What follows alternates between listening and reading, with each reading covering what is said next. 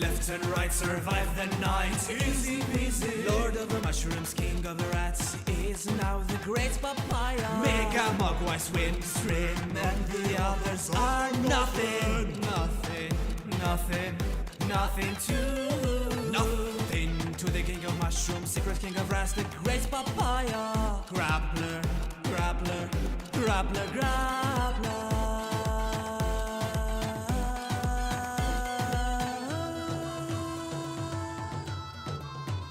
Subscribe to Grappler.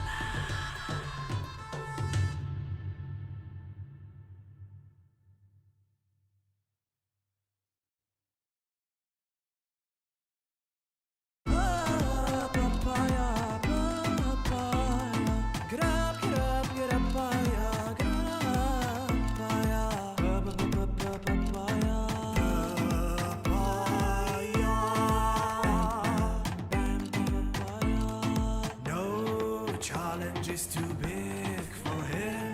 Top decks like a god. Swing for the fences. Breaking bikes left and right, survive the night. Easy peasy. Lord of the mushrooms, king of the rats, is now the great papaya. Mega Mogwai swim stream, and the others are nothing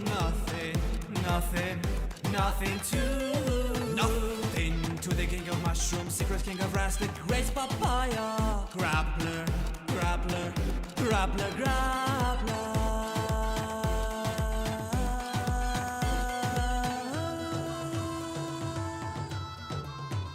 Subscribe to Grappler.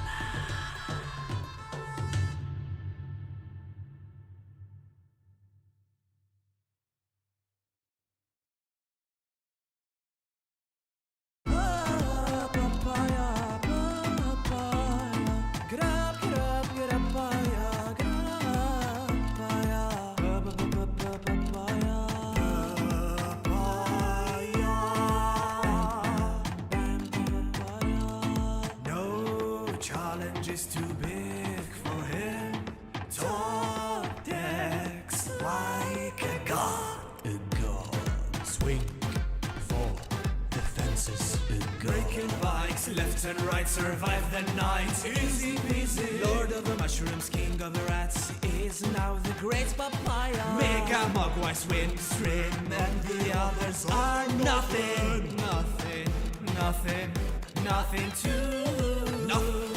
to the king of mushrooms, secret king of rats, the great papaya. Grappler.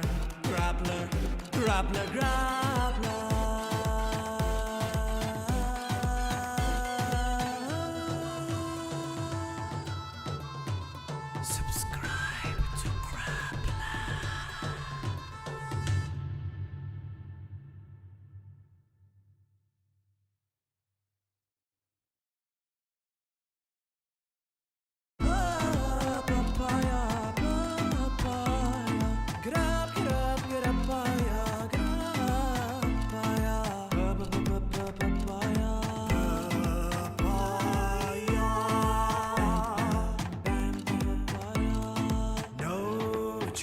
Is too big for him. Top decks like a god. Swing for the fences. Breaking bikes left and right, survive the night. Easy peasy. Lord of the mushrooms, king of the rats, is now the great papaya. Mega Mogwai swim stream, and the others are nothing to the king of mushrooms, secret king of rats, the great papaya. Grappler.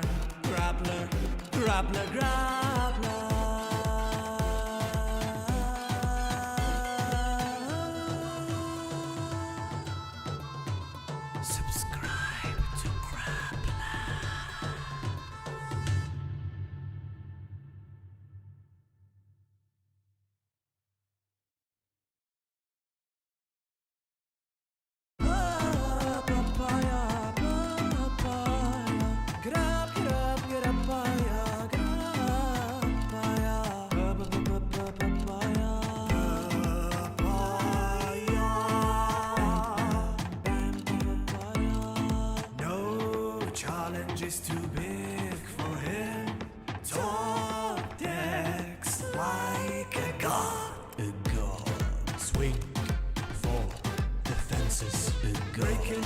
fight. Left and right, survive the night. Easy peasy. Lord of the mushrooms, king of the rats, is now the great papaya. Mega Mogwai swim stream, and the others are nothing. Nothing to the king of mushrooms, secret king of rats, the great papaya. Grappler.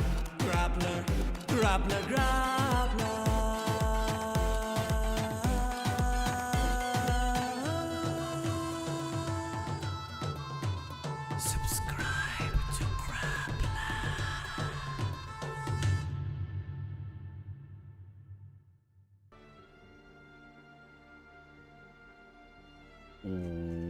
What is up, guys? We are live, and welcome to the stream. There, Yamashiro Tui Nui. We also have on here Vortex Kopilu. Tui Nui only on one stream. Tui Nui's falling behind. OG Vegas, Batman, Snooch, Ray going ahead. And Alex Angel, Razvor, Minion King, Carl, Vortex EXE, Meows, Lonan, Lorcana Loaf, Leroy, and everybody else. Hope you guys are having a great day so far. PoE 2 stuff looked crazy fun. Hello there, Gasson. Hello there, Tui Nui on YouTube as well. Hey there, Patty Poom. Oof. Should be a good day today. I look forward to everything happening today. Wait, no, Tui Nui, I mean, you're not on Twitch. I only see you on YouTube. Usually you're on both platforms, my brother. That's what wait, no, you are. Wait, no. Wait. How come I never see your first message on YouTube? That's so weird. Wait, so when did it start? Oh, so I missed Charlie, Copilo, Historic, Benny, and Buscola. Yeah, I'm missing the first messages. They're taking... So my chat is not loading like the first 5 messages of YouTube until it starts. My bad. You're there, brother. You're there. You were first in chat. I'm just insane. Hello, Grap. Watched the PoE 2 update. I did watch it off stream, but I watched someone else reacting to it, so I didn't get to like pause, read any of the gems or anything. And I was in my bed on my phone, so I was half asleep as well. So I'm going to rewatch it today with a semi-fresh outlook. Rolf is confused. My man. With over 2 years together, 25 months. Thank you, my brother. And in a row. I appreciate that a lot. Thank you, Rolf. Thanks a lot, man. Thank you for the support. Your Prime sub is very much appreciated. Why is the game stream in League of Legends? Scammed!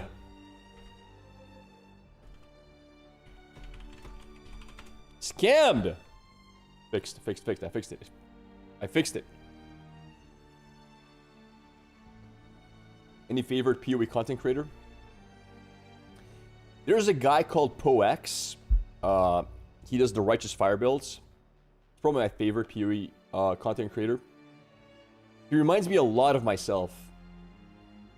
He's like the Arab American version of Grappler in a lot of ways. Not so much like he doesn't do fitness or anything, but we have very similar interests. We had very similar, like we played the exact same games growing up. Like, I don't know, man, there's just too many similarities. So I like the guy a lot. Reminds me of me a lot, so maybe that's why I like him. But yeah, PoX is great. If you guys like Path of Exile or want to see Path of Exile, he's also a really nice guy. Pop into his stream.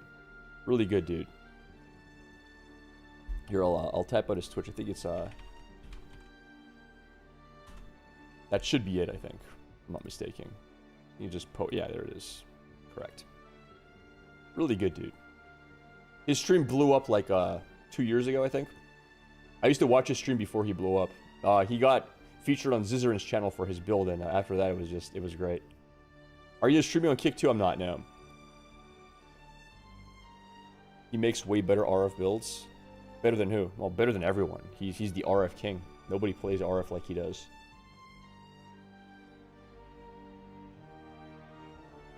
Delicious.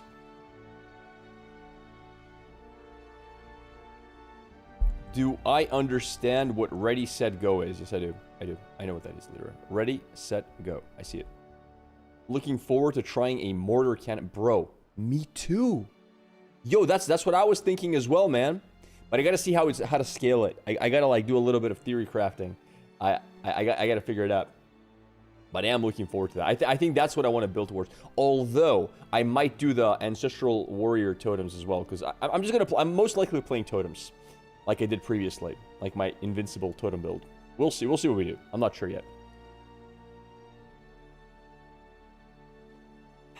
How'd the league games go yesterday? Good, man. We won most of our games. We did well. We carried.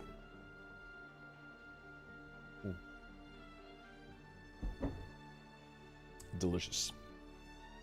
Of course, chat's impression was very different from mine. In my mind, yesterday's league games looked like this. I went to my lane, I won my lane, I won the game. In chat's mind, Grappler played against a bad opponent, his bad opponent threw the game, and the enemy team sucked. You know? When Faker does it, Faker's a god. When Grappler does it, Grap's opponents suck. I don't know what to say, brother. I don't know. It's not fair. It's not fair. Whenever I do well in League of Legends, it's because my opponents are bad. Whenever Faker does well, it's because he's a god. I mean, how do I get a Faker fan base? I don't know. My hype for PvE2, very, very hyped. That's true, though. Faker's Faker. Chat. I want you to be brutally honest with me. How many months/years would it take for me to get as good as Faker in League? If I went all in 12 hours a day. 12 hours a day, hardcore League of Legends. How many months/years to get as good as him? 2 years? 5 minimum? 60 months? That's 5 years as well. Never, I think. Being honest, I don't think it's possible. I'm too old?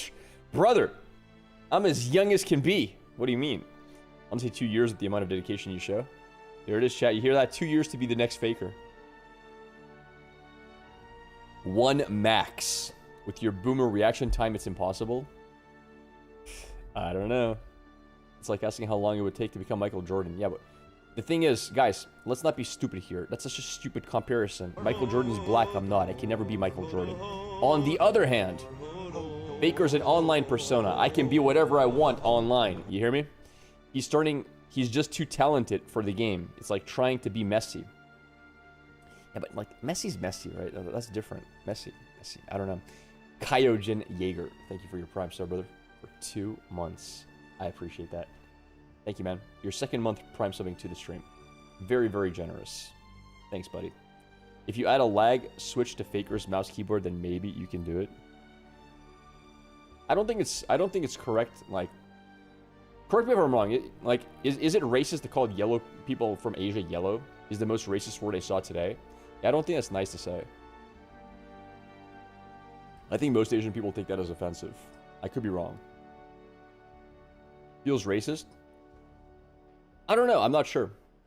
I think I heard one time that you shouldn't say it, so I haven't said it. You think so? I think so. I'm not sure. Hey, Aoner! Thank you for 10 months, man. Thanks, brother. Appreciate it. Thank you for the sub as well. A lot of subs today. Thanks, guys. We're calling black. Black is not? No, it's not. I just think they don't like being called yellow. I think it's considered racist. I'm just letting you know. That's what I heard, though. I could be wrong. Have we studied genetics on gaming because we don't know? What does that have to do with anything?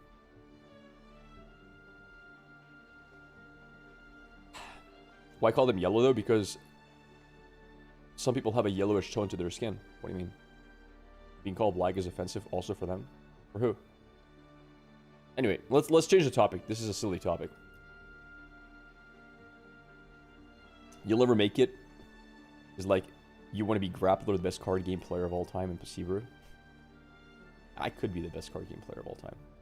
Some people have better reaction time due to different biochemistry and therefore have an innate advantage in gaming. It's true. I actually have a very good reaction time, but for example, there's people who have much better than me as well. My reaction time is like top 1% almost. I think I have like a top 3% reaction time, if I'm not mistaken, somewhere around there. Man, the 1 out of 1,000 people, their reaction time is insane. How long would it take to be good enough to win SV Worlds?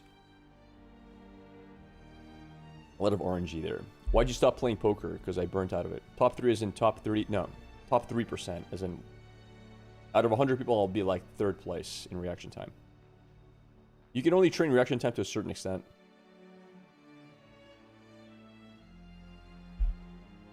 My reaction time when I'm well rested, approximately 8 hours after waking up, at my peak times is around 150 milliseconds for like visual reaction time. And the average is around between 200 and 220. And I think if people around 200, 220 really trained hard, they can get to like 190, 180. So my reaction time is good, but there's people like 10Z, for example. They're like, they can hit like 120, 115. It's insane how fast they can click. Difference between 120 and 150 MS is huge.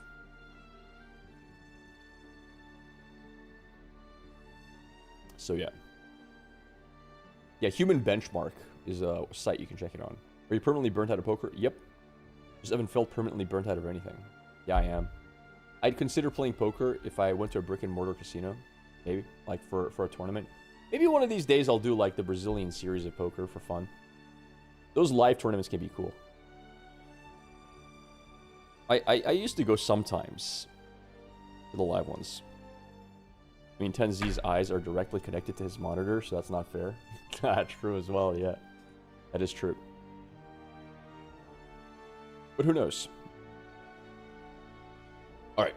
So, in 5 hours, chat, less than 5 hours, we have new cards being revealed, which is very exciting. I am excited for it. I really want to see these new cards.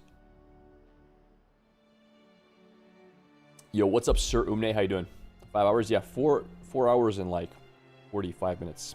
You play original Shadowverse? I did not know, Fayar. Or Jar. Ardief Perdana. I did not. Holy Whiskers. Exciting till they stall for ages. True. You're streaming for 5 hours? Insane work today? No, I'm streaming for 5 hours and then the reveals begin. So, probably more than 5 hours today. There's going to be a longer stream. But that's okay. I'm okay with that. I can live with that. Today we're going to have a fun stream. When is new set dropping? End of the month. Actually, isn't it dropping on the 27th? Am I crazy? I'm pretty bad at reaction time, but for typing, I'm way above average. 120 words per minute on basis. I can peak, like, my writing speed.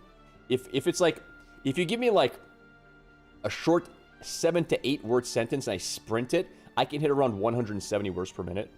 If you give me, like, a long paragraph, if all the words are easy, I can hit around 140. And then if you give me like a lot of like more difficult words and have to pause sometimes and go back, I'll hit like in the 120s. So yeah, my typing speed is pretty good.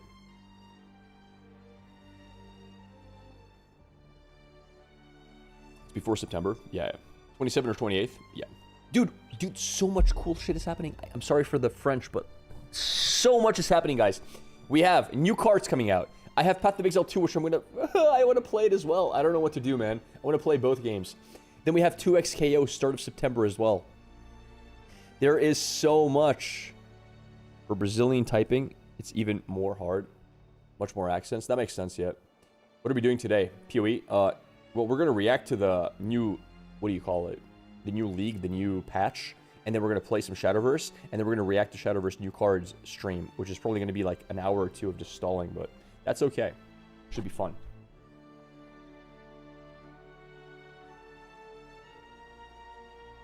You haven't used Brazilian accents in typing in years. Hey, Groppler, today is my birthday. I am at work. Alex Gabriel, it is your birthday? Well, lucky for you. Look, something's showing up. Hey, wow, where'd that come from? Hello? Hello, sir? Thank you. Happy birthday.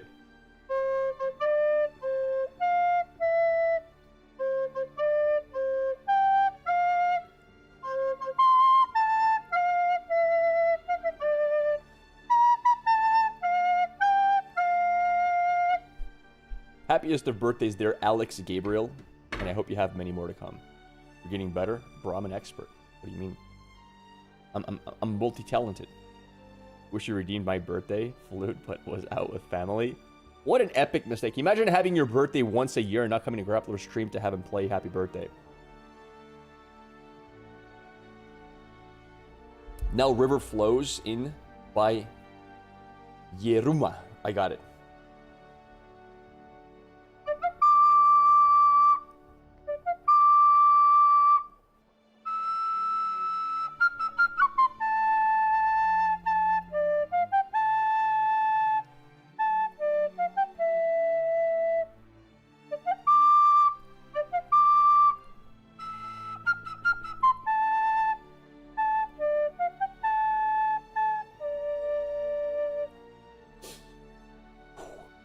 So much talent.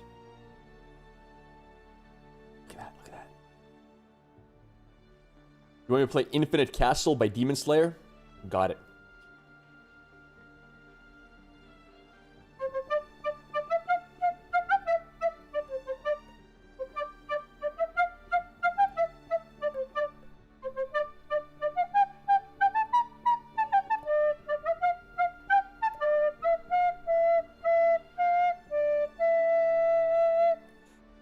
I'm so talented. Every single song request, I nailed it on the spot. Holy crap. What an absolute talent.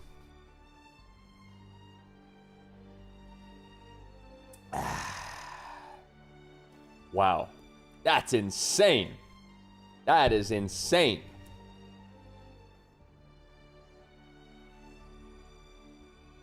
Be sure to watch that. Peter No Tanjiro, now a pirate.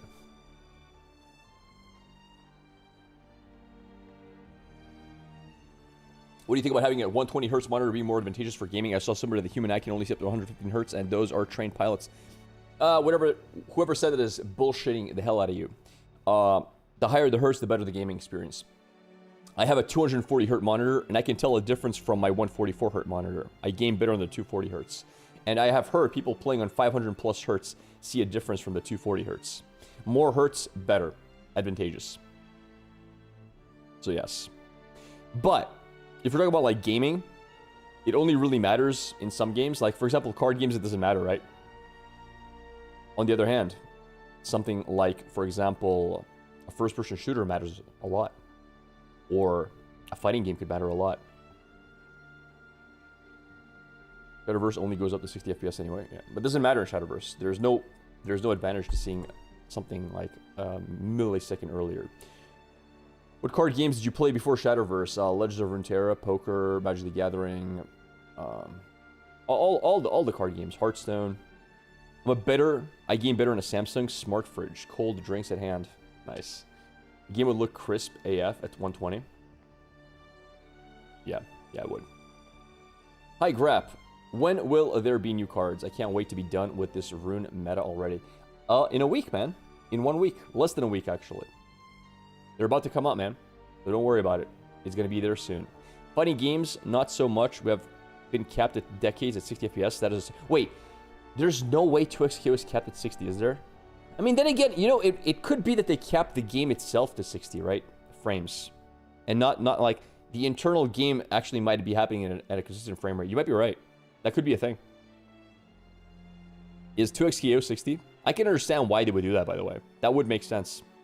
You wouldn't, because you're working... Like, fighting games work frame by frame anyway, right? They're designed by frames, so... Yeah, fighting games could be an exception. Rune meta is here to stay. For the frame data, yeah. I can understand that. Fighting games are made at 60 FPS. Okay, that's cool to know. You know they finally start to nerf cards? Do you think they will? Probably eventually. How frequently do new cards come in Shadowverse? They've been coming monthly, but now I hear it's going to be every 2 months.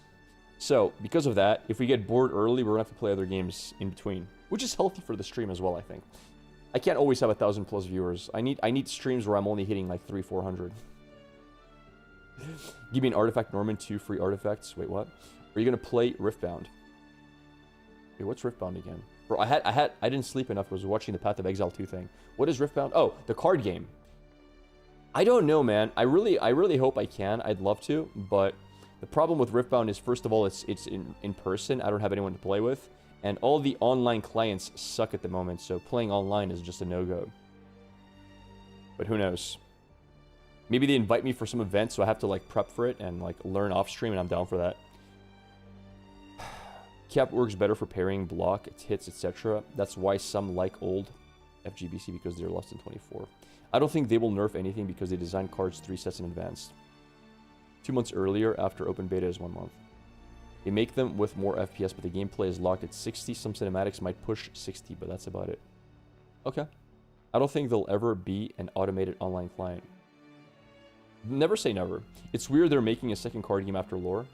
I don't think it's weird because the people who own Riot like card games, so I think a lot of it is like passion project as well. It's like a mix of that and business. Guys, we are finished with our coffee. We have many hours until the reveals for the new cards. We've already qualified for the Grand Prix. We could play more Grand Prix for fun, though. But here's my thoughts. I think we should react to Path of Exile 2 first, because that's going to take a bit of time, right? So shall we do that? Shall we check out the Path of 2 Exile? Massive update. By the way, the update is so insane. I don't know, because I went to bed during the update and I didn't watch the full thing, the entire video. But I think from what I saw, people are going to be giga hyped for it. I think people are going to be giga hyped for the expansion on 0.3. I could be wrong here, but I think we should watch it together and see.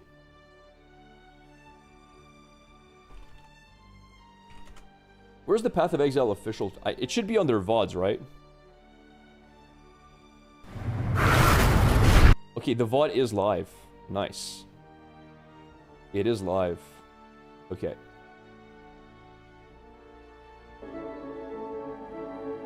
So, it's basically a 4-hour VOD, but that's mostly Q&A, and like, that's hours of just talking. We're not going to watch that. We're going to watch the actual game info. What kind of game is PoE anyway? It is an ARPG. New card board is always expensive at first. That's true. Oh, yes. So, let's close this down for now. And let me change. Already people are leaving. Like, yep. Type 1 if you're chat. Type 1 if you're gonna come back for the Shadowverse. And it's like, Raptor, I'll be back later, brother. I'm gonna go wash my socks. It's like, yep, I forgot to do the laundry. Oh, my dishes. I have so many dishes piled up in the kitchen. I should wash those. I mean, I've already seen the reveal. That's okay. Let me have a look here. PTSD from last dev live stream. Let me figure this out. So, set game PoE 2. Let me see. Does that work? Yep. Set title. Massive update. Reacting and... All right, whatever. That'll do for now. Let's open this up. Let me also see if there's any Path of Exile 2. Let me see the official website if there's anything happening on there as well. So it's gonna be live. Content update, Path of Exile, the third edict. Oh my god. Okay, wait. Announcing brand new acts. Did they drop the patch notes or not yet? Do you guys know?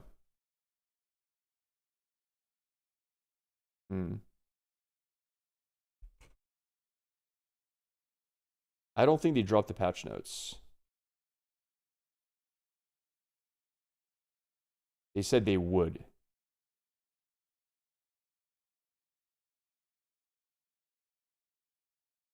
They said they would after the stream. I haven't checked them out though.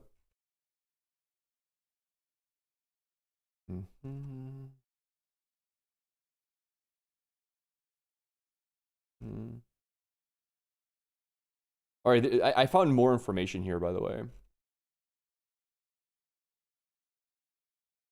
Oh, wait, did they let me show you what I'm looking at, by the way. I don't think they updated my boy. They updated Warbringer and Smith of Kitava. They didn't update the one I used for my last build. What's his name? But it looks like they're super buffing Warbringer. That's really cool.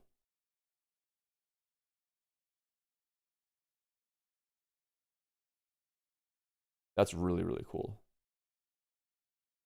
Isn't it on the Steam page? No, I don't think so. But yeah, we're going to be watching this video here. He buffed a lot of skills. Yeah, but where can I see the skill buffs? Like all of them. I want to see all the skill buffs. That's what I want. No, we're not going to be reading this, guys. I'm just looking for now. I don't particularly care about this too much. I mean, I might go over it after this, but yeah, let's have a look. All right, so this is 1 hour of nothingness here. All right, here it is.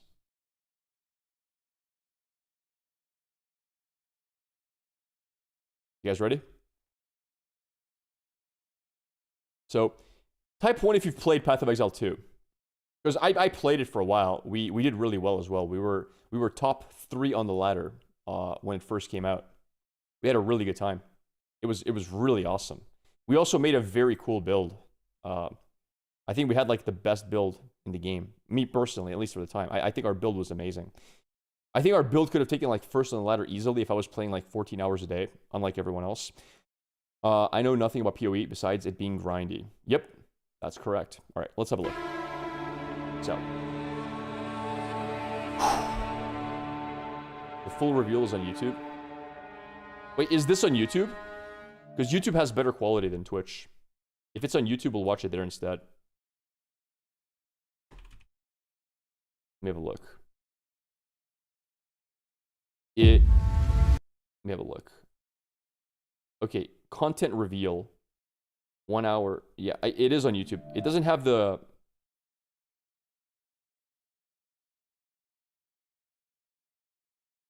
Does this end on microtransactions? Okay, all right, it is on YouTube. We'll watch it there. That's higher quality. You guys ready? Here we go. Hi, I'm Jonathan Rogers from Grinding Gear Games. It's a little bit loud. And welcome to GGG Live. Today we're going to show you an exclusive reveal of what's coming next for Path of Exile 2. Twitch drops are enabled on today's live stream, so you'll be able to claim your Sun Priest's Incineration rare finisher effect by following the instructions below. Now with that out of the way, I think I'm scamming you guys. I don't think Twitch drops are enabled anymore. That was yesterday. let's get started. It's time to give you a teaser of what's coming in Path of Exile 2, the Third Edict. This update is massive. I saw some of this, not all of it. It's amazing. It's amazing what they did. I have called you here to I'm super save excited our to play it. people, to save our way. Over the ages, Greetings, Crust. we have known pain like no other, but we endured, and we became mighty. Now, outsiders dishonor our shores, and we have stood by, doing nothing. Dude, GGG is such a goated company. My voice, ancestors. Show us your strength. Everything just fits so well into the game. True way. Everything just fits so well. Every cinematic, every zone they make.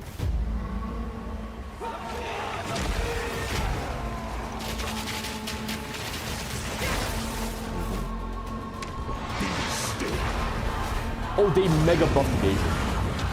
They buffed evasion. You'll see. Is the game free to play? It will eventually be free to play. Right now you have to buy a key to play, but they're gonna have a free to play weekend so anybody can try it free to play. There's gonna be a free to play weekend.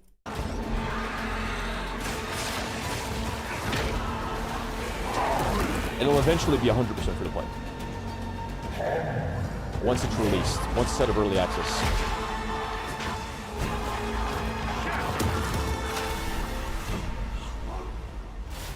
The true Makura Makoi will rise. Oh, 4th act is coming out. I'm excited for that. So they're bringing out a 4th. You'll see later. 35 new areas. Bro, just this patch, 24 new bosses. It's insane. I gotta learn how to fight 24 new bosses. Like, look at these updates. What the hell? If this was Diablo, you get 1 new boss. Yeah, 24 new bosses this patch. It's crazy, man. Support gem overhaul. Massive skill rework, super necessary. 40 supports, okay. By the way, lineage supports, those are like support gems that are uniques. 40 new support gems. 25 new endgame maps. New items, okay. 150 new notables on the tree. Yo, the passive tree just got 150 new notables. You thought the passive tree was complicated before? You got 150 new ones on there. Good luck reading them all.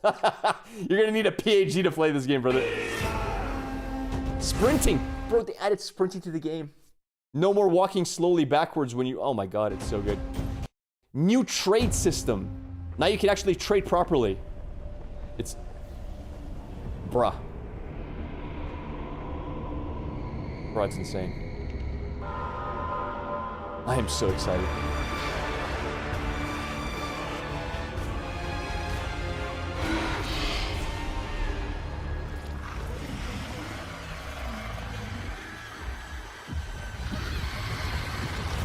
Who's gonna jump into the abyss in their hardcore character? I will. I definitely will, brother.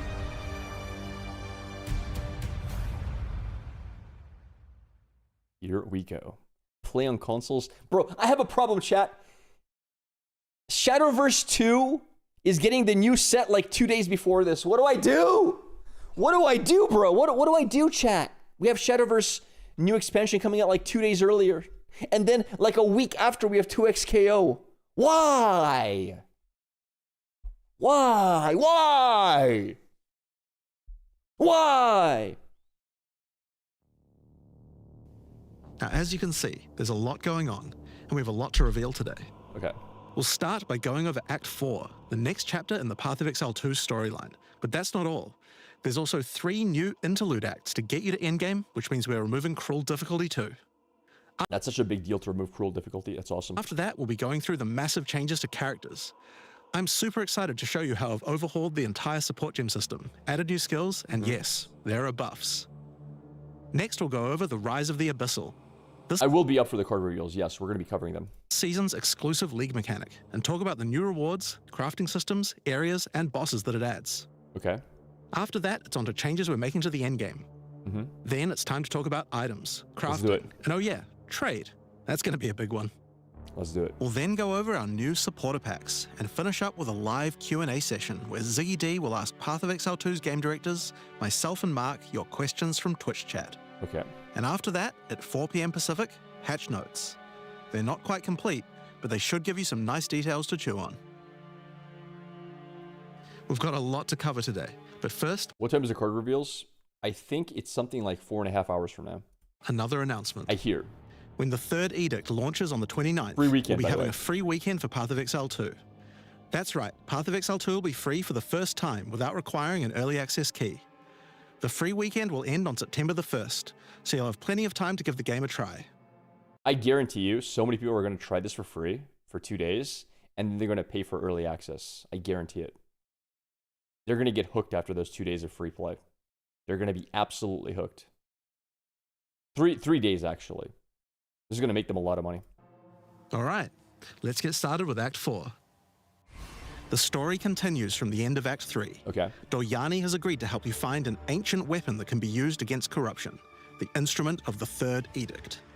The weapon was broken in ages past, but he believes that the pieces may be found in the Karui Archipelago, the home of the Karui tribes.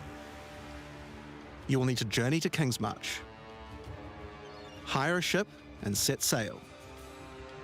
When you open the map, you can choose to sail anywhere you like. Act 4 is completely non-linear, and I'm not a fan of non-linear. I mean, I think it doesn't matter, because I think they're going to scale the level depending on what level you are. So all the zones are level 46. Probably if you do this one, then everything goes to 47.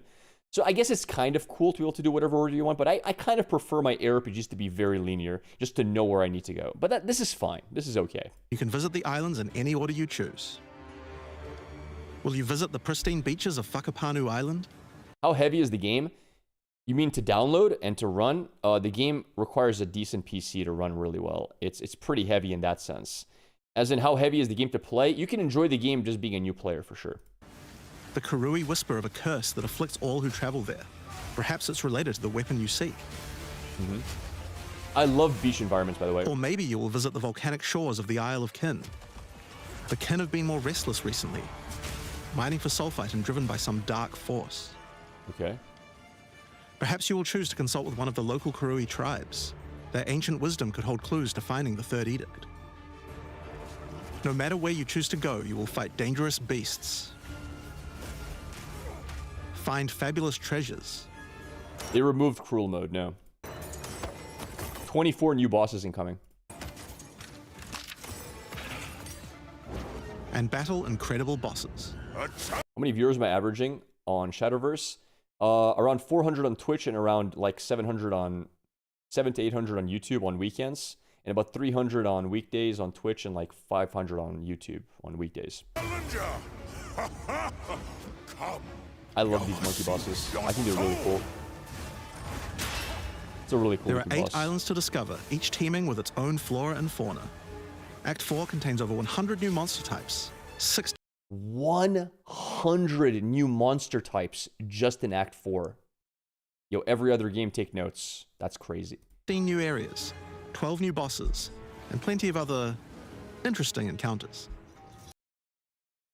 Yo, this reminds me of Shadowverse, chat. There's a huge amount to show, but we're not going to spoil too much here. We want to give you a chance to discover it all for yourself. What happens after Act 4? Well, until now you had to repeat the entire campaign again before you could face the endgame. But after adding Act 4, the game is far too long to make you do that. We needed something else to do in between the end of Act 4 and the endgame. So what else could we do? Add 3 new mini-acts, of course. Bro, it's insane to me that they said, hey, Act 5 and 6 are not ready, so let's just make some temporary acts instead. How crazy is that? That just sounds so inefficient to me. It's like, hey, yeah, we have Acts 1 to 4. We're still missing Acts 5 and 6. So let's make Acts A, B, and C, which are going to be temporary. That's insane to me. And we're calling them the interludes. Pretty The cool. interludes are a set of 3 temporary side stories that will be included in the game until Act 5 is released. That will take you to level 65 where the endgame can begin. Crazy. The first interlude sends you on a journey back to Ogham. Renly has been leading the efforts to rebuild Ogham Village after the defeat of Count Geonor, but there's a new danger afoot. The nearby town of Holton is surrounded by an impenetrable darkness, and each night their corrupted townfolk emerge to raid the local farmlands. This update looks so damn good. Everything they did is amazing. I think people are going to be flocking to Path of Exile 2. Now, we still have to play it to see how it feels, but I think the update is insane. People are going to be leaving PoE 1 for PoE 2, I think. You'll discover new areas. And new bosses. Dude, that arena looks scary as hell. That small of an arena. You'll need to find your way through the darkness, uncover the source of corruption, Soon you will serve our master. and defeat it. Yes, I shall dance with that cool. I love the characters in this game, man. And that's just the first interlude. The second interlude will have you return to the Vasteri Desert, where Asala has been given a sacred duty. When the skies align, the gifting of water requires a chosen Sekima to meet with the Selkari, guardians of the sacred water, but they're nowhere to be found. You will need to track down the Selkari,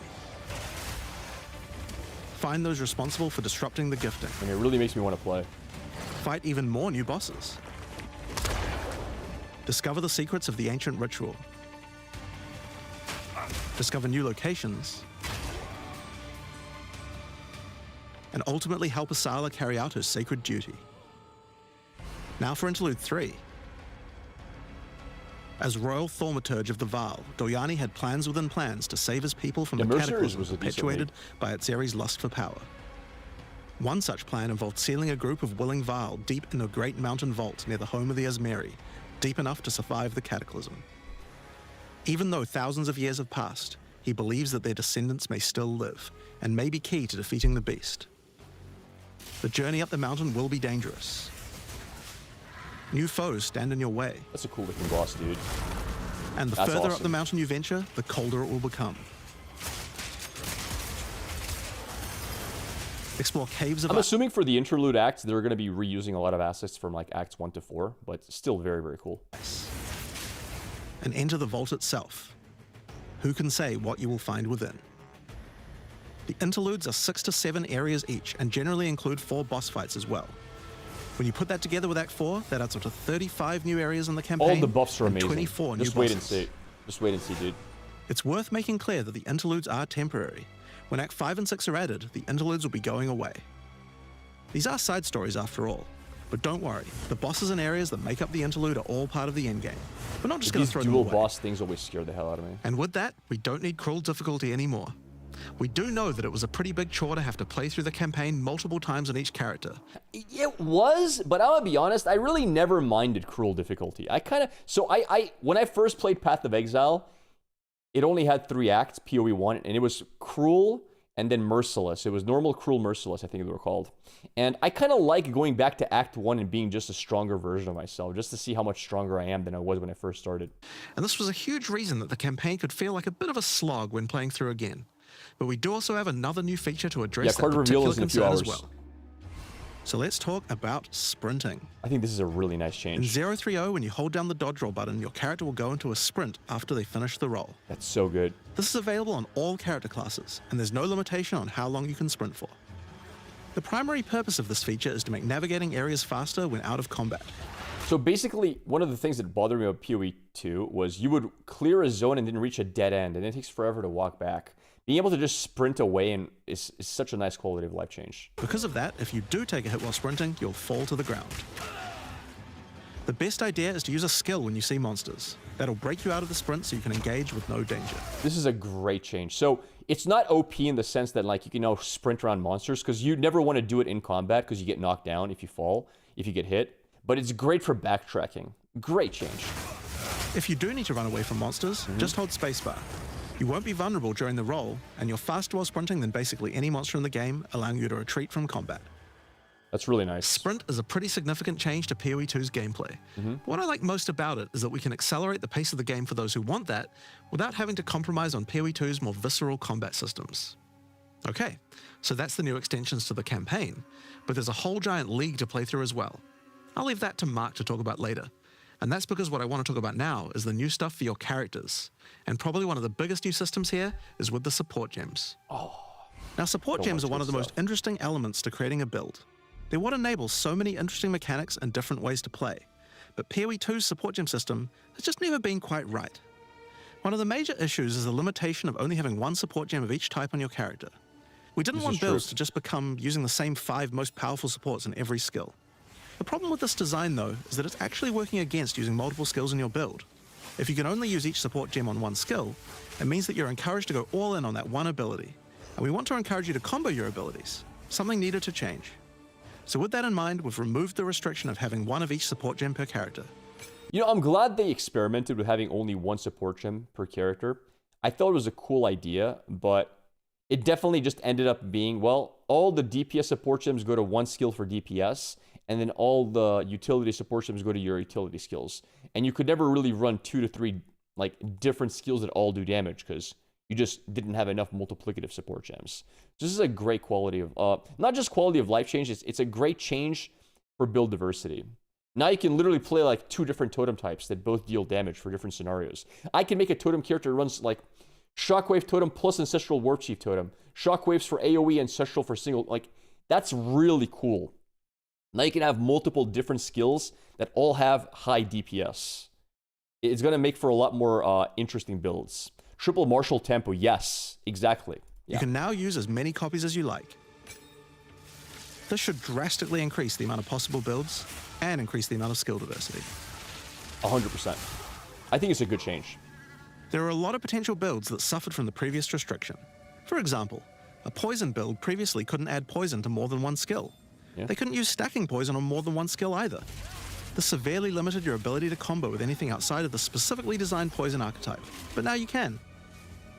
Many utility skills previously couldn't scale to endgame, because the supports that would make them scale were more useful to use on other skills. True. You would never speed up killing Palm with martial tempo, when you would much rather use it on your primary skill instead. Yeah. There are more examples like this all over the place. In addition to that, though, we thought there wasn't enough feeling of progression. It kind of sucks you can only have one skill gem of a type. What do you mean? Oh, Angelo, you're wrong. Oh my God, have you been? Brother, wait, I'm gonna save your life, Angelo. Give me a sec.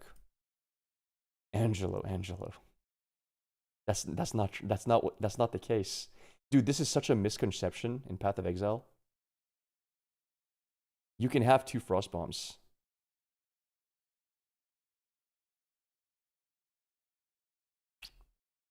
Damn it.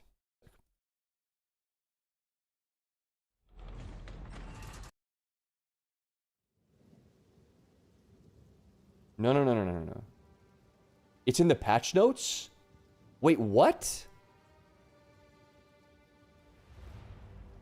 Wait, what? There's no way it's in the patch notes.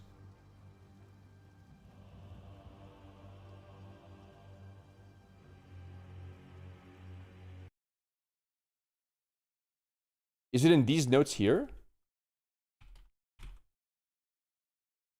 Where?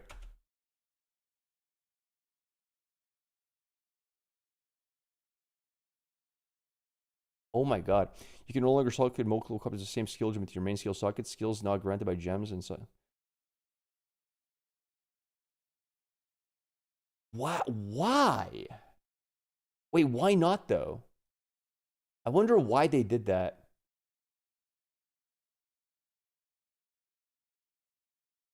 Because this was actually quite useful.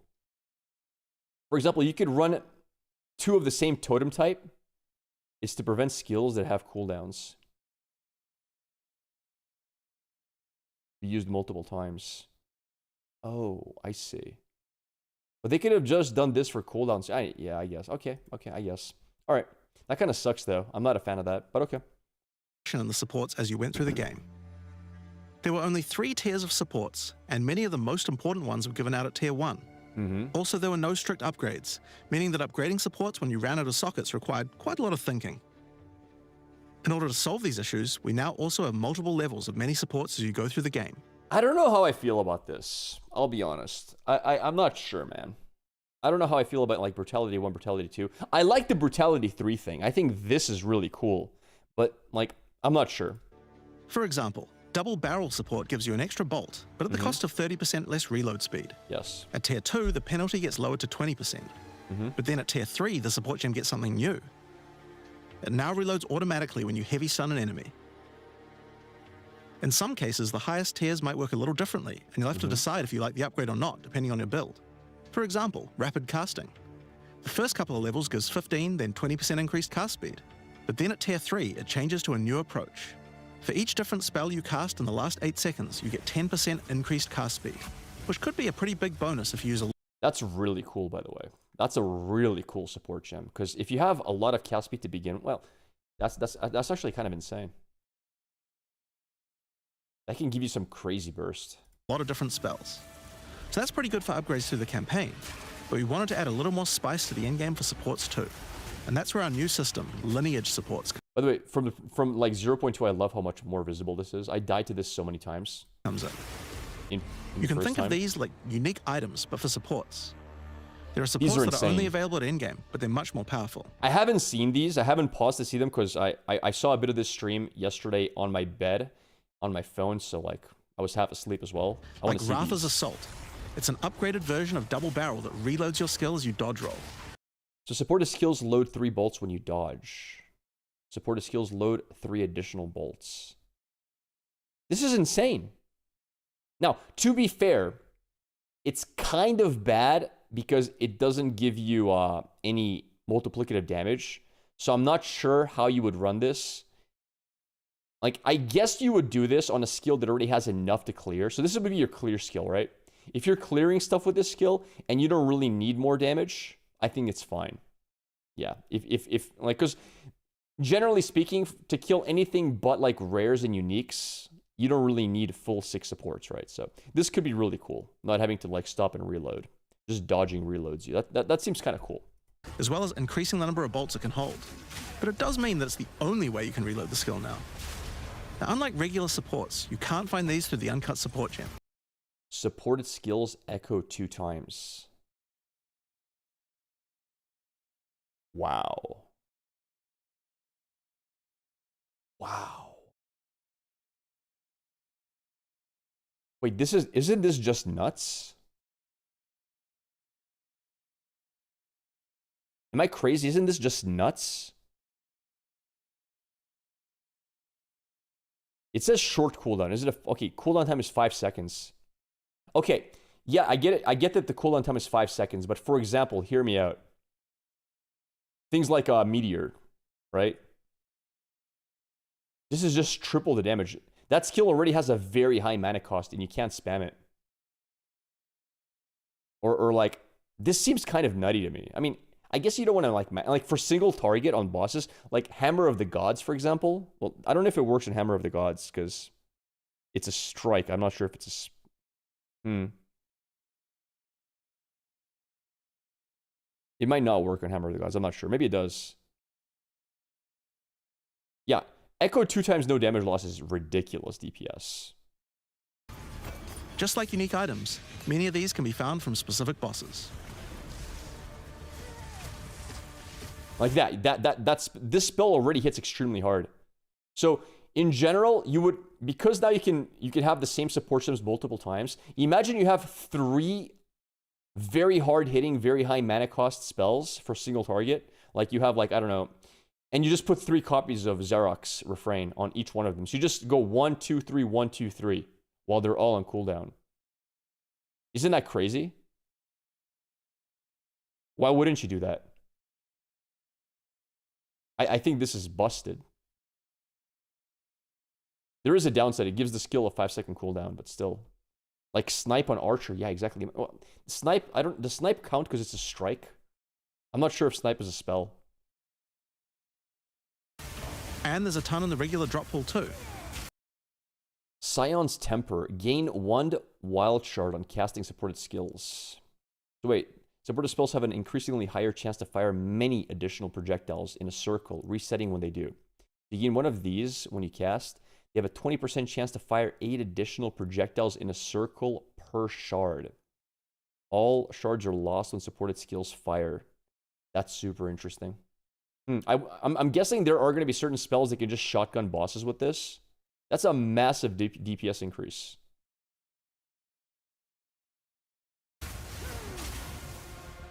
Some of them are fairly rare. All right. Diala's Desire. +1 to level of supported skill gems. +10 to quality of supported skills.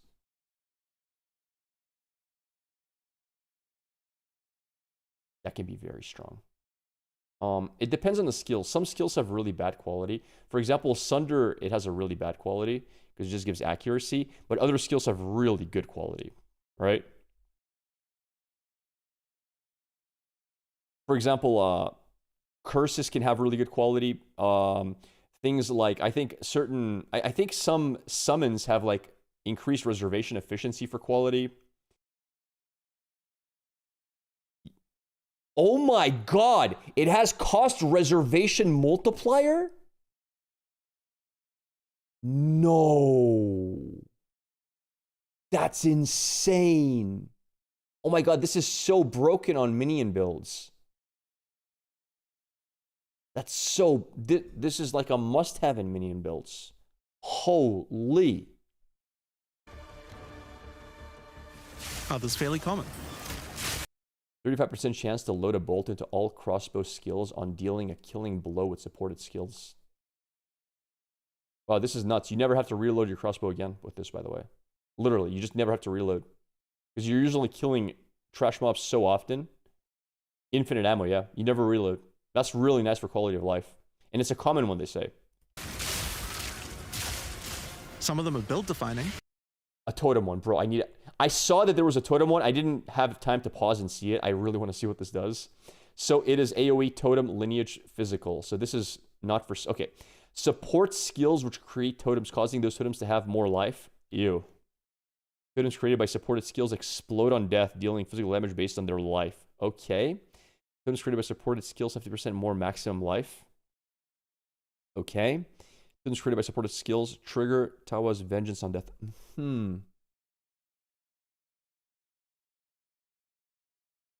Correct me if I'm wrong. When you summon new totems and existing totems disappears, isn't that considered totem death? Or am I crazy? Or am I wrong? Isn't resummoning totems killing previous totems? No? Are you sure? Myth of Kitaba may enjoy this. They just poof. It should trigger it.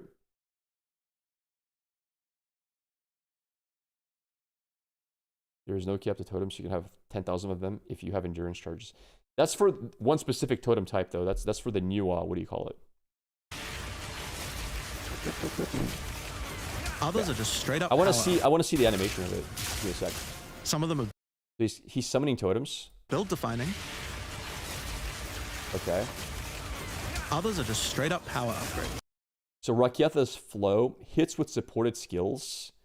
Treat enemy monster elemental resistance values as inverted. Ooh. Ooh, that is nasty. The really nasty thing about this is you don't need to run like any form of elemental penetration. You don't need to run any curse to remove elemental either. On bosses, this is insane because most bosses have very high res. And you can run like others, you can run like temporal chains, for example, as your main curse instead of running, like you can run defensive curses. This is nasty, dude. So 40% res means they take 40% more damage? No. Way more, because you're first removing the 40% damage they wouldn't. So if they have 40% res, you are dealing 0.6 damage. They go to negative 40, which means you deal 1.4. So they're taking over 100% more damage. It's going from 0.6 to 1.4, right? That's another 3. You're dealing 2.3 times the damage, I think, if I'm not mistaken. Around 2.333 times the damage. This more than doubles your damage versus a mob that has 40 res. More than doubles it. That's crazy. Oh, and by the way, any map mods that give mobs more resistances is literally good for you, right? It's actually OP for you. Any kind of map mod you might run into. Oh, mobs have more elemental resist. Well, thank you very much. You might be a way to even like cheese really hard in-game content if you can roll for that. Imagine if you could roll for that. Like, mobs have elemental like resistances. Woo! Even more DPS to the mobs. Love it. 120 cost multiplier. Who cares? This gem is insane. Now keep in mind, this is only for hits, right? Damaging hits. So it has to be hit. All in all, there's around 40 lineage supports being 40 supports, man. That's crazy. Dude, I want to see them all. I want to see them all. added throughout the endgame, so there's a lot of power to find out there. Card reveals are going to be in like 4 hours. Now, the new support gems are certainly going to open up a lot of builds, but Yes. of course we have a huge range of improvements to individual character classes as well. Okay. As well as adding new skills, we had a big focus on buffing existing skills so that they wanna can see it. scale well into the endgame. Show me. There's a huge amount to cover here, so we're not going to discuss everything. We're just going to quick fire through some of the coolest changes. Let's see it. We wanted to make cold a more useful element on the Ranger, so we've expanded the cold tools available. As well as increasing its range, Escape Shot now creates fragments of ice whenever it hits the ground. That's pretty cool, man. These fragments explode after a short time, making the skill better for killing groups of enemies. I'm gonna be honest, I feel like cold feels really, really bad until you get enough that you always freeze in the first hit. Otherwise, it just feels really awkward to play. I tried playing cold a few But times. not only that, we added an ice fragment support that creates more of them when killing frozen enemies. And a new buff skill called Ice Tipped Arrows that allows all your arrows to create ice fragments. This already gives clear to rangers wanting to use ice, but to take further advantage of the ice fragments, Freezing Salvo has been upgraded to shoot additional cold arrows towards every fragment, giving you a nuke-like ability. Okay. That's cool. 80% Sure. 12 additional missiles. Yeah, so it's a pretty good boss ability. You can see it. We've also modified Snipe to consume frozen from enemies, dealing a huge amount more damage, giving you a nice ice single target. That's very... Okay, converts, okay. 100% more damage against unique enemies. Did they nerf the attack damage, by the way? In order to do this? I'm curious. Because Snipe already one-shot some bosses if you build full into Snipe. Did they nerf the actual attack damage? They must have, right? Otherwise, this is just like double damage on top of what it used to be. And Snipe already used to hit really freaking hard. This is level 3. No, I know. I just don't remember what it was before on level 3. I don't remember how this used to scale. Because this skill used to hit really damn hard. Now, if it hits double what it used to, like, you might be able to just, like, one-shot every boss in the game. PB2 DB Snipe. Let's have a real quick look. Oh, so before it used to be critical damage. Okay, it was 200% increased critical damage bonus. Okay. I see. Mm-hmm. Interesting. And how much did it scale? Attack damage. Wait, they buffed the attack damage? That can't be right. Oh my, wait, what? It's still 133. Okay, they didn't buff the attack damage. I'm just seeing here Icy Blast. Interesting. This Icy Blast has very high attack damage. Yeah, you're right. Okay, interesting. Good option. And something you might notice about this is that the bonus is a lot higher against bosses. This is actually a change you'll see throughout the entire game. Since it's a lot harder to freeze a boss, you should get a bigger reward for it. Another It thing loses the crit, yeah. you'll see throughout the game is making movement feel better. Toxic Growth is a skill that was pretty cool, but a bit annoying to use with the jump that it had. Now Toxic Growth is a range skill, so you can spam it more easily. Okay. And we've also added a new poison skill while we were at it, called Toxic Domain. It creates a small area. Small toxic bloom on the ground around you. While in the bloom, you have increased skill costs, regenerate life, and your projectile attacks attach a toxic postulate. You'd be poisoned. They detonate after a short duration, or when enough poison has been applied. I mean, okay. That's kind of weird. Maybe it's good for bossing, for boss damage, because you don't want to stand in one spot when clearing. Around you that makes all your attacks create toxic growth pustules, but attached to monsters. It might be good for bossing. Another skill that was annoying to use was Electrocuting Arrow. It's now just a regular arrow, making it easier to use. But it also means you can support it with projectile supports. 100% life region is a joke on it? Is it though? Depends how much regen. Sometimes life regen can be really nice versus some bosses that have like degens.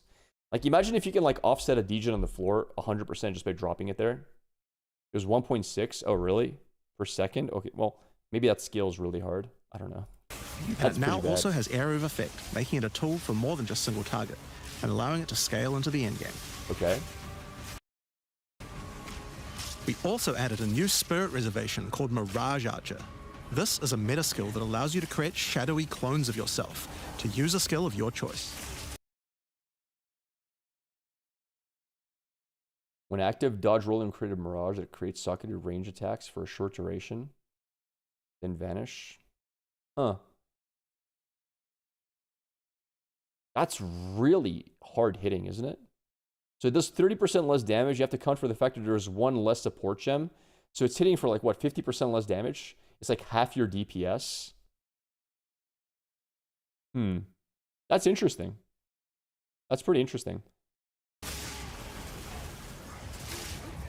Of course, one of the other big problems the Ranger had was survivability. This was a big deal for Rangers. Evasion was the weakest of the three defenses, and we wanted to change that.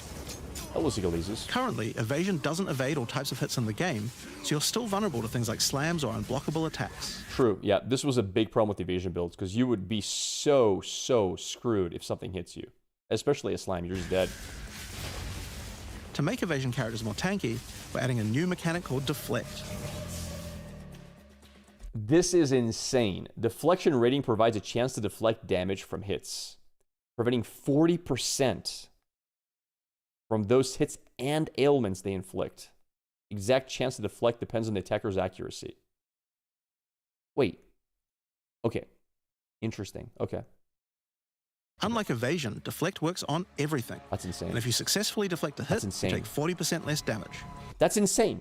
It's insane that you can have not only evasion at a very high rate, but whenever something does hit you, you have a 40% flat reduction. That's a ridiculous buff. I think that's broken. Items can now give you a mod that gives you some amount of deflection based on your evasion. And not only that, you gain it based on your evasion range, so now you're just incentivized to go full evasion. And there's a bunch of it available on the passive tree too. Yeah, so 666, and these are small nodes. Deflect Action is rolled in addition to Plus 10, so that's 10. Another, yeah, that's pretty nuts. evasion. So this is an upgrade for regular hits too. And unlike evasion, there's no maximum chance. You can reach 100% deflect against all hits if you spec into it enough. So this is just basically spell suppression in a different way. It just works on physical as well as elemental. That's insane. It's nuts. Of course, this is a buff that helps all Dex characters, so the Mercenary and the Monk, but especially the Huntress are seeing big defense boosts from this as well. Nuts. You can now definitely play like very melee heavy evasion characters, and if you do get hit, it's not that big of a deal. Speaking of defensive mechanics, let's talk about block and parry. Now, one of the big concerns on the release of the Huntress was parry feeling unreliable. One of the big reasons for this is there's a lot of hits that are not blockable, and thus not parryable either. So a huge balance change we're making is that now everything is blockable, except for specifically unblockable red flash skills that bosses use. This makes parry much more reliable. And not only that, but to make block and parry nicer to use, you now also move faster than before while using these abilities. This is a massive buff to passive block as well. So to counter that, we did have to lower the max passive block a bit, but overall you should feel much safer. Interesting. Yeah, that's kind of nuts for block. It's down to 50%. Yeah, it makes me want to play passive block even less. Like I wasn't playing. I wasn't playing. I never really played passive block exactly before this, but it makes active block so much better. It makes active block so much better.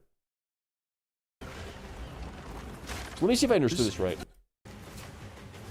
It's not parryable either.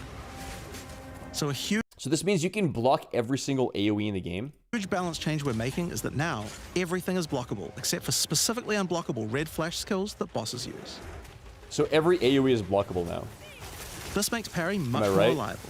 And not only that, but to make block and parry nicer to use, you now also move faster than before while using these abilities. You could never block dots. This is a massive buff to passive block as well. So to counter that, we did have to lower the max passive block a bit, but overall you should feel much safer. Wow. Block is so much stronger now. That's insane. That's insane. Fire skills on the warrior were not really cutting the mustard, so we decided we needed to upgrade a bunch of them, but also add some more as well. Let's start with a buff. Volcanic fish are now branches into multiple fishes, giving it much more clearing potential. This looks really bad. We've also added a new skill called Forge Hammer. This skill throws a molten hammer that does a slam at a distance. You can recall the hammer back by using the skill again if you like, but the cooler thing to do is to use a Warcry near it. Using a Warcry makes the hammer explode, making a bunch of volcanic fishes around. That's badass. I like that. Volcanic fishes re-trigger when you slam them, so it's a great skill to make a flaming arena to fight a boss. That's really cool. That's really cool. We also buffed Perfect Strike to have much larger area of effect. Wasn't Perfect Strike already insane? Giving it more AoE sounds kind of nuts. And changed Molten Blast to not always force you to move forward. Trust me. Oh, that's a huge buff. The Molten Blast, not having to move forward when you use it. Feels a lot better to use now. The skill now has massively boosted chance to ignite monsters as well. And you're going to want to ignite. Oh, they nerfed the damage? Okay, alright. Monsters due to a new glory skill called Ancestral Cry. Before a Warcry using glory gained by ignited enemies to turn into embodiment of Chaos. Okay, so you gain glory by igniting stuff. While embodying Chaos, your footsteps trigger volcanic steps. Melee strikes and slams are ancestrally boosted, and your melee strike trigger volcanic eruptions. Requires 100 glory to use, okay. Ancestral Cry charges up with glory by igniting monsters, invoking King Kaum's favor. So you gain this glory, whatever it is. After you do, use it to channel Kaum's ancestral power.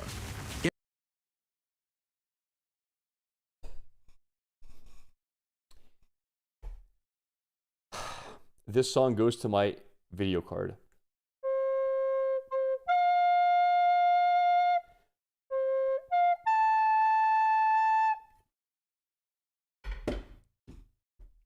My poor PC.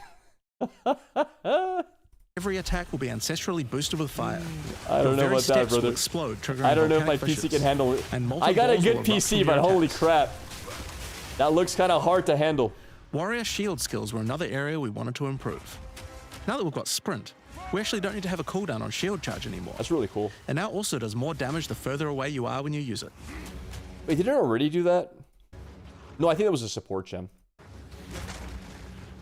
Shield wall got significantly upgraded AoE. Also, you can shield charge right through it to trigger all the walls. Okay. We also added a new shield war cry. Fortifying Cry gives you a defensive buff, but it also builds up charge on your shield that empowers your other shield skills. Okay. And Magma Barrier now doesn't I played a bit of Magma Barrier. I tried making a build completely with it. require timing in order to use. That's kind of crazy. While active, increases your block chance passively. By how much? Okay. And imbues your shield with lava over time. When fully imbued, your next block with your shield raised. Well, okay, so you have to active block. Well, okay. Well, granting you an endurance charge. The thing is, you can only use it once every 8 seconds. Because previously, there was no imbue time. Yeah, so you can't make a build around it. That seems really trash. Wait for your shield to charge up and block. That seems really, really bad. I mean, I guess you could use 30 spirit just for more block chance if you're going a block build.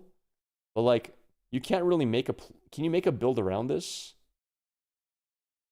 I mean, you can lower the time, I guess. With the support gem, but then you're missing multipliers? I don't know. Because I tried making a build that you exclusively use Magma Barrier as your main DPS. I'm not sold on this. Seismic Cry now stuns enemies that are primed for stun. Okay. And we changed the Sunder interaction with Armor Break. It now also gives a Sundered Armor debuff that makes enemies take 40% extra physical damage. What? Also gives a Sundered Armor debuff that makes Say that again? And we changed the Sunder interaction with Armor Break. It now also gives a Sundered Armor debuff that makes enemies take 40% extra physical damage. So when Sunder breaks armor, when it hits broken armor and consumes it and does the critical hit, it also gives a 40% extra damage.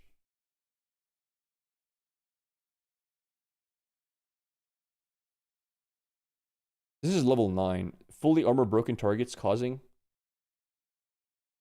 Wait, but... Oh wait, but now it doesn't guarantee a crit anymore. It doesn't have full crit scaling. So they actually just changed Sunder. Because previously, you would guarantee a crit and consume the broken armor. Previously. Oh, so they massively reworked Sunder. Yeah, because my Sunder build took advantage of the fact that it would consume. Yeah, this changes my build massively. Like, my build is so different with this change. Like, I would deal way less damage now if I played it like this.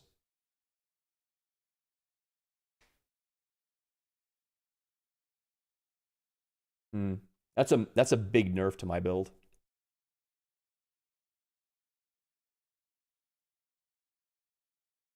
Yeah, that's a big nerf.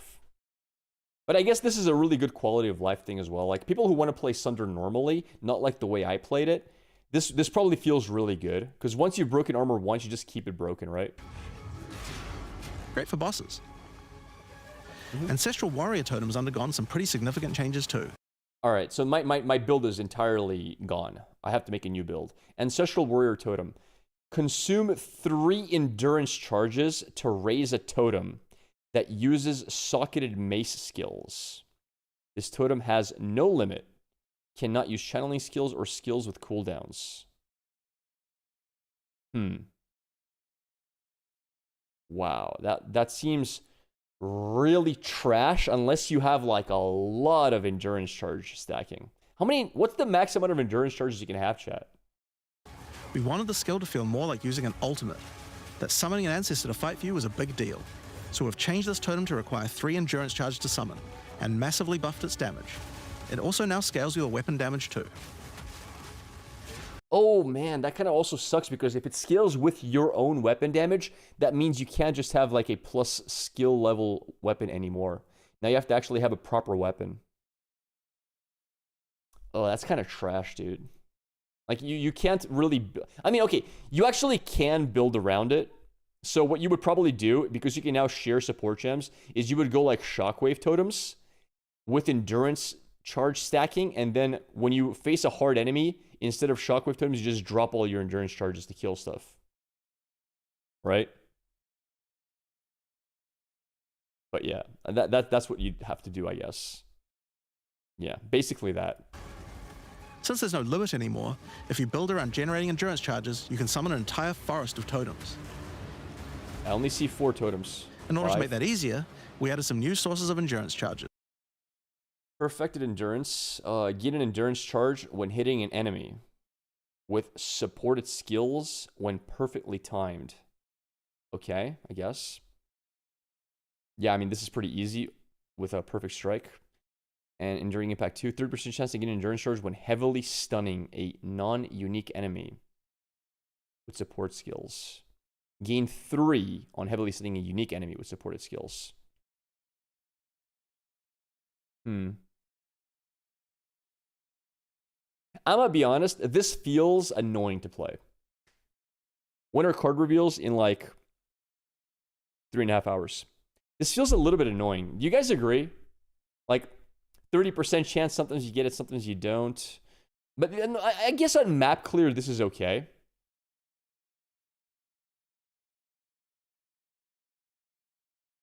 I guess it's okay with map clear. You'll have your max endurance charges pretty quickly with this, if you're heavily stunning consistently. But then you gotta like tech it to heavy stun as well, and I guess okay, but heavy stunning a unique takes forever as well. No, I'm not a fan. I don't think I'm gonna be playing endurance charges on Warrior Totem. I think There's I'll now pass. support to make perfect strike generate charges, and a support for generating endurance charges from heavy stuns as well. Okay. Speaking of totems, we wanted to upgrade the Warbringer. Answered Call.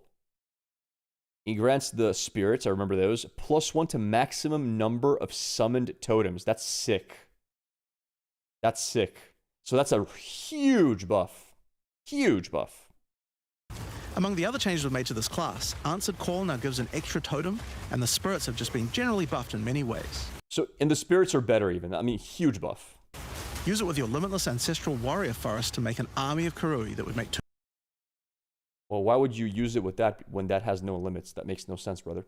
Tukohama proud. We've also merged the Great Wolf Howl and Warcaller's Bellow support, so that you can get all the benefits with 1 point. Warcries explode corpses. I remember that. Ignore Warcry cooldowns. Sick. So you just get double the benefit. Okay. And Encased in Jade no longer removes the Jade when getting hit, making it a much better defense. Wait, what? It no longer removes the Jade when getting hit. What does that mean? Because I played Encased in Jade. I never used the active because I just liked the passive buff of it.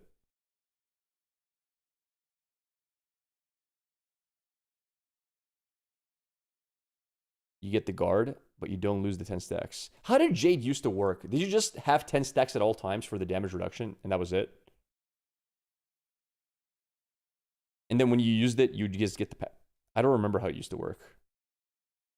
It was a certain... How did you even get stacks? It was when you took damage, you lost them, right? You get up to 10, and then use it, and it goes to 0 stacks. Yeah. Yeah. Because the way I played Jade Heritage, I just never used it. I just left it at 10 for the passive like damage reduction, right? That was my thing.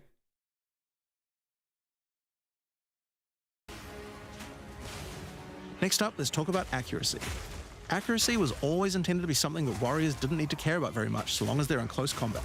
Consume all stacks of Jade to grant guard based on your current maximum life for each Jade consumed. You cannot gain Jade stacks while you have guard. Okay.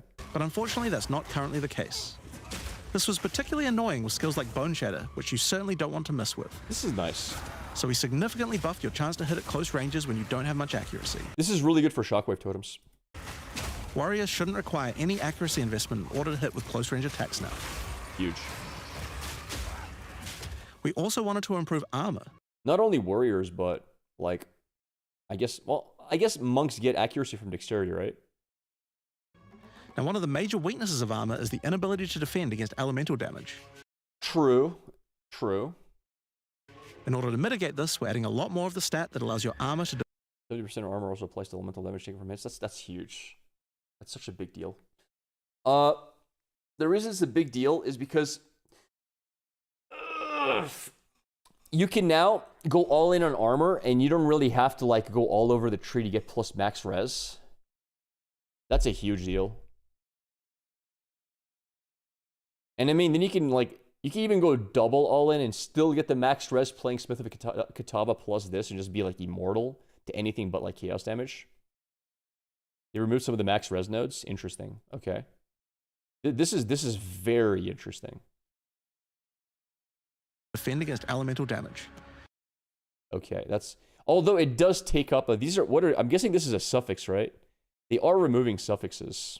So that is one suffix you don't get, which is annoying. It's now available on items and in a lot more places on the passive tree. 15% applies to elemental damage taken from hits. Oh, wow. That used to be a max res node. Yeah, this was max res.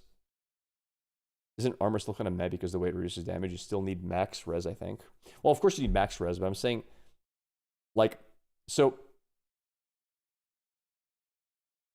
it should calculate the damage reduction post res, I think. So you're taking 25% of damage from an elemental hit, and then that damage gets reduced by armor, I think, which is pretty good.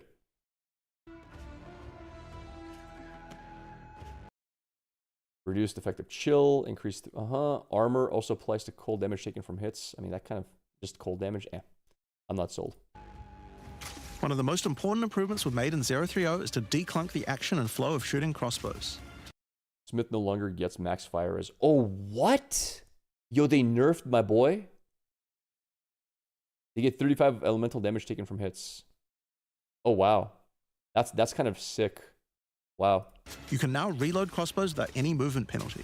That's huge, by the way. I didn't really play crossbows, but I might play them because of the new cannon totem. So if I do end up playing totems, this is a huge upgrade. But not only that, all skills that can be used while moving now slow you for a shorter amount of time. That's so nice, man. That's so nice. Change benefits everyone, not just crossbow skills. With both of these changes put together, the run and gun playstyle feels much better. It's hard to explain how important this change is for the feel of the class. The Mercenary is also a good chance to talk about how we're rebalancing to make comboing skills much better. Okay. Take Shock, for example. It buffs damage and lasts 4 seconds right now, but that isn't really giving you enough time to take advantage of it. If you're going to add a lightning skill into a build that otherwise wouldn't use one, we need to make mechanics like this much better. So we've increased shock duration on monsters to last 8 seconds. Pretty good. And skills like Plasma Blast, which are intended to be good at shocking enemies, now increase the damage bonus by a lot more. 30% is pretty You'll good. find changes like this all around the game. Okay. Chill now lasts 8 seconds, giving you more of a reason to weave in cold damage. Nice. Freezing skills are better at freezing. Burning skills need to cause burns that last longer. Okay. But making skills like Permafrost Bolts and Incendiary Shot double down on how they're supposed to be used, it makes using them in your build alongside other skills much more likely. Sure. We're also making sure to buff specific combos too. The freeze explosions from frag rounds now chain to nearby enemies. Am I crazy, or did that freeze last a long ass time? What time of Shadowverse reveals? In like 3.5 hours. Using high velocity rounds with armor break will now fragment the opponent's armor. This causes monsters to take a portion of high velocity rounds damage with every subsequent hit, Okay. even tiny pellets. So that means following it with a shotgun blast is way more effective. Cool. Now there's a lot more buffs to crossbow skills, but for Mortar cannon. Oh, this looks cool. Raises a cannon totem. A cannon totem, which uses socketed grenade skills with significantly improved cooldown recovery rate. Ooh. I'm considering this build. The only thing is, I haven't played grenade skills. I don't know how good grenade skills are and how good it'll feel. But yeah, this sounds really cool. now I'm just going to talk about the new one we added, the mortar cannon. I might build around this. This one lets you socket any grenade. Explosive grenade fires a bouncing grenade that unleashes a devastating fire-related blast when its fuse expires. So this detonate time is really annoying. I feel like that's going to be really annoying. Skill, and using it will summon a cannon which loads and then fires the grenade you choose. But why did it instant explode? It's instant exploding, chat. Another issue on the mercenary were banners. That's not a 3-second fuse time. The grenades detonate setup feels bad to play. You can detonate them with skills. Loads and then fires the grenade you choose.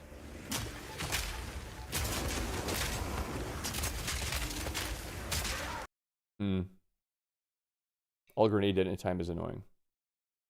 Another issue on the mercenary were banners. They were just not very good, so we're doing a big upgrade to them. They now last longer, don't disappear when moving out of them, and we removed the Valor mechanic. They now just give a much more consistent and stronger buff, and you can use them when you get enough glory. That's cool. On which, one of the main focuses was making various minion types more useful to use together. So I actually, in preparation for PoE 2 0.3, I played a couple of characters to maps. I played like 3 characters to maps just to test them all out. And I played 1 minion build to maps. I played skeletal mages to maps. And it was very strong. All the other minions sucked balls. Especially the melee minions. They were all trash. Minions in particular were just not that great compared to ranged ones. Yeah. As a starting point, skeletal mages are busted though. Straight up removed the requirement for minions to have accuracy. That's huge, because you actually had to get accuracy nodes, which is annoying. Attack minions now always hit, which makes them way better. Yeah, that's big. Brutes got some good numeric buffs, but we also added a new command skill where they do a war cry that intimidates enemies and detonates any frozen monsters and allies around you in a big... Activate a summon a hard-hitting reviving skeleton that can... Okay, sure. It intimidates nearby enemies and consumes freeze on enemies and allies to deal damage in an area around them. I guess you combo this with like frost ones, and then you're like, I don't know. It's kind of interesting. I guess you can play some kind of weird piano build where you go like, I don't know. Cold explosion. We've also changed the Frost Mage's command skill to an ability that adds ice armor to your other minions, adding a layer of defense. Okay. Target a location or minion and apply rim shield to minions in an area, reducing damage taken from hits, causing damage. Okay. Okay. And counting as frozen. And it makes them deal cold damage back to the attacker as well. The ice armor also makes the minion count as frozen, so the Brute's Warcry can detonate them too. Oh wait, you detonate your own minions? Isn't that kind of counterintuitive? Because then you have to like wait for them to revive. Okay. Unearth was changed to work on corpses of your dead skeletons, allowing... Well, that's huge. I hated playing Unearth because during boss fights, you just can't use it. I played Unearth for a while and it just felt so bad when there was no mobs around. You to summon the minions more easily in boss fights. That's so huge. And they also got a new jump ability, allowing them to get into combat faster. That's kind of nice too. Ray's Spectre was also feeling pretty weak for the spirit cost they have. To be honest, we were a little afraid of these when we first balanced them. We've both decreased the spirit cost for a large range of monsters, and we've significantly increased Spectre damage too. I'm so lazy to play Pokemon, which is Ray Spectre, to try to find the right Spectres and have to like revive them if I... Nah, Ray Spectre is not for me, unfortunately. He's just not my thing. They should feel a lot more impactful. It's so annoying to use. There's also a lot of new spellcaster weapons with newer cult skills. Okay. But I'll just talk about one of them that I thought was particularly cool. The Reaping Staff is actually a wicked scythe that gives you a new ability called Reap. When an enemy is low in life, you can dash forward and rake enemies with the scythe to cull them instantly, healing you. I mean, okay. I guess it's good for bossing. Like, culling strike versus bosses is nice. Sure. It can also inflict critical weakness on enemies too. Now, there's a lot of balance changes in the Witch's Ascendancy classes, but I'll just talk about 2 of them for now. On the Blood Mage, you were previously required to spend your first points on Sanguimancy, which really was supposed to be the downside for being able to access the powerful abilities on the rest of the class. True. In order to make picking the Blood Mage a better, you were previously required to spend your first points on Sanguimancy. It was 3% increase back in life. Which and, sure. really was supposed to be the downside for being able to access the powerful abilities on the rest of the class. In order to make picking the Blood Mage a better early option, we made Sanguimancy free. Ooh. Ooh, interesting. Okay. Interesting. Unlocking the power of the rest of the class immediately. On the Infernalist, the That's got to feel really good, because the first you do your first lab really early, and it felt really trash to just pick that up and get no value. Demon form wasn't something people were really using because you lost your weapon stats while transformed. Well, you no longer do. So it's a much better option now. They have to have rebalanced this, because now if you keep your weapon stats, this has got to be broken unless you rebalance the numbers. On the Monk, the wind skills needed a big upgrade for sure. Staggering Palm can now stack up its duration if you use the skill multiple times in a row. So you can keep the effect of all your skills throwing up wind They nerfed much Demon, more easily. they had to have, yeah. Makes sense. Wind Blast had the purpose of building up to dazing an enemy, Okay. but dazing just wasn't worth all that effort. Now it just dazes on hit, meaning a single Wind Blast will make all your skills stun enemies more easily. Interesting, okay. Following up with Vaulting Impact on a dazed enemy previously did a bunch of stun. Now I'm not a fan of these wind abilities. it allows They you to don't look break that your cool. enemy's stance. When their stance is broken, following up with a fast attack will do way more damage. Okay. A cool build that certain people Demon form grappled with a demon possession notable passive skill no longer disables your weapon or has its own weapon set. It no longer grants levels of all spell skills while in demon form or increased spell damage per demon flame. It now grants more spell damage per demon flame and quality 10. Okay. All right, interesting. I mean, it's just better. Like, if you have min-maxed crazy weapons, it's stronger, and it's probably weaker early game, I guess. always enjoyed in PoE 1 was hand-to-hand combat, but until now we just didn't have a real way to make it viable. Well, that changes now. This is so insane, dude. I want to play this as well. The only thing about this is I feel like it'll be bad in solo self on hardcore, but this hollow palm technique looks nuts. Can attack as though using a quarterstaff while both of your hand slots are empty. Unarmored attacks that would use your quarterstaff damage gain. Physical damage based on your skill level. 1% more attack speed per 25 item evasion rating on equipped armor items. And 0.1 critical hit chance per 10 item energy shield on equipped armor items. So highly incentivizes you to go ES evasion, basically. You just go full ES evasion. Very, very cool. The monk, as a true martial artist, now has the ability to learn the hollow palm technique, a keystone that lets you use all quarterstaff skills while unarmed. That's so cool. All quarterstaff attacks now have a special unarmed version, and you get further bonuses to all your attacks from stacking energy shield and evasion on your character. That's so cool. Now, not being able to play with a weapon means you miss out on a lot of powerful stats. On the other hand, scaling off of ES, right, and scaling off of evasion is also really, really cool. So, who knows?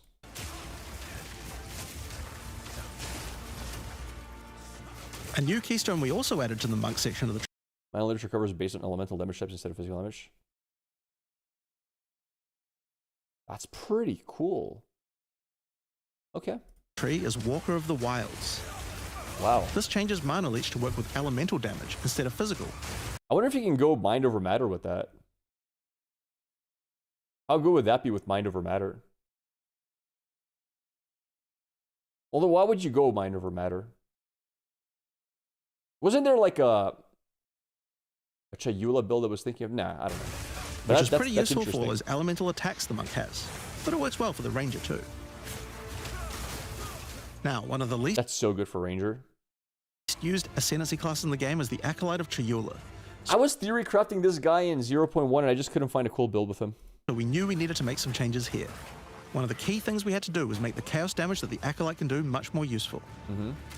So we've added a new skill, allowing chaos damage to ignite, shock, chill, and While affected by unraveling, your chaos damage randomly either contributes to freeze, shock, or ignite.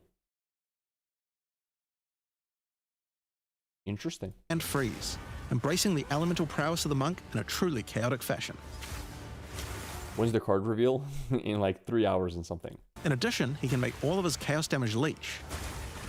And Oh wow, that's kind of nice. we've buffed Into the Breach and Embrace the Darkness by moving the effects of the 4-point nodes into the base skills. You have no spirit. Yeah.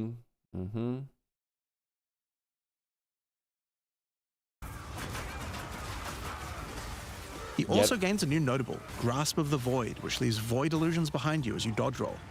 If they're killed, they do massive explosions of darkness, dealing damage to everything in sight. While active, creates a short-lived illusionary copy of you whenever you dodge roll. Copy can be damaged by enemies, and copies that are destroyed by an enemy will cause an... I don't know. Maybe, I don't know. Not sold. Maybe. Now let's talk about sorceress skills. One of the things we wanted to improve on the Sorc is the ability to use multiple elements together more effectively. Now, this might seem small, but one of the things pushing you towards using a single element is debuffs like elemental curses, which lower resistances of a single element. Yep.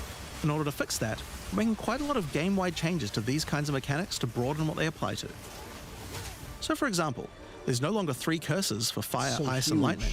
Instead, there's just a single curse that buffs all 3 at the same time. This change changes everything. Like, so previously, for those who don't know, like sorceress, you had to like choose what element you want to main in because, well, that's the curse you would use, right? You would either use curse that lowers cold resist or fire resist or lightning resist. Now you can lower all 3 resistances at once, which changes so much. And things like Frostbomb, which gave you cold exposure, now give elemental exposure.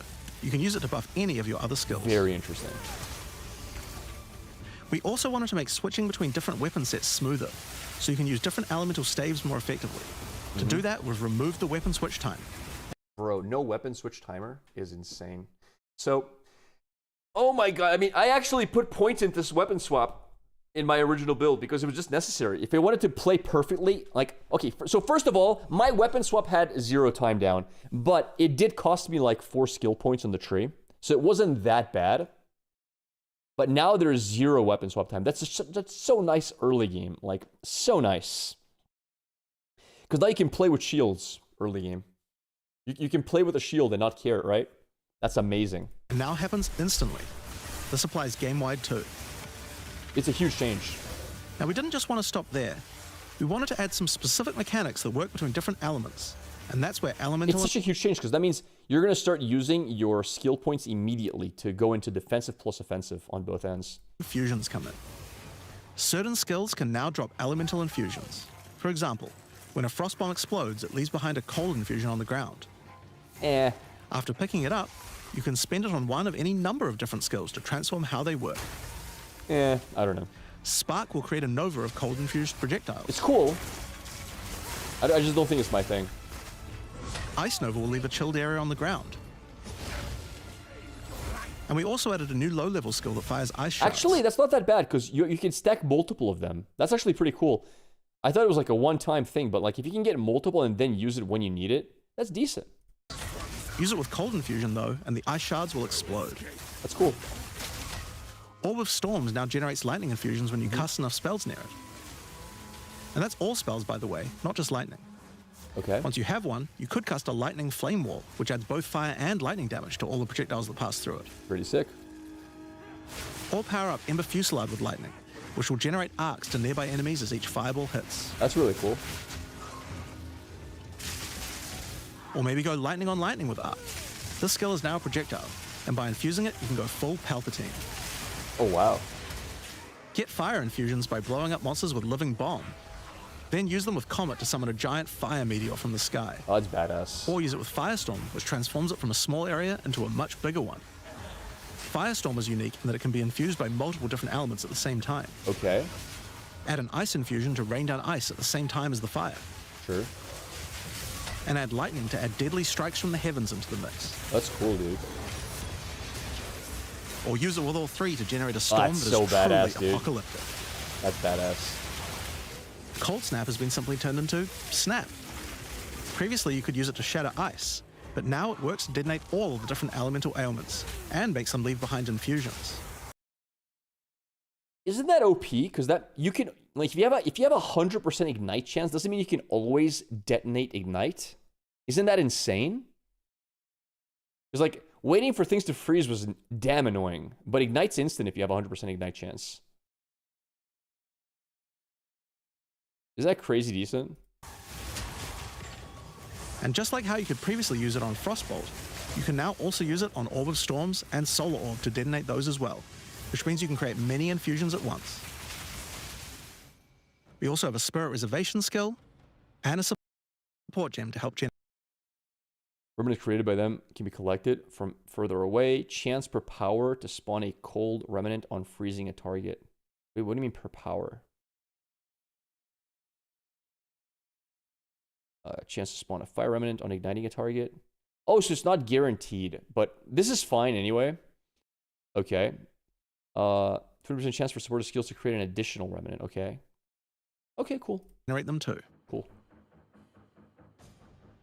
On the passive tree, we've added Have card reveals come out yet? No, it's going to be in 3 hours. quite a few new keystones to the Sorceress section.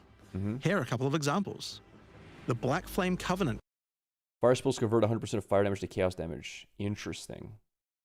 Chaos damage from fire spells contribute to ignite chance and magnitude. And ignited inflicted by fire spells deals chaos damage. Okay, cool, cool. So you can skill chaos instead of fire. Interesting indeed. keystone converts your fire spells to chaos. Why would you want to, and though? causes your ignites to deal chaos damage. Is it easier to like Your scale fire spells and chaos? ignites will also turn purple. I like the idea it's purple. The Ritual Cadence keystone causes your invocation skills to trigger more times. Invocation skills instead trigger spells every 2 seconds. Cannot gain energy while triggering spells. Wait, what?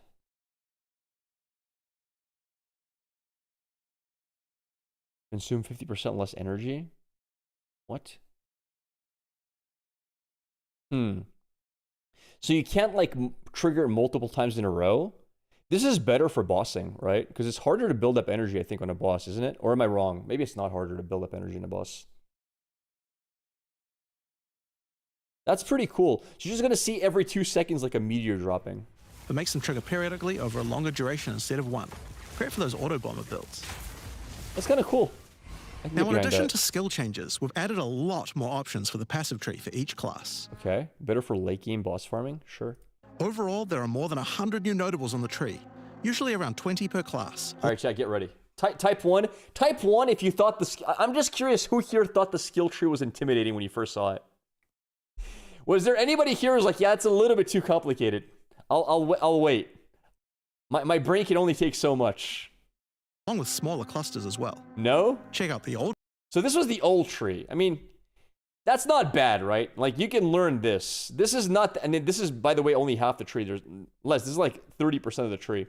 version. And here's Chad, I gotta go back to college. I gotta go back to university. I'm gonna have to pick up my PhD. Because, yeah, the new holy version. crap. It's a lot more dense and there's more Holy crap, bro. What did they do to my poor tree? I don't even know where to look anymore. Nothing makes sense. Oh my god. interesting nodes than before. It's over. Now, we probably can't go through too many of these in Our card reveal's coming out today. Yeah, in a few hours. In like 3 hours from now. the live stream, so I'll just show you one from each class's area of the tree. Okay. We tried to be a lot more thematic with the new nodes. So, for example, the Molten One's Plus 10 to fire res. Trash. 50% increased effect of fully broken armor. Kind of cool. Effects also apply to fire damage taken from hits. That's pretty cool as well. gift. It lets the benefit of armor break apply to your fire damage. Okay. Or how Pretty cool. about Last Stand, which Increased attack damage while surrounded. Increased attack damage while on low life. Okay, you can force that. Increased attack damage if you have been stunned recently.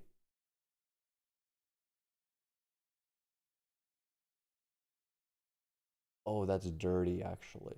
Increased attack damage while you have no life flask uses left. There's actually isn't there like a build where you actually want to be all stunned recently, if I'm not mistaken? But this is not multiplicative though. This is just increased, right? So you can definitely get 100% increase, by the way, with this. On there, you can build. There are builds you can get the 100% off of this for sure. Oh, heavy stunned. Oh, never mind. Heavy stunned. I mean, you can force this though. You can force this with a heavy block, with like active block, if you wanted to. You could active block to force this if you have no stun threshold, and then use like Hammer of the Gods. That's kind of decent, right? So like if you really want to do a big Hammer of the Gods, just heavy block something hard hitting and then just drop the hammer and you have 100%. It's okay. which gives you I lots mean, of I think this is going to be busted anyway. 75% is a lot. This seems like shit. Yeah, but like 75% even then, like you can get all three of this, 50% for sure. Then you can drain your life flask as well if you wanted to. I don't know. stats as your situation becomes more and more desperate. It's kind of cool. It's kind of cool. I don't know. A lot of these have themes aligning with Ascendancy classes. Like for the Gemling Legionnaire, for Immune to chill, immune to ignite, immune to shock, depending which one you want. Okay, cool. example. You have crystallized immunities, which makes you immune to different status ailments, depending on It's really nice to be immune to shock. which When support the card reveals 3 you have hours. socketed the most. Another Ascendancy class align notable is Sanguimatic Rituals. Regenerate 1% of maximum life per second. Okay, sure, whatever. Arcane Surge grants more life regeneration rate instead of mana regeneration rate. Huh. It allows arcane surges to generate life instead of mana, unlocking that support gem to be used with the Blood Mage Ascendancy. I mean, I guess Righteous Fire one day. If we get Righteous Fire one day, this is going to kind of set it up. In the Sork area, you'll find these Archon nodes that allow you to convert So they changed, you're saying they changed the notable passive skill. Gen studded notable. It provides each color of socket gem that is most numerous. Red, hits against you have no critical damage bonus. Blue, skills have 30% less cost. Green, 40% less movement speed. Penalty from using skills while moving. That's kind of cool. That's the new Gemling Ascendancy. Yeah, because they needed to change that, you're right. I wonder what's the best one. No critical hit damage bonus is kind of sick. It's a great defensive. 30% less mana cost can be very strong. Does that apply for reserved skills though? Probably not. all of your elemental damage to a specific element. Gain Lightning Archon after spending 100% of your maximum mana. You become a Lightning Archon when you spend enough mana, after which all your skills will be converted to lightning, and you will do extra lightning damage as well. Okay. We have ones for cold and fire too, with different triggers. You know who that's really cool on? You could do that with very expensive spells on, what's his name? I mean, you could do it on many classes, but you could do this on Chronomancer and just like recall really quickly. You can like refill your mana by going back in time. It also goes really well with Power Siphon, right? So if you're playing Power Siphon, whatever it's called, you buff, get 50% increased damage. You then turn everything to lightning, and then you hit like a truck. That might be very strong. Here's another cool one. Elemental Practitioner gives crit bonuses if you've triggered a skill recently. 30% increased critical hit chance if you trigger a skill recently. Okay. Meta skills gain 30% increased energy if you've dealt. Oh, wow. That goes so well with the other one that it goes every 2 seconds. Like, those two go really well. 30% increased energy gain on top of 50% less cost. Yeah, you can literally auto-bomber with those two, can't you? You can just literally just walk around. As long as your meta skills are critting, you're in a great spot. That's sick, dude. While also making crits generate more energy for triggers. Yeah, sick. Or maybe you'd like the Great Boar. It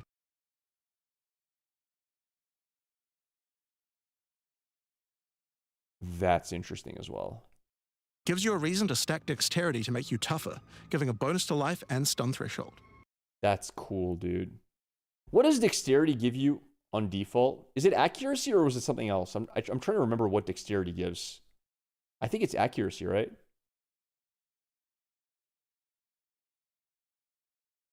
Accuracy and evasion. Wait, it gives evasion? Are you sure?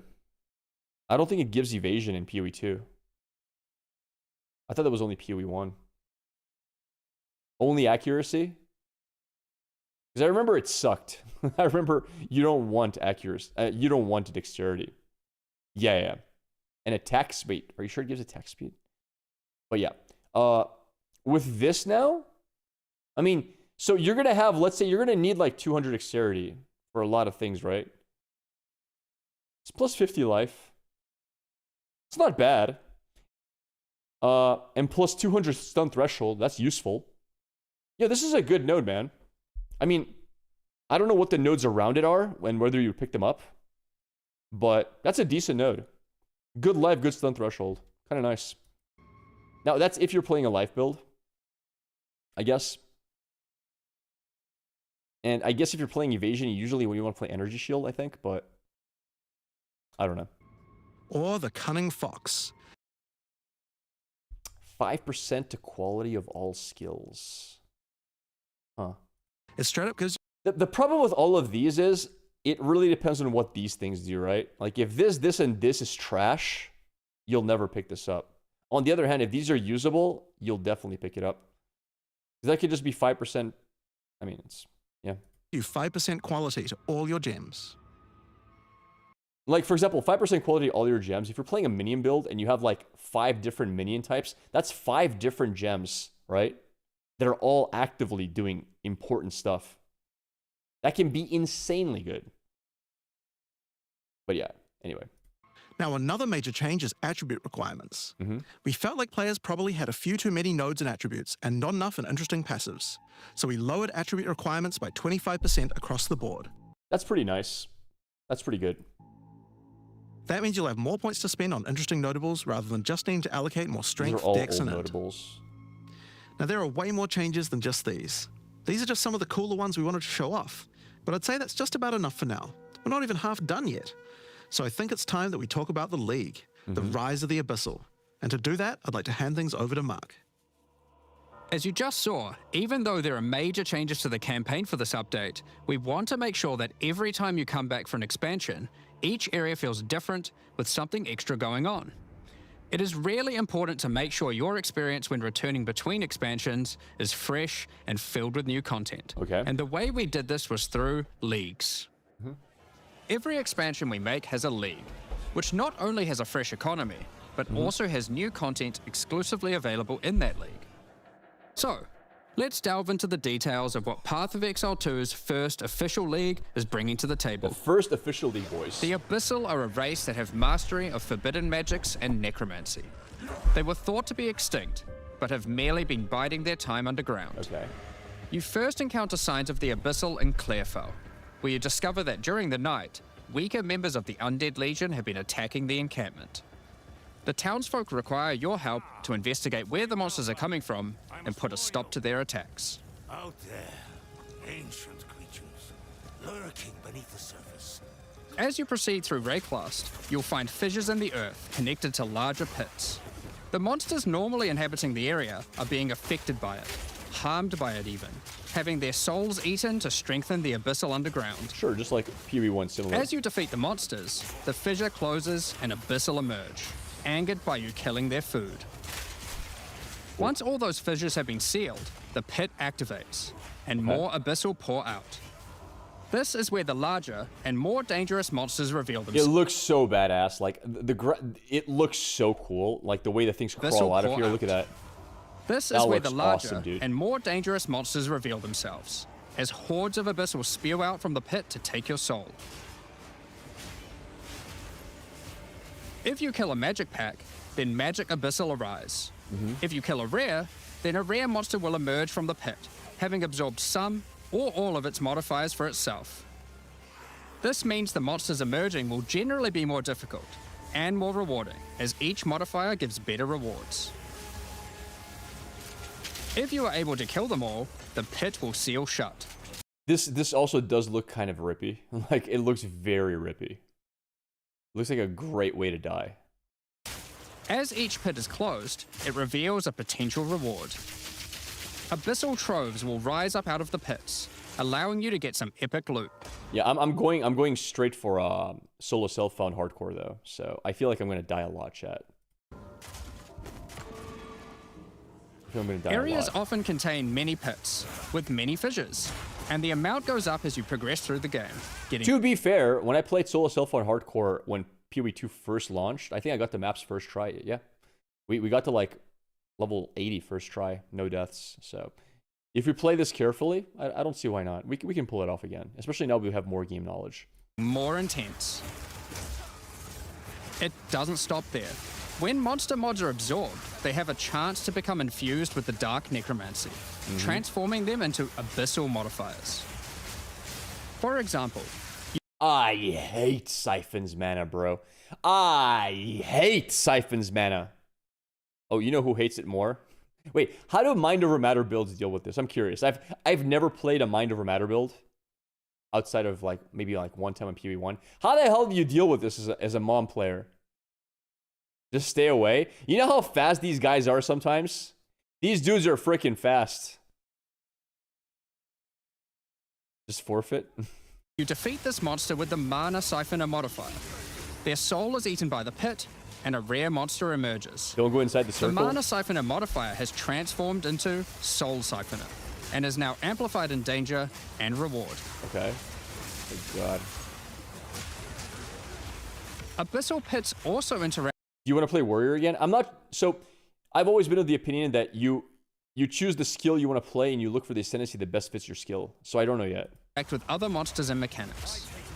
If you defeat a rogue exile that's near one, it'll be revived as a Lichborn that has multiple abyssal modifiers. Lichborn. Dude, that sounds so cool. So you gotta find a rogue exile and like you gotta lead him towards an abyss little thing to make him a Lichborn. Exiles even have their own unique jewel they can drop, if you are lucky enough to encounter and kill them. Ooh, has the hollow mask equipped. That's so cool. If an abyss spawns near a boss, killing it will summon a gigantic Giga Larvae creature. Giga larvae, baby. Okay. Monsters imprisoned in essences near abyssal pits are affected by the abyss too. They will come with an additional new essence item that can be used to craft your items. Okay. So, that's your bread and butter of the Abyssal League. Kill surface-dwelling monsters, kill the emerging abyssal, close the fissures, overcome pit encounters, and reap the rewards. Sounds cool. There's a lot more to this league, however. As you complete abysses, you can find ancient pieces of bone, preserved from the remains of fallen Lichborn. These are one of the many rewards for your mission to seal the pits. Jawbone. Desecrates a rare weapon or quiver. This is really, really strong for campaign.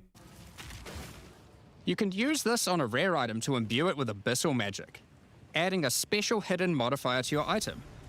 But how do you reveal it? In Act 2 of the campaign, you'll encounter a new area.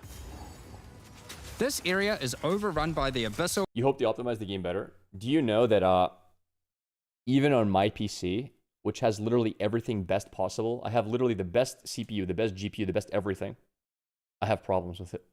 They have this issue where there's a way around it. I don't know why it's programmed badly. Basically, when loading certain things, the game forces 100 CPU loading, which in turn means the rest of your apps don't run. So, for example, it'll start loading a zone, and everything else on my other screens just starts stuttering and failing because there's no more CPU available. And usually it's like when loading between maps. And the workaround is so trash because you gotta like go into settings and disable one of your CPU cores from running on the app. And you gotta do that every time you open the app. It's such a pain, dude. Anyway. And the Lost Men. After clearing through this area, you'll find the Did they fix crashing? I played like 2 characters or 3 characters to maps recently. I had no crashes. No, I had 1 crash, I think. So, wasn't that bad. Of souls. For me. A giant cavity with a massive vortex of souls swirling beneath you. This is kind of cool. So how do you reveal the mods on your abyssal-infused items? Obviously, just throw them in, right? I kind of hope they can put this in your hideout, because if you have a lot of those crafting things, having to walk all over here every single time is going to get kind of stale. Yes, that's exactly what you do. Before throwing it in, you are given the option of how you want to transform it, in the form of a choice of 3 different modifiers. Once you've chosen your desired mod, throw it in, where it will absorb the power of the souls, and the ominous creature will then retrieve it for you. These modifiers can be ones from the core mod pool, all the way through to specialized modifiers that cannot normally appear on items. During the campaign, you can use it as a way to more easily add useful existing mods. But during the endgame, there is a whole set of new and powerful mods you can add to your items. Okay. Like this mod for crossbows, that allows you to place an additional ballista totem. Attack skills have +1 to maximum number of summoned ballista. That's so sick, dude. That's such a cool mod. Wow. Or this one that adds spirit to your staff. 67 spirit on a staff. That's really good as well. Wow, because usually you have to run scepters, which is annoying. Now you can run staff spirit builds. So for this staff would be absolutely insane on a skeletal mage build. I think staffs could go to +5, right, for lightning skills. That's kind of sick, dude. Like, everything here is great. No Shadowverse today? We have big reveals happening in 3 hours in Shadowverse. Or this one that allows you to generate more combo with your quarterstaff skills. I don't care about combo. But cool, cool. And speaking of endgame, you can also use the system to craft waystones. With a preserved vertebrae fused into your waystones, you can get some new modifiers that push difficulty and rewards to new heights. Here, Natural rare monsters in areas eat the souls of slain monsters in their presence. Players steal the eaten souls of slain rare monsters. Oh, that's cool, dude. Increased number of rare monsters. Natural rare monsters in areas are in a union of souls with the map boss. Okay. Area has patches of mana siphoning ground. Why would you ever click that? here are some examples of those mods. Holy. You Sounds always horrible. get a choice of 3, so you can avoid anything you don't think your character is capable of. With this modifier, the natural inhabitants of the area are all spawned 9 additional pits. Holy near crap. abysses. And there are up to 9 additional abyssal pits in the area, making it just a full-on abyss ruckus. Or this one, which causes the final abyssal pit in the area to always result in a boss encounter, Okay. be it either one underground or one that emerges out. Cool. There are dozens of these waystone modifiers in total you can get from this crafting. I guess That you want to covers save the new those crafting for, mechanic. like, high tier maps. So what's left? Well, we talked about how when closing pits you can get abyssal troves, but sometimes when closing an abyss, you'll reveal an underground cavern that leads to the abyssal depths. After jumping into the depths, you'll find an abyssal city, swarming with legions of the undead. When underground, every single rare abyssal enemy will have an abyssal modifier. Jesus. And at the end of the dungeon, you'll even find a rare with a more powerful Lichborn modifier. Okay. Once you're able to defeat this powerful rare, you can also find some nice rewards. Bro, I feel like I'm gonna die here. this place looks so rippy. Greater orb of augmentation. Aside from the entire area being valuable due to the abyssal modifiers on the monsters, it has its own specific drops A too. lot of troves, man. One example is a set of lineage supports that can rarely be found in these depths, like Kurgel's Leash. Supports commandable minions, causing you and the supported minion to gain unholy might when you command them. What was unholy might? I forget. They gain it for 5 seconds when commanding them. They gain it for 5 seconds when commanded. Oh, I see. Okay.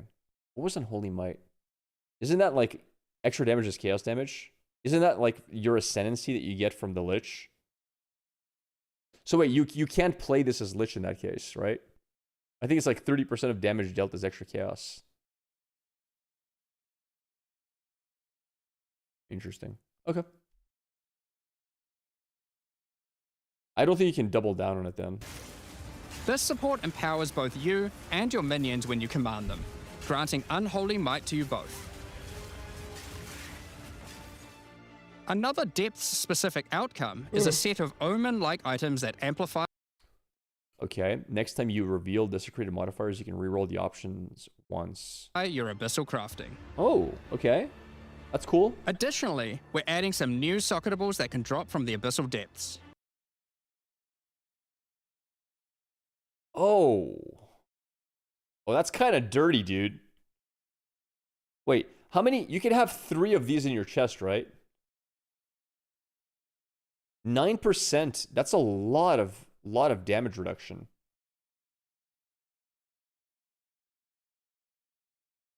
It's a lot of damage reduction. Oh, limited to 1. Oh, okay. Okay. Because, yeah, then it's worse. 'Cause Take every extra one you add is like more value. Ulliman's Gaze, which can be socketed into your armor.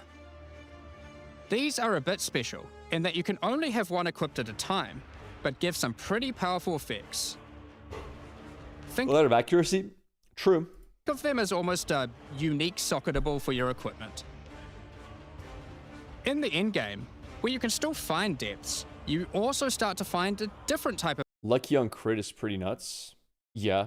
I don't really play crit much, so I didn't really talk about it, but sure. 500 accuracy for one rune, that's a lot. underground chamber. In these areas, you'll find an ancient spire, a device Although, isn't it per evasion on helmet? Just like accuracy rating per one item, evasion rating on equipped helmet. But then you're a dex character, you already have a lot of accuracy by default, don't you? Do you really need that much accuracy? I don't really play evasion characters. your equipment. In the endgame, where you can still find depths, you also start to find a different type of underground chamber. In these areas, you'll find an ancient spire, a device being used by commanders of the abyssal factions to plunge Rayclast into a lightless void. Your goal is simple. Kill this commander and destroy the spire. Okay. There are 4 bosses in the Abyss League, and there are some Wait, what did he pretty just cool hover uniques over? available and destroy the spire. There are 4 Hey. Darkness Enthroned, 2 charms, flasks, bonuses from socketed items as though it was a helmet.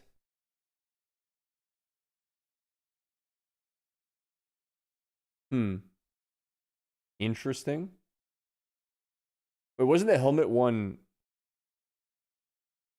increased crit? That's kind of cool, actually. Wait, how does that work? Wait, where was it? So you get like, you can get like 2,000 accuracy off that belt if you put in this. It's kind of cool.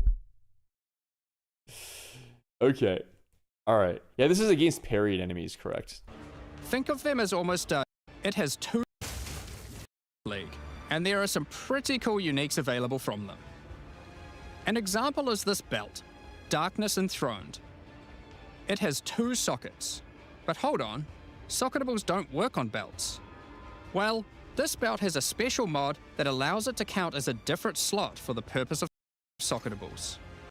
What was the other one? It has a special mod that allows it to count as a different God damn it. Sir? 20% increased exposure effect. So that's like 40% increased exposure effect. slot for Sick. the purpose of socketables. Bro. 8% increased skill effect duration. Increased cooldown recovery rate. Yeah, pretty interesting. You do lose a belt slot, which kind of sucks.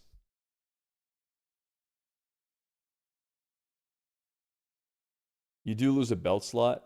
Belt slots are really strong as well. But yeah, I don't know. This one, for example, counts as a helmet. I kind Belts of want suck, one that really? I mean, maybe in SSF they're more important because, like, resists are a real pain in the ass. You can have a belt with, like, 120 resists, right? Like, getting Chaos Res, all the res, but in trade, probably this is a lot stronger.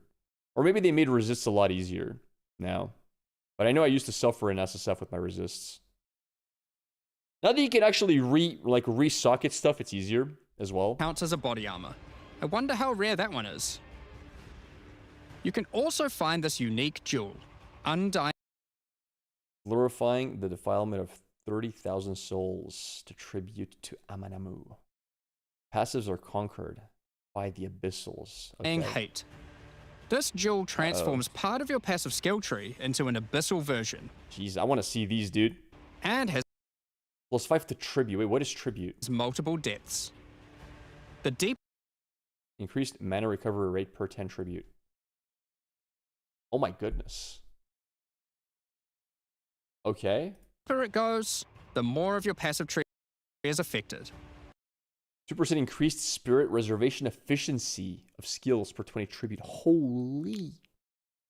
2% reduced presence area of effect. Oh. That's why would you want reduced presence area of effect? Well, I guess you just ignore that. This is kind of nuts, man. That's kind of nice. Kind of nice. Not so much for the Lich, because Lich likes presence, but that's kind of sick. That's really cool. allowing you to fulfill your fantasy of becoming part Abyssal Lich. 1% of maximum life converted to energy shield per 20.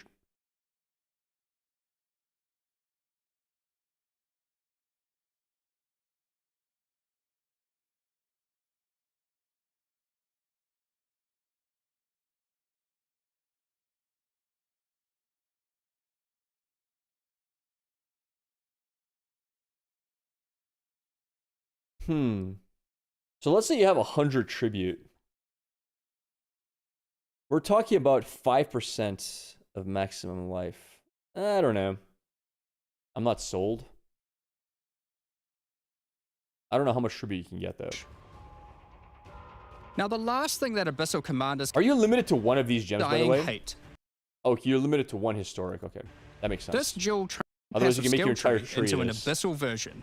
Dude, I want to see what this does, bro. Like, why is the game like this? This is such a tease. What the hell does this do? Because this is Resolute Technique. And yeah, I want to know what this does. Show me Resolute Technique, bro. And has multiple depths.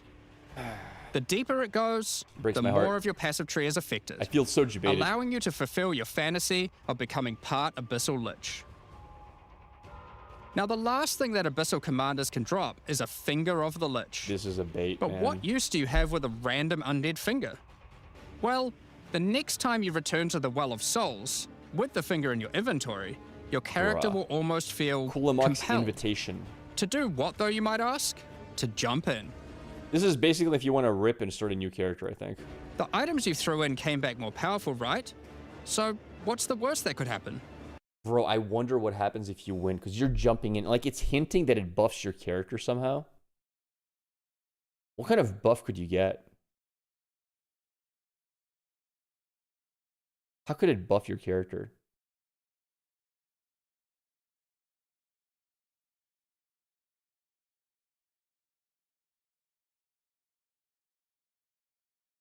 I feel like your character gets a buff, an abyssal buff. 90% sure it's just a boss. No, I'm 95% sure it's a boss.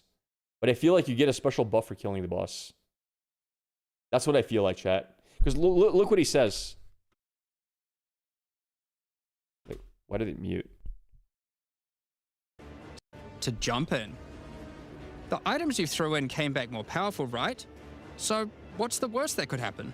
The items you put in came back more powerful. So isn't that hinting to when you come back, you'll come back more powerful? Right? Like, I'm just thinking from that line. The items you threw in came back more powerful, right? So, what's the worst that could happen? I feel like they're hinting you come back more powerful. I think it changes your character in some way.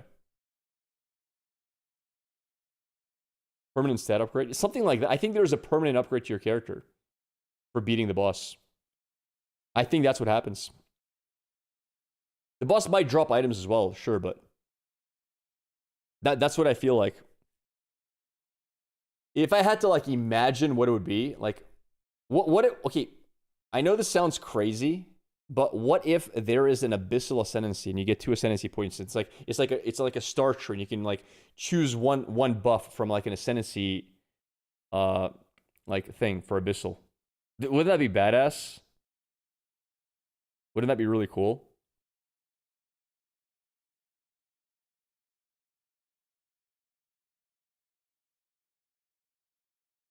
Ooh. You know what you could do? You know what you could do? What if, when you kill the boss, he drops a unique gem, right? A unique jewel that, once you get the jewel, you have to identify it and you get 3 different options. And there's like a very large list of things you could possibly get off of it, right? Some of them being extremely cool, others less cool. Wouldn't that be sick? Like if it was so that like incentivizes you to just keep looking for these damn fingers to get the one you want, and it would be very like high. It would be a great gamba item because people could sell it on trade, unidentified, for example, and people would like pay a lot to try to hit the big roll. And on top of that, like it would give a reason to use the omen where you can choose more than once. And I think that would be really cool. I think that's the best way to do it. What's the worst that could happen? Well, you will just have to find It'd be cool if it was a guaranteed drop as well. One out for yourself. Like 80% of the time you get like a really mediocre roll, but sometimes you get like some OP ones. Along with the introduction of Act 4 and the interlude, we will be adding 25 new in-game maps. These maps will contain all the new monsters and bosses we're adding, improving variety and giving you opportunities to experience the new boss fights many times. Let's take a look at some examples. Rock Pools is a map where you explore a shallow rocky coastline, surrounded by coral and filled with sirens. At the end is a giant Goblin King boss, ready to eat sulfite and squish you like a bug. Okay. Holton is an Ezomite township which has seen better days. Explore and clear the township to find a gothic, Reaper-like boss, with the ability to manipulate storms and fry you with both lightning and wither you with chaos. Real quick, I have a question for you guys. Just be honest. Who here wants to see me stream Path of Exile 2 for like a day or two when it comes out? Because it comes out in a week. The problem is, it comes out 2 days after Shadowverse expansion. So I don't know whether just to play it off stream or actually stream it for a day or two. I don't know what to do. Type 1 if you want to see me stream it for a bit. Type 2 if you don't want to see it. You want me to see just play Shadowverse. I just want to see, like, spam. This is your chance to spam chat. I want to see how many 1s and 2s we get. Because we actually have a decent amount of viewers right now watching this, so this is a good time to ask. Because I have like 350 on YouTube and 200 on Twitch.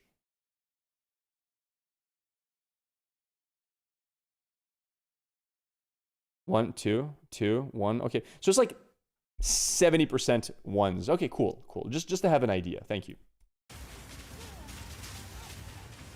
Given some of the new bosses added are a bit more epic, such as the Act boss and final bosses of each interlude part, it would be a bit of a waste to just use them as regular map bosses. Sure. Instead, of course you're getting a lot of ones. We're watching Pee-wee right now. Yes, but the fact remains that we have a actually really high viewership watching Pee-wee right now, which is not usually the case. Adding some new mechanics to the Atlas that use them. These start appearing pretty fast into the endgame and will help bridge the gap until you do your pinnacle bosses. In the desert biome, you can encounter a wild sandstorm. 3 maps around the sandstorm contain a device you must activate. Upon doing this, the sandstorm's magic is disrupted, revealing the map inside and allowing you to access it and find the cause. Okay. This presents itself in the form of a boss, similar to the existing Citadel bosses. This boss is a Faradin Swordmaster, who has been blessed with the power of a time gem, allowing him to take his swordsmanship to the next level by replicating himself, maneuvering rapidly, and severing the fabric of time itself with his powerful slashes. In the water biome, you'll encounter a giant maelstrom. When's the game going to be free to play? They're doing a free to play weekend, so you can play free to play for 3 days to try it. So on launch, there's 3 days of free to play. Where one of the maps surrounding the water biome connects to it, but the connection is obscured. You must run the maps nearby, hoping to find a beacon, which will remove the maelstrom and reveal the connection to that map. Another example is this Vaal vault in the mountain. Which weekend? Next weekend. So not this one, but the one after. Biome. But how do we get inside? This is cool. Running the adjacent maps to it will yield a key, which you can then use to gain access to this vault. Or, you could just trade for one, I guess. Use the key to dispel the powerful force field surrounding it, leading to the Vaal Elite and their rewards inside. That one. These all contain Uber versions of the Act 4 boss, and the bosses at the end of each part of the interlude. Sure. And each have their own exclusive drop pool of new lineage supports. I which, as Jonathan spoke about earlier, I really want to get some of those new supports, man, for my totem builds. But I don't know what, guys, I don't know what build to go for. So we're going to have to wait to see the patch notes with all the new items.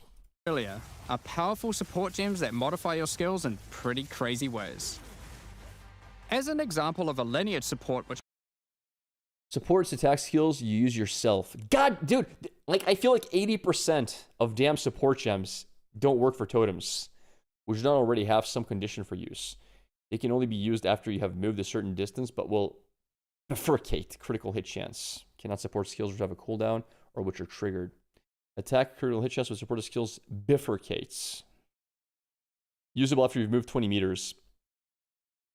Unusable after use. Okay, whatever. can come from the Faradin Swordmaster mentioned earlier, we have Garo-Khan's Resolve, which causes your critical strikes to fork, but requires some mobility on your part to properly enable. Wow. From the boss sealed in the Val Vault, we have Paquate's Pact, That's an easy which boss. supports your war cries, causing them to inflict massive amounts of corrupted blood. Gets packed. Supports war cries because they can inflict massive amounts of corrupted blood on enemies in their area of effect at the cost of your life. Wait, wasn't this already a thing as a skill? I'm so confused. Does it just add more corrupted?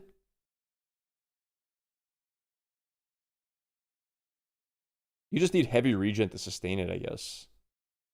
Because there was already a corrupting cry build that I recall. Interesting. At the cost of your own life. Additionally, some maps can now spawn summoning circles, a room resembling an Ezomite henge. Activating this henge will spawn bosses. It's as simple as that. We'll also be making changes to how affixes and waystones work, as the current prefixes equals good, suffixes equals bad iteration isn't quite hitting the mark. We tried something new here in Path of Exile 2, but after seeing the feedback, we decided we actually liked what we had in Path of Exile 1 more. Like Path of Exile 1, each affix will now be both difficult and rewarding. Waystone mods now grant an increase to the number of waystones dropped, and an additional specific upside attached to it. This means as you roll your map, they will continue to get more difficult and more rewarding, and allow you to customize the difficulty and rewards of your maps better. That's really cool. For example, the Frostbitten mod, which causes enemies to deal cold damage, also increases the rarity of items dropped as its upside. Whereas the Of Venom suffix modifier, which causes enemies to poison on hit, has the upside of granting increased pack size. It is a good workaround, yeah. Some maps will end up having a lot of rarity, some a lot of pack size, and others will just have a mixture of everything. Due to now having more modifiers granting difficulty, we will of course be reducing the difficulty per modifier to account for this. Nice. So, that's your Atlas, maps, and waystones, but what about Breach, Ritual, Pinnacle content, and others of the sort? We're making some changes around this too. The first change is that you'll now be able to invest 2 points into your specific League Atlas trees before having to run the Pinnacle content. There will be a specific objective for each type of content which grants you those points. Okay. For example, in the case of Delirium, it's simple. You just need to find and kill one of the bosses in a map. Their HP is really low. Like 200k, it's easy to kill. Omniophobia, or Kosis. That's fine. The rest of the points for each content come from the Pinnacle content, but we're making some changes to accessibility here too. Currently, access to most Pinnacle content requires the same key at the easiest and most difficult version of the content. This creates a negative feeling where at lower difficulties, instead of wanting to run the content, you're often better off just selling it to someone who can run it at maximum difficulty. To address this, each content will now drop splinters, I think this is a great idea, by the way. which will not form into singular items. Instead of using the singular combined item in the Realm Gate, you can now just bring your splinters. Upon inserting the splinters into the Realm Gate, an interface will appear, allowing you to pick your difficulty, and you'll notice each difficulty has a different entry cost. So usually, like, I can't do this content, it's too hard, so I'm just gonna sell it. Now you can do, for a cheaper price, easier content with less rewards yourself. I think this is a really good change. This means if you want to run easier difficulties, it costs less, Yeah, which also allows you to run this content much sooner into the endgame. nice. Great change. Because these encounters now just require splinters, their corresponding Atlas tree no longer affects the difficulty of them, and has been changed to purely affect the content and maps on the Atlas. That's really cool. The Arbiter of Ash works a bit differently. Instead of requiring splinters, he still needs crisis fragments. We now have only two difficulties of the Arbiter. The first, requiring the existing fragments obtained from citadels. The second, Uber Arbiter, requires calamity fragments. These come from citadel bosses also, but only once you've allocated the maximum number of points in your boss Atlas tree, ensuring those citadels are at their highest difficulty level. Since we're talking about pinnacle content, we also felt that the leveling curve in the late game was a bit too steep. Is this game hard to get into? I wouldn't say so. I think you can enjoy it as a first-time player without a problem. We've smoothed this out a bit so that it's easier to get to the mid-90s. We've also added some new endgame unique items. Let's take a look at a couple. Show me. Thunderfist is a pair of gloves that Oh, this is for the weaponless builds. It's pretty cool, man. grants crackling palm. Unarmed melee attack critical hit chance. Pretty damn decent. Lightning damage to unarmed melee hits. Pretty damn decent. I mean, I feel like this is almost going to be a requirement for unarmed builds. Mainly because of this skill as well, Crackling Palm. A skill which empowers your unarmed attacks, granting the ability to call down the storms themselves on enemies you hit. So every time you hit, a spell casts as well, which is insane.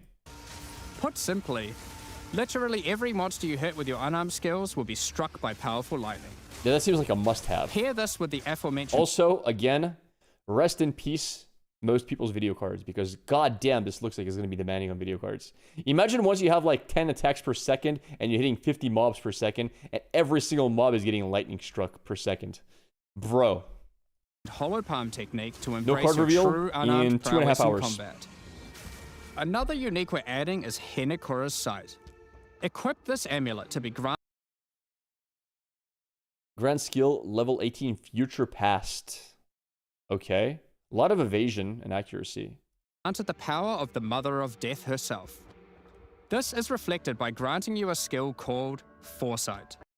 Henekura observes your future past, granting you the opportunity to subvert a lesser fate. After a period of hindsight, she will grant you her Foresight, which prevents you from avoiding hits while dodge rolling. When you are hit while dodge rolling, she restores you to full life immediately, before taking damage from the hit. And grants you Sight Beyond Sight, which prevents you from dying. Wait, what? Grants each of Hindsight, Foresight, and Sight Beyond Sight in sequence. Hindsight lasts for 17-second duration. Foresight prevents dodge roll from avoiding hits and lasts until immediately before you are hit while dodge rolling. Sight Beyond Sight makes you unable to die and lasts for 1.5 seconds during duration. Recover life when you gain Sight Beyond Sight. Huh? Wait, what? Hindsight, Foresight, Sight. Okay, whatever. So first you have Hindsight. It lasts for 17 seconds. After Hindsight is over, you get Foresight, which means you can't avoid hits when you dodge. Right?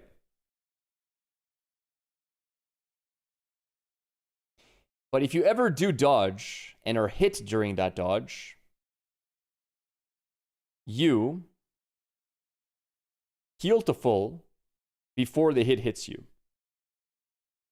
Sight Beyond Sight makes you unable to die and lasts for 1.5 second duration. Fully recover life when you gain Sight Beyond Sight. Wait. So basically, if you're dodge rolling, nothing can kill you. And you go to full HP.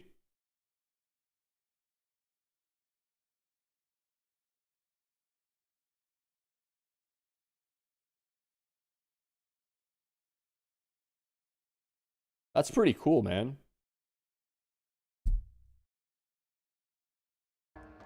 While you have Foresight, your dodge roll no longer avoids hits. But instead, being hit while dodge rolling restores you to full life and makes you unable to die for a brief period of time. You'll notice when this does occur, a copy of your character appears and takes the full damage. This is you seeing that future, as if you hadn't been wearing the amulet. Hey! I died! Wait, what? Oh, because I didn't have a... Damage. This is Idiot. You you didn't have seeing it. that future, as if you hadn't been wearing the amulet. Ultimately, No your amulet for in-game him. experience should be more streamlined. With new content to find, you'll be able to invest in your Atlas trees. So 1.5 seconds of not being able to die. I feel like there might be some broken builds with that. Yeah, like a self-damage build. Imagine a self-damage build where you take advantage of that 1.5 seconds to do something crazy. I don't know.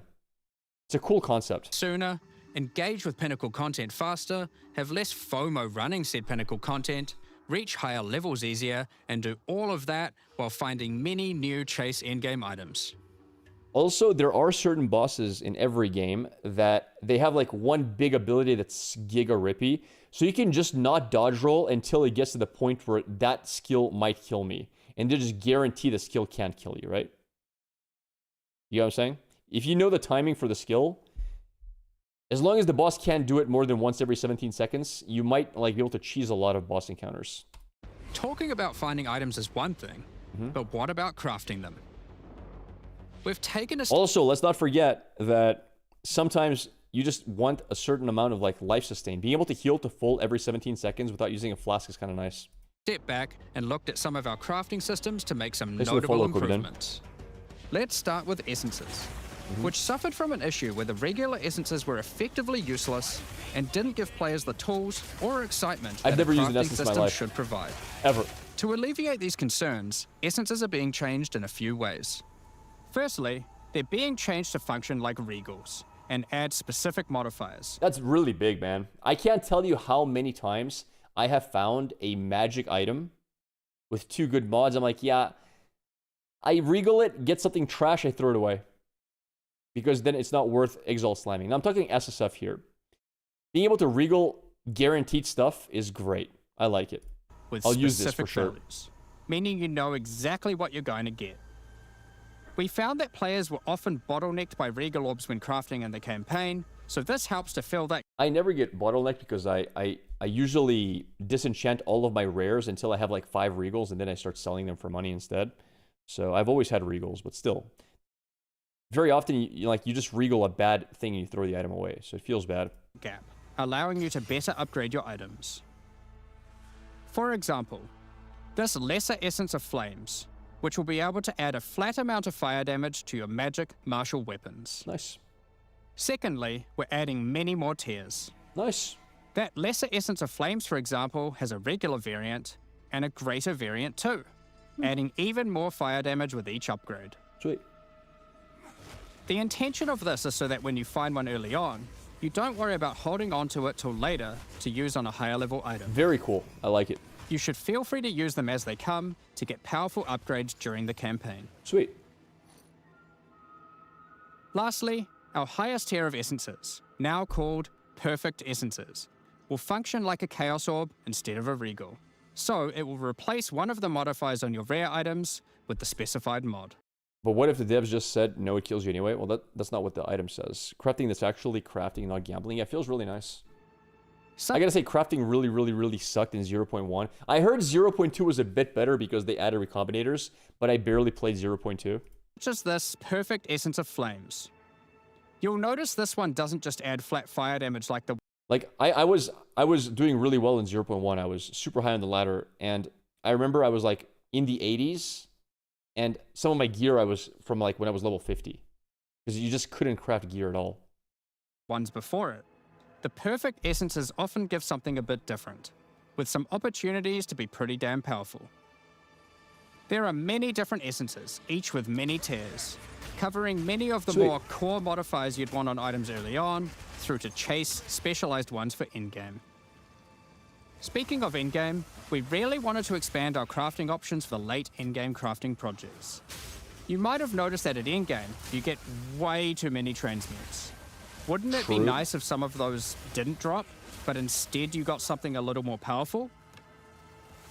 At higher levels, you can now This is find big. Greater Orb of Transmutation and Perfect Orb of This is Transmutation. great. These can be used on normal items to upgrade them to magic, ensuring that the modifier generated is of a minimum level. That's awesome. This is similar to how you find higher tier items on the ground, but This is awesome mainly for the fact that you don't have scoring orbs or scouring orbs in PoE2, and bases are really annoying. Like, you get a bad suffix or whatever on your base, it's like, well, now I gotta waste chaos orbs, right? To like re-roll it.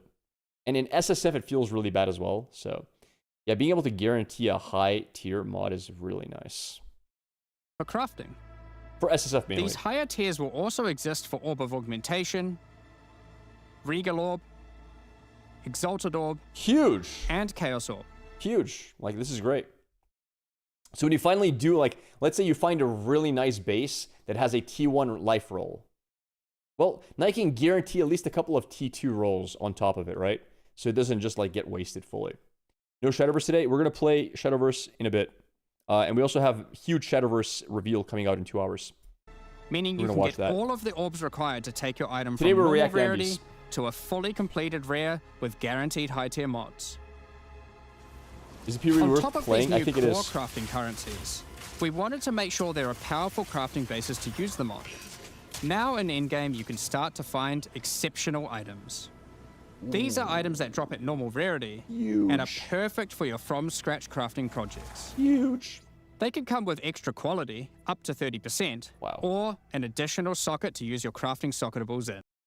Wow. So yeah, this is exactly where you would use those special currencies. Because you, especially, like, I'm talking from mostly SSF here, but like, you find an exceptional item in SSF, you play a transmute on it, and it gets you a tier 7 life roll, and you're like, well, now what? If you have like 4 chaos orbs and they don't hit well, now what? You're screwed. And yes, they can be corrupted for yet another socket. You That's can huge. also get exceptional unique items. Oh my god. That's sick. Exceptional unique items. That can be disgusting. On the right one, of course. 3 socket wand. Yeah, I know. Pretty nuts. To add even further to your crafting arsenal, we've added a whole suite of new omens to ritual content, Show and me. removed some of the more unimpactful ones that weren't being used. Some of the new omens include the Omen of the While active in inventory, your next Orb of Chance will upgrade the item to a random unique of the same item class.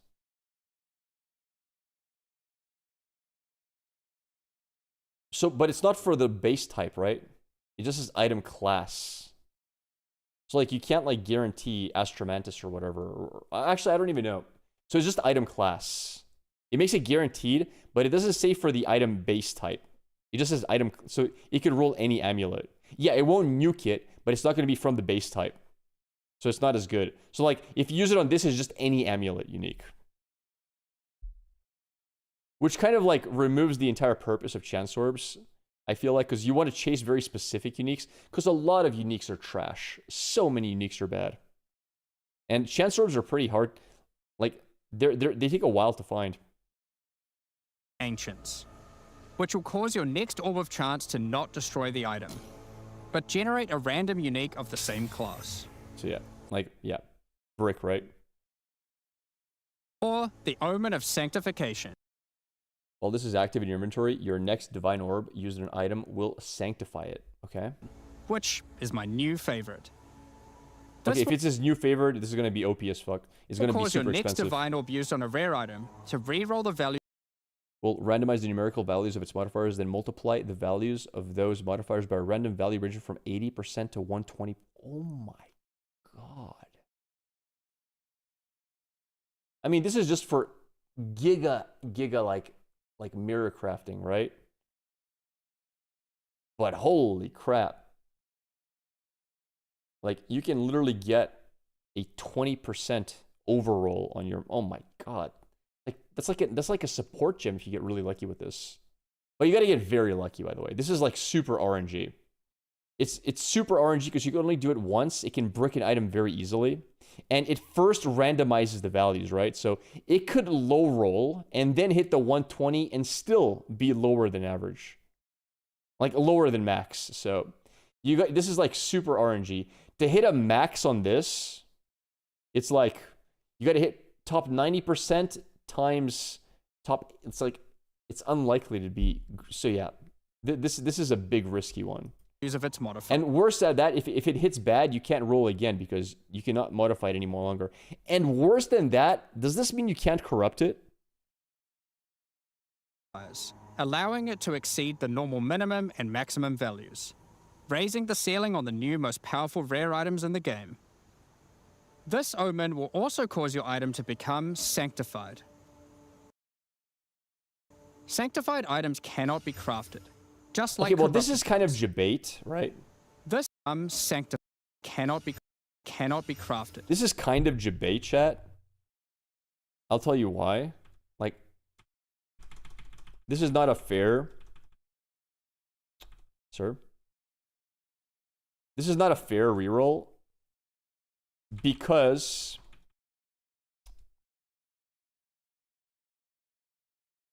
first of all, I don't even know what the range of this is, right?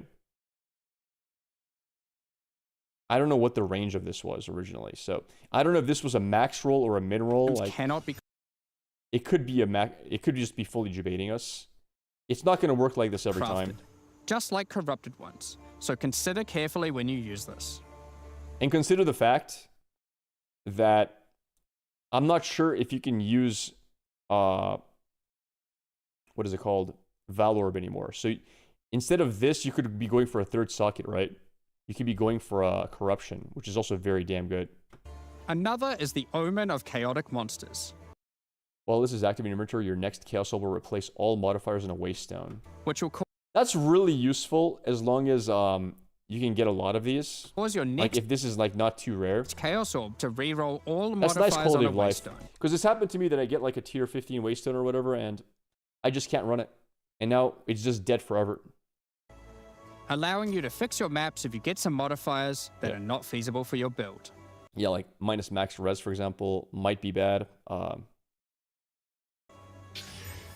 There you go. Besides these examples, there is a huge variety of new omens for you to discover in your ritual encounters.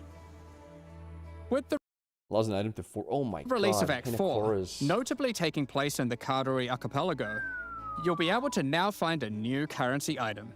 How much is that going to cost? Holy! How much is Hinakora's lock going to cost in trade? Hinikora's Lock. Hinikora, the Kadori goddess of death, has the power of foresight and is able to Jesus. see many futures, including the outcome of your next craft. So,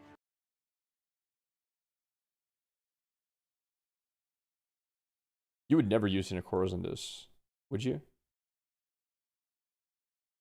No, you'd never use this on an Exalt Orb. Nah, Hinakora's you would use on something like, for example, Corruption, or like the one we saw previously from this. imbuing her lock onto an item gives you that same power too. For example, you'll know whether or not to use an Exalted Orb on your item, as you will know exactly what the outcome is. Life Leech? Yeah, I don't think so. No, thank you. So, with all these new crafting improvements, it's safe to say you're going to be making some epic items, and not necessarily just ones for yourself. So given that, it's time to talk about a massive one. Trade. This is big. I know everybody It's loves this. finally here. I'm not sure if The I love this or moment not. we've all been waiting for. Fully asynchronous trade. I'm Over not a the fan of years, this. the way honestly. players trade with each other in Path of Exile 1 has morphed from using the forums, through to the in-game chat, all the way through to using the website. These systems, in all their iterations, work for a while, but with each iteration, new problems eventually reveal themselves. Be it requiring you to be in your hideout too much instead of out there killing monsters, or never getting responses from people who are either AFK or just can't be bothered. In order to finally solve this, and this has been a long time coming, we're adding a new system that allows you to buy items from other players without requiring the seller to be present. They can I think this is good for the game. I personally like interacting with people. I'm gonna be honest, because chat, I almost always get like a 30% discount on everything I buy in PoE Trade. Because if you can always talk to people, like, hey, you want 10 chaos, I'll give you 7, and they're like, okay, sure, bro. This is gonna ruin me, man. It's gonna ruin me, chat. Everything's gonna be more expensive. I would always convince people to sell for cheaper. I'm not a fan. Continue farming. Haggler all the time, brother. You know how many hundreds of divines I've saved haggling? I've haggled so much, bro. People like you are the reason trading sucks. The end of Scamler. Brother. Killing monsters. AF. You know, I could always get free items. Oh, you guys don't even know how many times I have used the line, hey man, I just ripped and I'm starting a new character, so my budget kind of sucks. Do you think you could do 15 chaos instead of 20, please? 90% of the time it's a yes.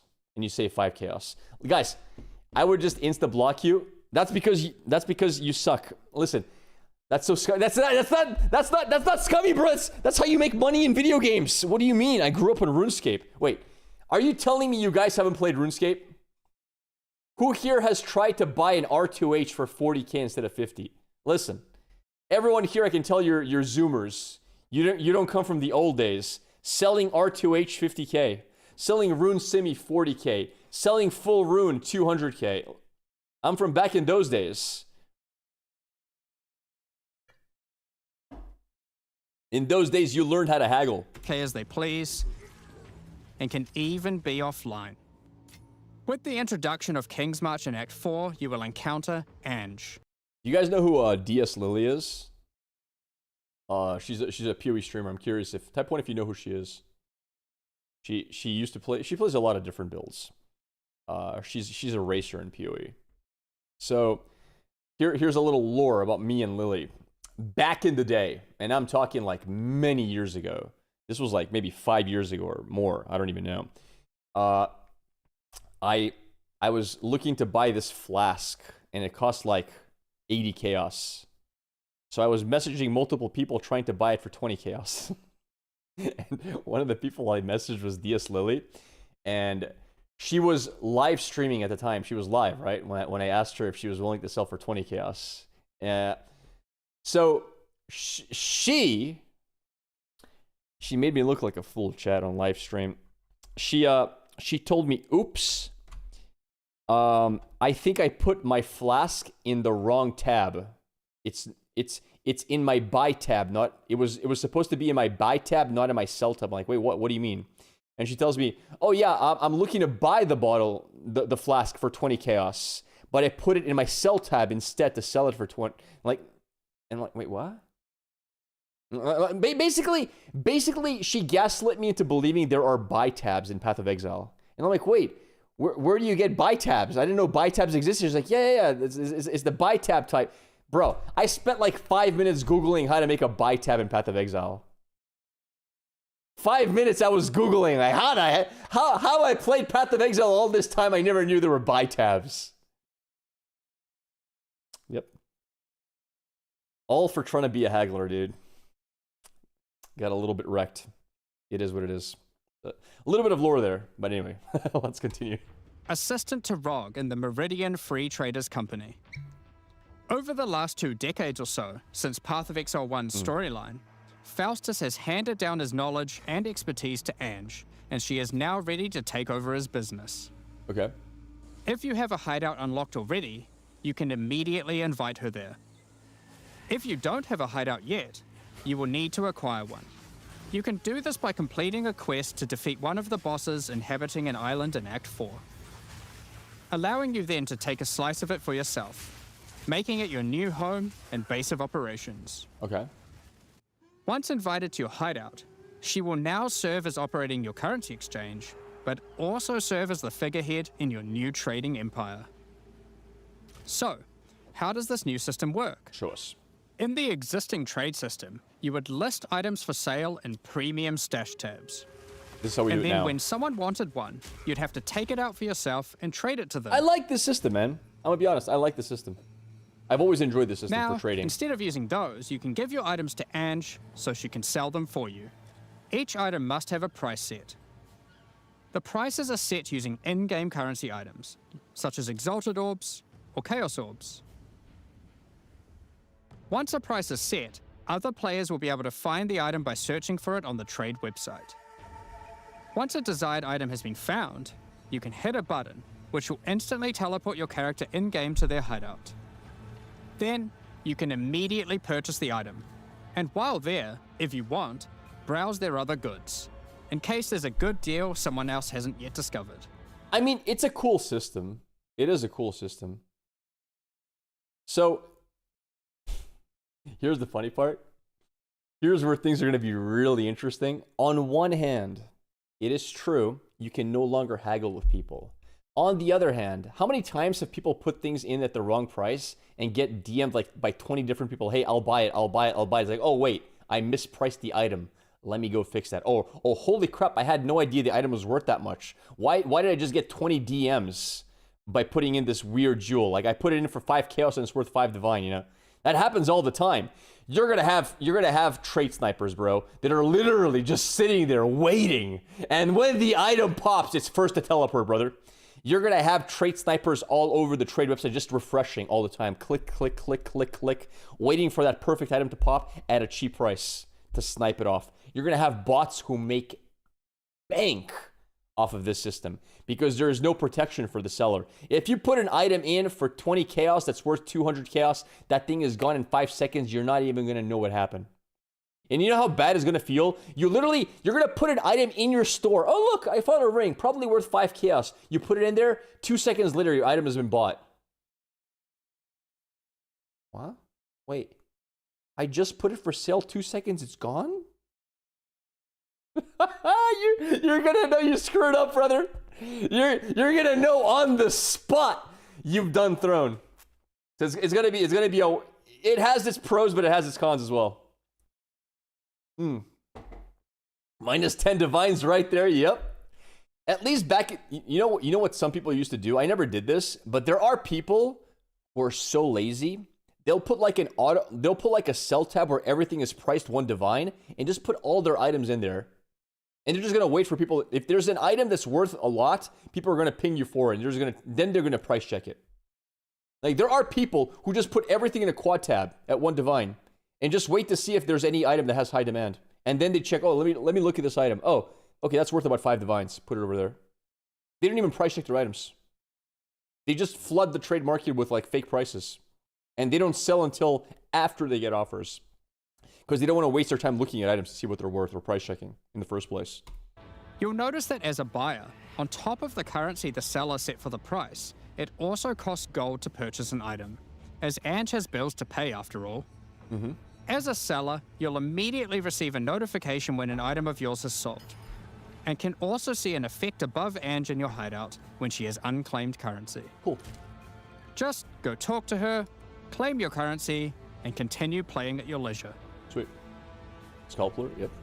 As many people already acquired premium stash tabs for the purpose of the trade system, we wanted to add a way for you to convert your existing tabs to merchants tabs, if you want.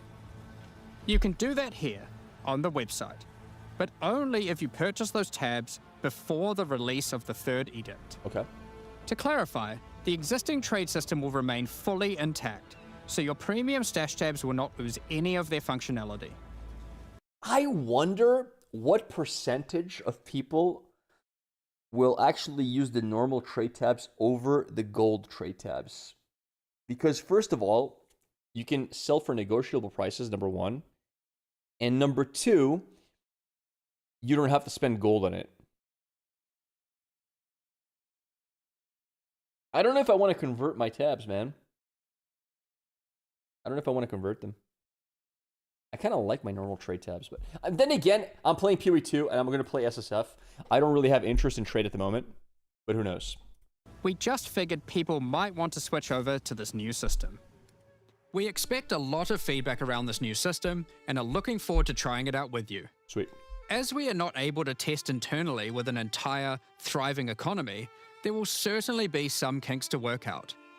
Based on how the system goes, we will be adding it to Path of Exile 1 when ready, so any of the tabs you purchase will also be usable there later. Fantastic.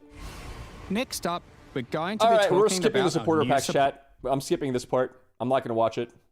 Supporter pack, supporter pack. Oh, look. What am I being? What was that? What am I being? What was that? What am I being? What was that? Oh, I think I should like this stream because we have 300 viewers and 35 likes. Oh, baby, 36. Look at that. 36 likes, baby. That's what I like to see. 36 likes, baby. That's what I... Anyway. All right. All right. That's it for the video. What do you guys think of this massive 0.3 update? I think so far it's an 8 out of 10 for me. 8 out of 10. They could have released an Ascendancy or a new class. It would have made it like 9 out of 10. But 8 out of 10 is pretty damn sick. I am excited for it. I think that's awesome. I look forward to it. I think, by the way, for the Shadowverse content, has been getting new ideas for Abyss lists from a bunch of different people. I'm glad you're liking it, dude. We're about to play some Shadowverse. Gonna play for sure. Support gem change alone will make me... Yeah. All right, guys. Now, we have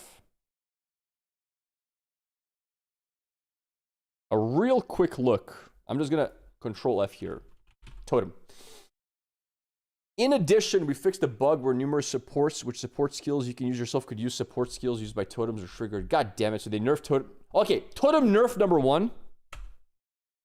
Added a new string dexterity persistent buff gem. Mortar cannon raises a cannon. Not a nerf nor a buff. It's a new skill, okay? Answered call notable passive skill that provides +1 buff, okay? Tactician. Okay, so we have Tactician. The cannon's ready. Now provides +1 to maximum number of summoned totems. Wait, what? Wait, who the hell was Tactician?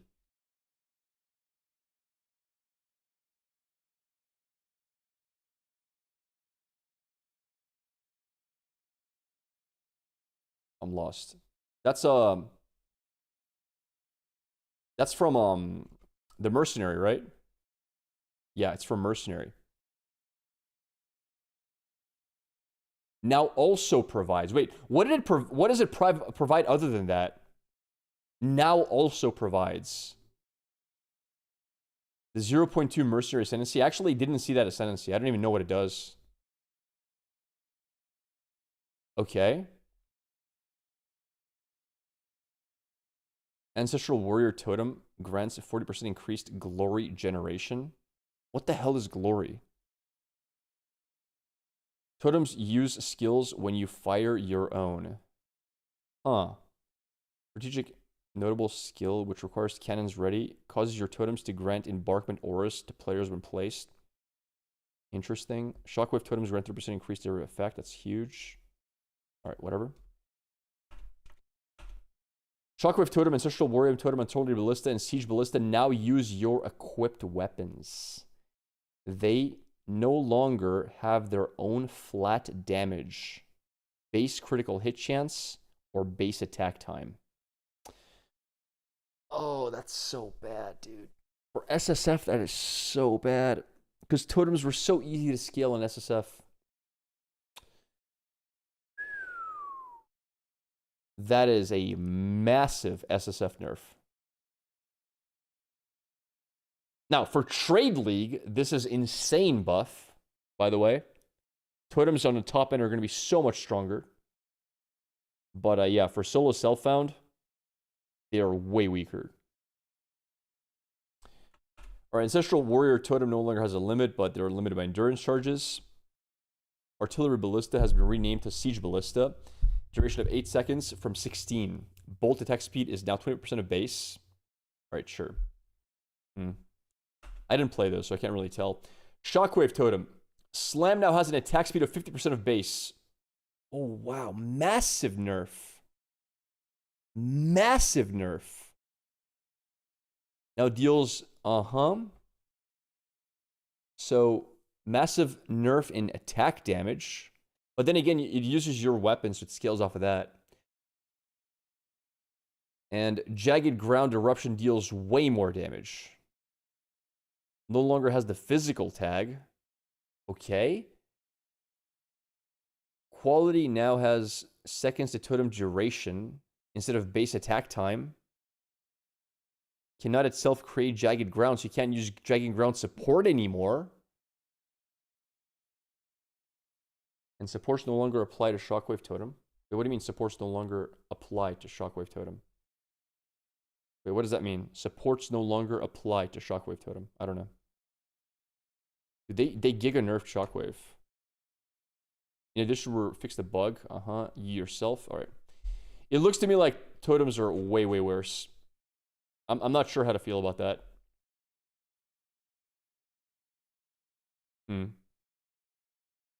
So I'm going to wait for all the new skill gems to come out, because I think that's going to really give me an idea of what I'm working with. I'm going to wait for Path of Building to update the skill tree so I can look at all the skills. Here's my current thought. They're way better with a better weapon, though. True, but in SSF, the weapon's very hard to make, right? My thought is the following, and I don't know if you guys agree with me or not, but I shouldn't have closed the video. Here, let me show you. Recently closed history. Where is it?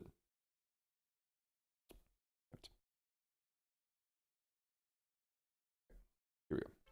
As we are not able to test internally with an entire, thriving economy, there will certainly be some kinks to work out.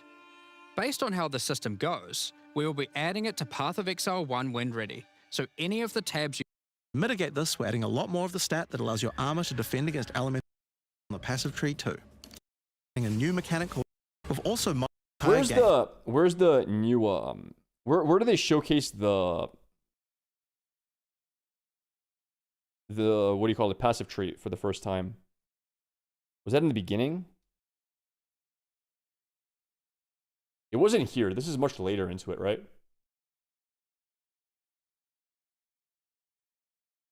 Act, interludes, sprinting, support gems. All these skill changes.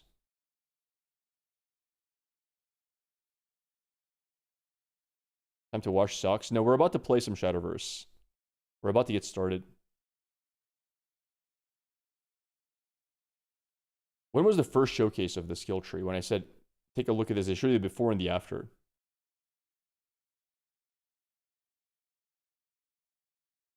Does your totem generate shockwaves? Yeah, sure.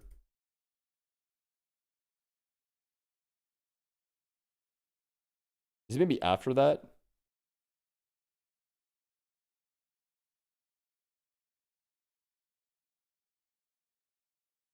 Yeah, around here. tree, we've added quite a few new keystones to the Sorceress section. Here are a couple of examples. Tree gem to help. It's not there. We also have a Spirit Reservation skill and a support gem to help generate them too. Not here either, I think. This is on the path that allows your inability. We also wanted to improve armor. It's well before this, right? Arrow.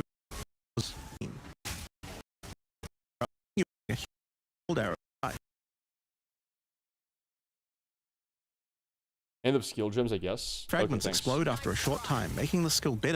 Not going to discuss individual character claim, so there's a lot of power to find out there. Now, the new support gems are certainly going to open up a lot of builds, but of course we have a huge range of improvements to individual character classes as well. As well as adding new skills, we had a big focus on buffing existing skills so that they can scale well into the last 8. Why can't I find it? It's lowered to 20%. But then that would make them scale were more useful to use in other skills. Here's a trick. I should have done this from the beginning. You go to transcript. No.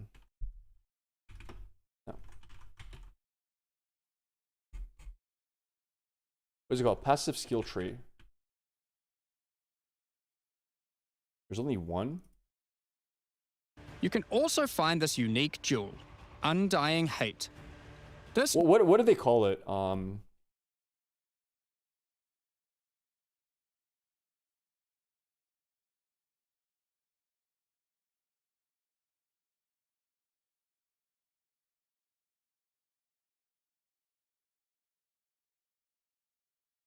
Adding more stats. Adding a lot more of the stat that allows your armor to defend against elements. Also wanted to with close range attacks. Is it called skill tree or passive skill tree? Right. We also wanted to. You can also find this unique jewel, Undying Hate. This jewel transforms part of your passive skill tree into an abyssal version, into an abyssal version, and has multiple depths. And a support gem to help generate them too. On the passive tree, we've added quite a few new keystones to the sorceress section. Here are a couple of I examples. think this one. Now, in Here it addition is. to skill changes, we've Here it added a is. lot more options for the passive tree for each class. Overall, there are more than 100 new notables on the tree, usually around 20 per class. And here's the All right. smaller clusters as well. Check So, out the old what is one thing I notice here? version.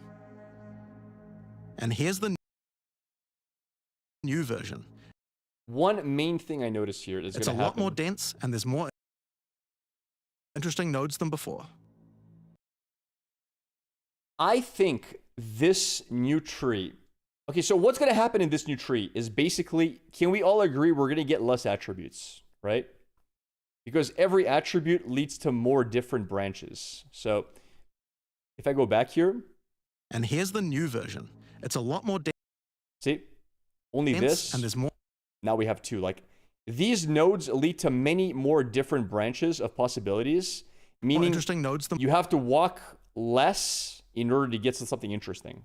So this is why they reduced the requirement for gems by 25%, correct? Because most builds should have less attributes once they're level 90. Right? Do we agree on this? Am I correct in my logic here? Or does somebody think I'm wrong? before. I think the bigger skill tree literally means we're going to be walking less distance, picking up less of these, because of just how dense it is in terms of off branch. Can we agree? I think that's a logical conclusion to come to. I guess nobody agrees with me. Is chat dead? What happened, chat? Not one agreeer. Gems and armor weapons drop by 25%. Yeah, I know they are. And I think that's why. I think they did the requirement drop because they noticed that's what's going to happen. That people will get less of these than they did before. So, for example, let's say I have walked from here to... Let's say I've gone to this spot over here, right? All the way through here. That's 1, 2, 3, 4, 5. During that trip, I have had access to 1, 2, 3, 4, 5, 6, 7, 8, 9. More dense, and there's more Now I have 1, 2, 3, 4, 5, 6, 7, 8, 9, 10, 11. Basically, you're getting like 20 to 30% more options off of every single attribute point to pick off. I think this is a big buff to the Titan. I think what's going to end up happening is you're going to be getting way more of these minor nodes than you usually do, which means Titan will be getting a massive buff because every one of these is going to get a buff itself. Now, did they nerf Titan 0.2? I don't know, because I didn't see any changes in the patch notes for the Titan. I actually see nothing for the Titan. Like, in the entire section of changes, everybody got buffed except for Titan.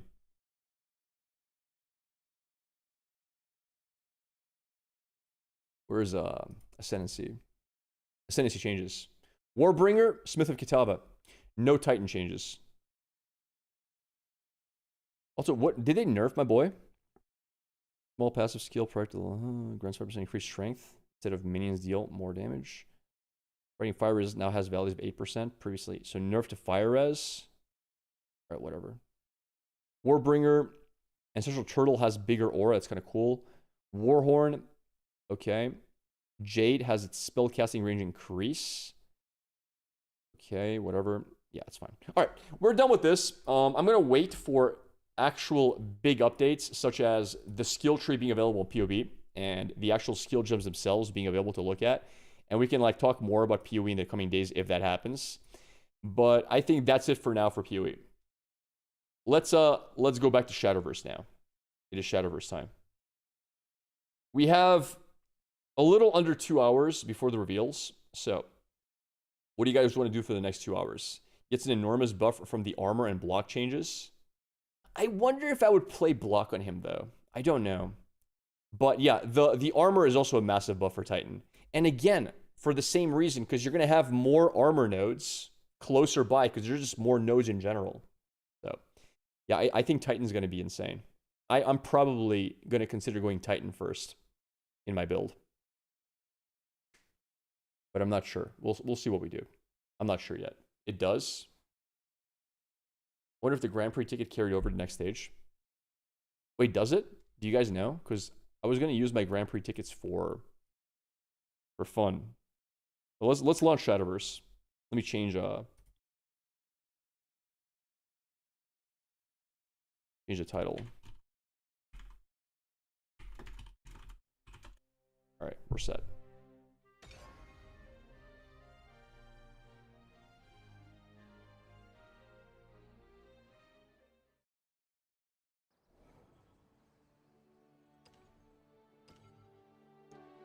Shadowverse. Wow, that was a long video, man. That was literally almost 3 hours of React content. How do we spend that much time reacting to a 1 hour video? We tripled the duration. Let us depart for sights unseen. So, Grand Prix Stage 1. Wait, okay, this is for the day, right? I have one. Wait, why can't I use a ticket? Oh, I have one ticket.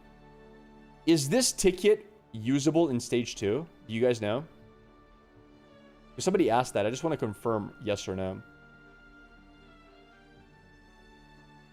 If we can use the ticket for stage 2. Yes? 100%? Okay.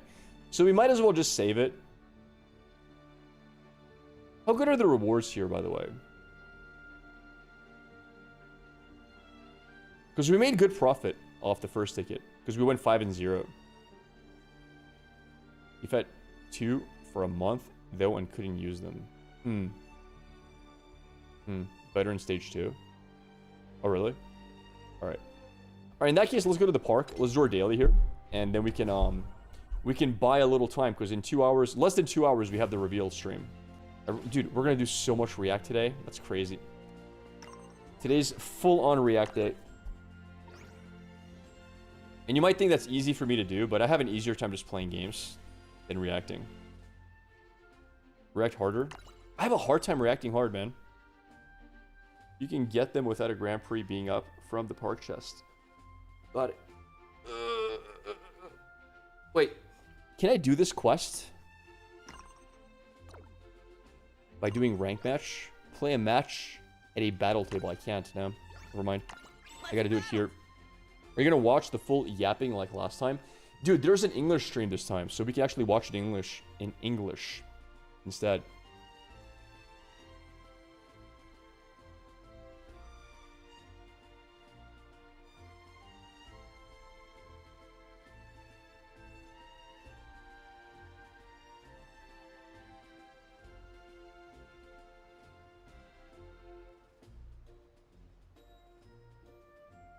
Wow, long time. You finished watching your Grand Prix video and came back to streaming. Love it. You know, what's up, Card? Yep, we finished our Path of Exile stuff. We're going to play a bit of games now. And I am going to do... I already played this deck a lot, though. Let's go Dirt. We could learn Japanese together. Alright. I think we have the advantage in this matchup. I think our Dirt deck should beat this. As long as I get Lilin in time, and I can stack enough Dirt stacks, he has a hard time beating it. Why limit yourself to one dimension? So... Medium rare or well done. I think this is the opener. Want to go Brew for sure. Norman's pretty good. We have no 5-drop except for Juno, but Juno's not bad. One's decent. Penelope's solid. Good tempo overall. He needs to ping her off. Now we have another good tempo turn, which is Penelope into Dirt, and then we can play Juno for 6 damage to face. The spark of knowledge. Dude, this guy has a lot of Dirt as well. Holy crap. I don't think he's a Dirt deck, but you never know. Forgot to attack. Alright, what do you have now? 3 damage AoE clear. It's fine. No issues there. Alright, I'm pretty fine with this play here. I think we're just gonna coin out Juno. Unless...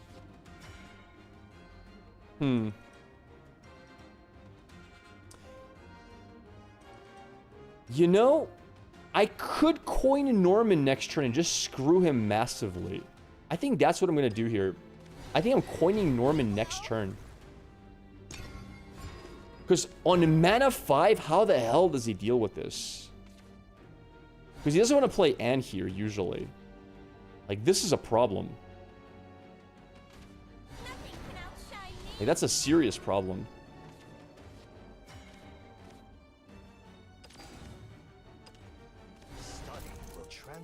Thanks for the follow there, surely.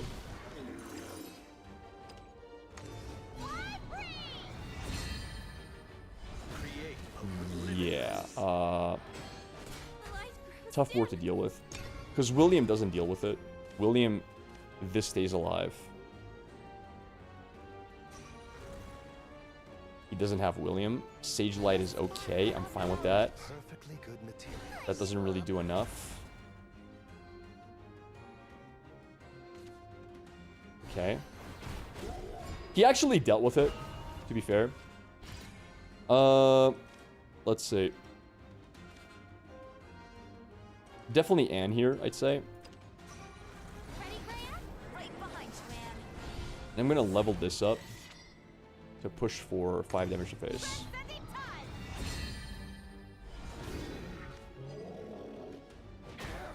Yeah. We still haven't found Lilin, which is a little bit sad. Because that's our main, again, that's our main win condition versus Rune. Lilin. His own Anne does pretty okay here. Come on, Lilin! How do I not find you in the one matchup I need you in? What is this? Versus Norman, I guess Edelweiss plus Bruno is okay. Man, if I can find Lilin here, I just win the game on the spot. Like, literally, it's insta win the game. We instantly win. Unlucky. How good is Kuon here? That's Edel, Juno, Stormy, I think. The truth seeker dons her mask. Ruined perfectly good materials.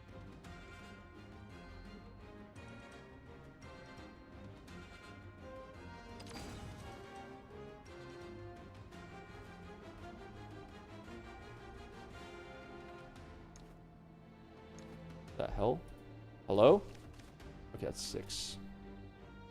That's fine. The legends are true. Easy, isn't it?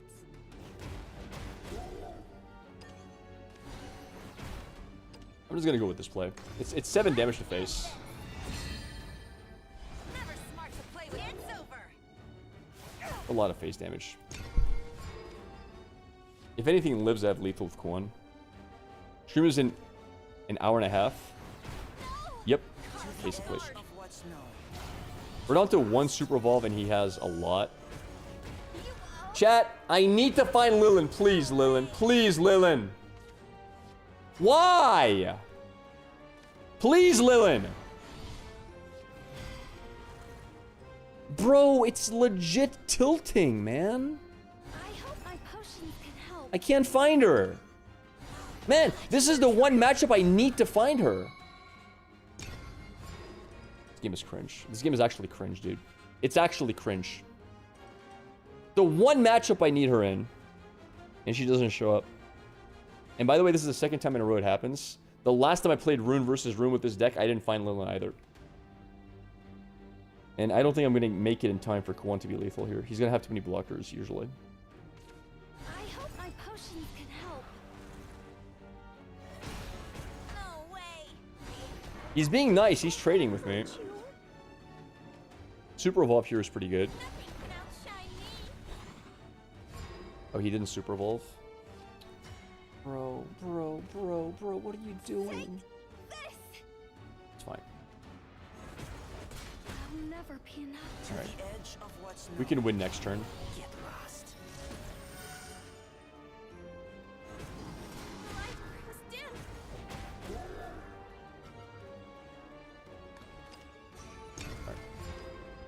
Just reveal, I think. Yeah, it's reveals today. Mm-hmm. By the pen and the sword. All right, this looks like a win. I think we're good. Ready, Graham? Yep, we win. Right behind you, Anne. Oh, it took too long to win this game. You're done for. Defeat is not an option. All right, GG. Now watch me get Lillian when I don't need her. Watch. This is my luck. Nope. We're fine. I walk the five-fold path out of my way. You're gonna talk about the quarantine incident? I think Japanese people are too smart to do that. I think they're too smart for that. I don't think they would ever do that. It's better just to keep quiet about it and pretend nothing's wrong.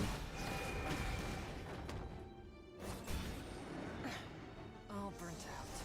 Take a thick golem with Remy. They could have, yeah. He probably lived and won if he evolved the ward. He would have. Yeah, you're right. You are correct. I feel bad for your opponent. New players, let him win. Yo, Tui! How'd you find me, brother?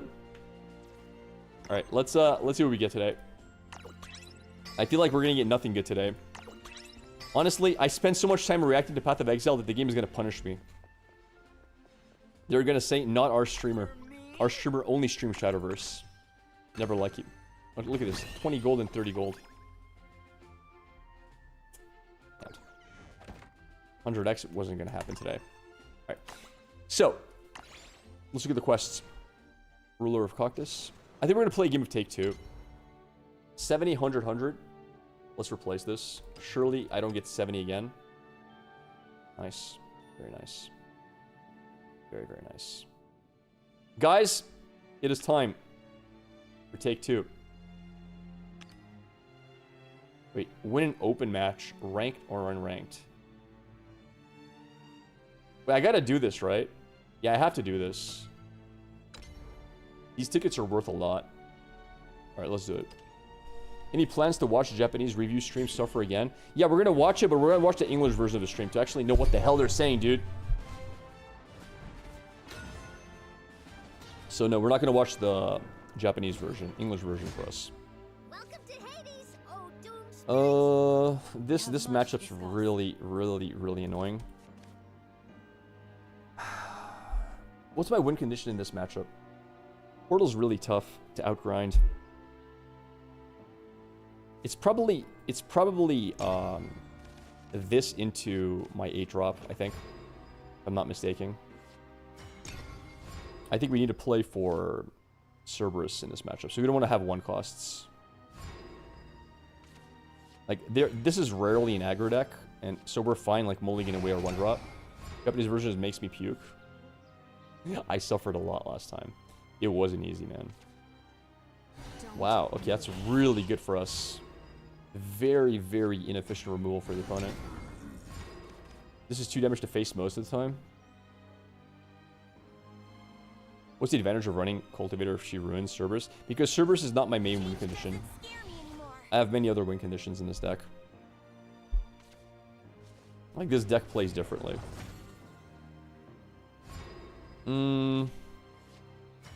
I'm considering whether I'm supposed to play Ghost here.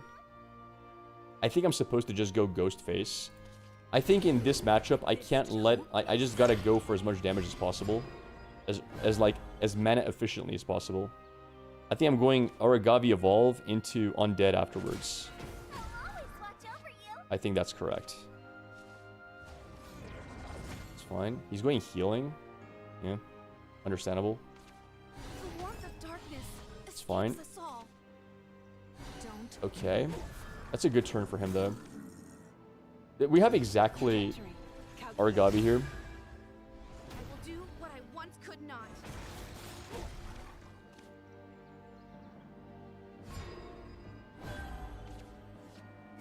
Yeah, I'll level him. Again, I need to push. I need to push tempo and damage. I do think this is a kind of a weak matchup, but whatever. We have Undead Zombie next turn, and then we have... I'm probably leveling it to remove whatever he plays. Unless he has nothing, then we don't level. Then we go Medusa into Olivia into whatever.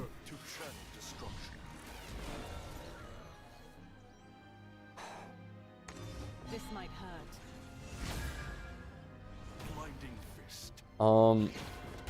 This is fine. This is actually perfect. We have very good value here.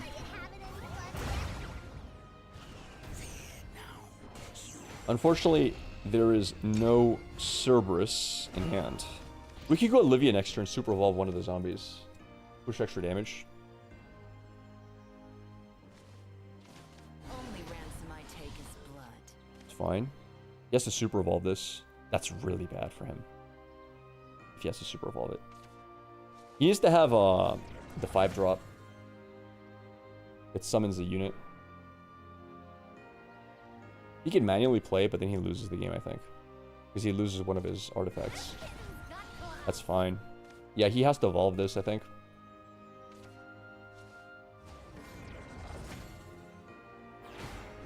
Fine. I think he has to evolve. I mean, maybe he doesn't. If he doesn't, I just play Olivia for sure. Oh, he doesn't evolve. Wow. Wow. Alright, let's drop Olivia. Push damage to face. This is plus 4 damage to face, which is nice. Let's do this. Even fates follow my lead. Yeah, we have to be aggressive. Now we do play Cultivator because first of all, he goes wider. Second of all, he gives me Ghost, which you can go face. Also, it gives me top deck because my hand was kind of full, but it's still gonna. I'm still gonna burn a card with this. I could have played Wings to go wider, maybe. Maybe that was the better play.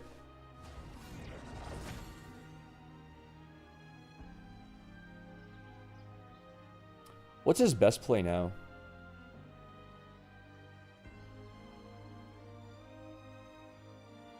Wings is better not to overdraw. True.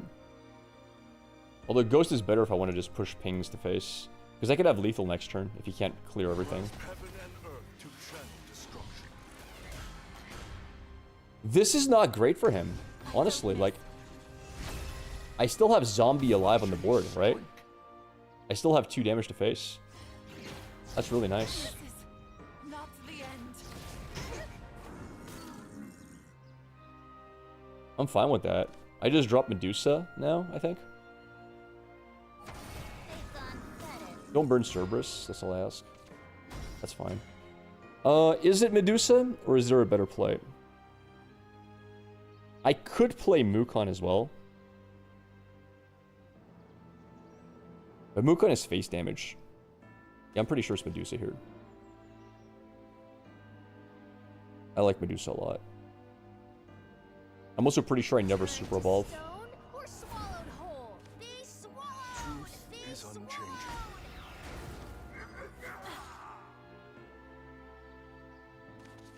You did this to don't be scared. The 6. How close am I to lethal? I can't do Undead plus Mukon yet.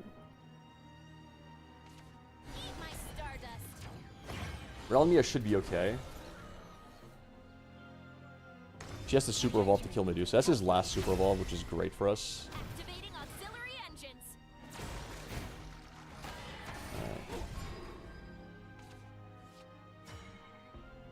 I mean, Ginsetsu is great. I think it's Ginsetsu here. Is it, though?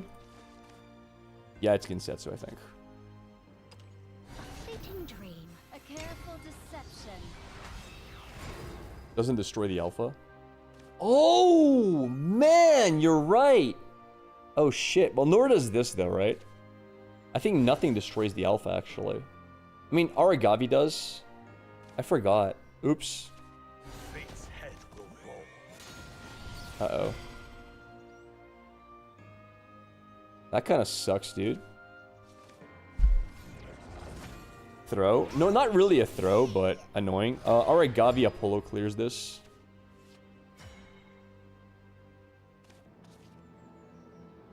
I'm here to spread the love. Deity, beast, all Now we have Cerberus if you want it. He can play Giga, what's his face? My blade is my sword. Cerberus to the rescue? Yeah. That's the plan here, exactly. The warmth of darkness escapes us all. Is he dead? The warmth of darkness He's dead, right? escapes us all.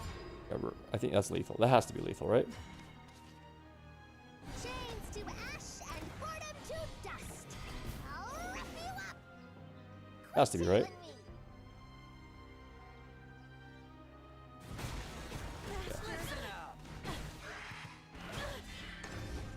really heating up now. Yeah, good. All right, quest is done. We got ourselves our ticket. Awesome. Give up. Sweet. Ticket completed.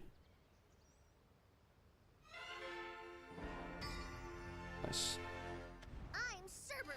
First Where's try. that one? Yeah, that matchup really sucks. I really don't enjoy it. So, event quest is done. Tomorrow we can get one more ticket. When are we getting reveals? In 1.5 hours. You have the deck list? Sure. I get that so often, man. I get that request so often. Alright, you gotta be fast. LNM5. And, you want to pause, or clip, or go back to the VOD, you can do that too. So, let's do a take 2 game, I think. I think we go for take 2. Or do you guys prefer... I think we should save our tickets for Grand Prix. I think that's better. The deck is great. I'm having so much fun with it. It's a great deck. I like it too. Alright. Yeah, let's go. Let's do this. Alright. Surely this is my time to shine. Nope. Actually, maybe.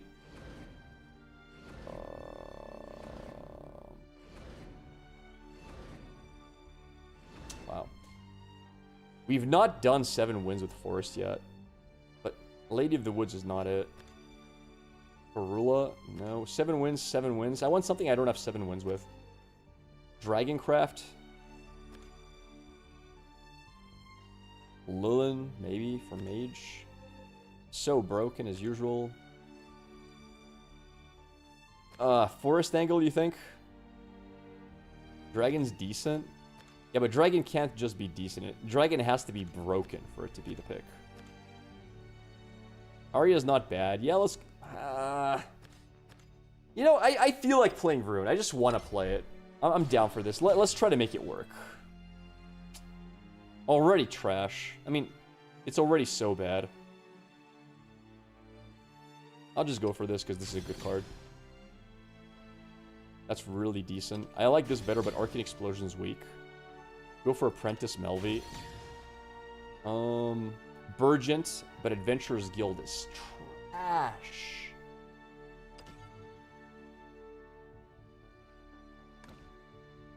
Isn't it trash? I can't believe I'm redrawing silvers. Wow, Norman Witch's Brew. That's really sick. All right, we're all in on it. We're all in on dirt. Homework Demonic is kind of nice though, especially if I find a Quan.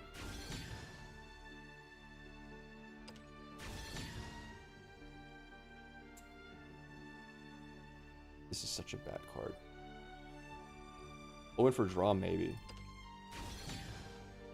Maybe. I don't have enough spell boost to play the spell boost cards. This is draw. I'll take the draw. I don't have spell boost. I don't have spell boost. Like, 4 spell boost options. Screwed. I guess Edelweiss. Stormy Blast is always a good card. Glacial Crush is reach. I'm gonna go for this. And last choice. It's easily Kuan Penelope. Alright. This is a playable deck. It's like a tempo deck. The Kuan was a very good find. The Kuan was actually an excellent find. 3-2, we'll see. This is probably one of the worst matchups we could have gotten because they have the 5-3 that deals with a lot of our options. Portal was a really bad find. Witch's Brew keep, Sage Light don't keep. Kuon almost always keep because it's just such a high value card. Tempo Rune. It's not even great tempo because I have no 5 drops. If I had 5 drops, it would be. But we don't have 5 drops.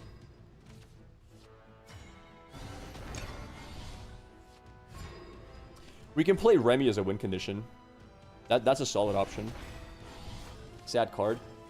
Literally bricks us super hard. It doesn't matter. Might as well just play this. I want to tempo and like build this up. Maybe I shouldn't have played it. Maybe I should have just passed. I wonder if passing there was better. He's just gonna play 2 puppets and kill this.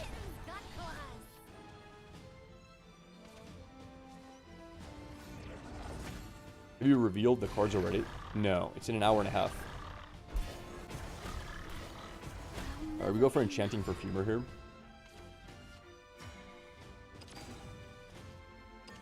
The right scent transforms you. You've gotta be kidding. He doesn't have 3 puppets. So, you can't kill this with puppets yet. Homework is pretty good after Kuon, it's free, right? So, Kuon actually sets up homework nicely. That removes me, it's fine. You reek.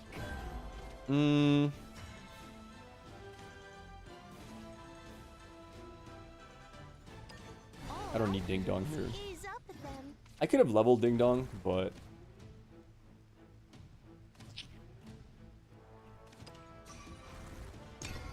That's here. Dazzling Knight is good stats. Evo Ding Dong, I thought about it. I think I want to keep my Evos up. We'll see. We'll see. I don't know. This guy's deck is already way better than mine.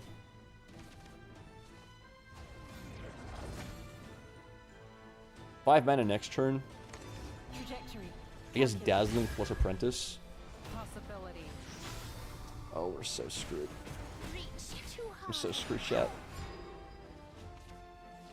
Oh, never mind. We found the nuts. We literally found the best possible card. Boy chose me. We literally found the best card we could find.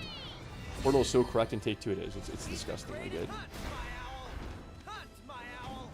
Impressive. Let's throw away Dazzling Knight here. All I can do is That was an amazing find. We need to find Norman.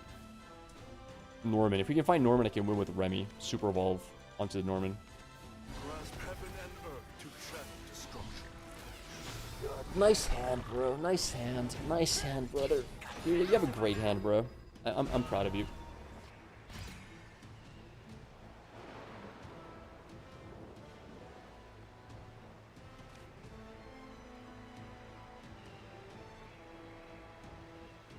amazing. I think it's Kuon here, just to give homework 1 cost, because I need to be more mana efficient, and without this play, I can't be more mana efficient, unfortunately. Is unchanging. Is Portal top tier and take 2? Yes, it's S tier. Useless. I think it's better than Sword. I just think it's harder to play than Sword, but I think it's the best one. I think it's literally the best deck in Take 2 by far. Like, I don't even think it comes close. I don't think even Sword can come close to it. It's just very hard to play compared to Sword. And it's harder also to build compared to Sword. Sword is second, I would say. Hope is the greatest weapon we can pass Nice on. hand.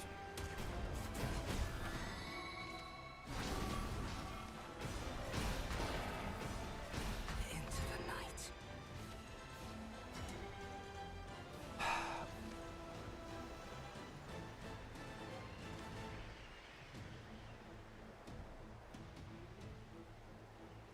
I need to be more efficient with my mana, unfortunately.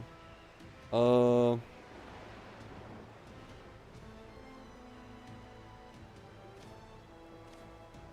shouldn't be able to kill me next turn.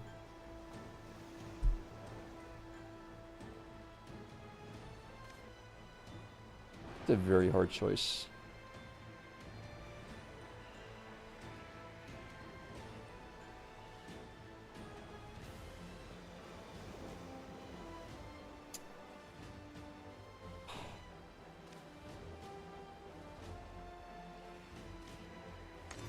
Let's end I'm pretty sure I'm evolving this. I'm just sitting here think what I do along with it. It's a really hard choice.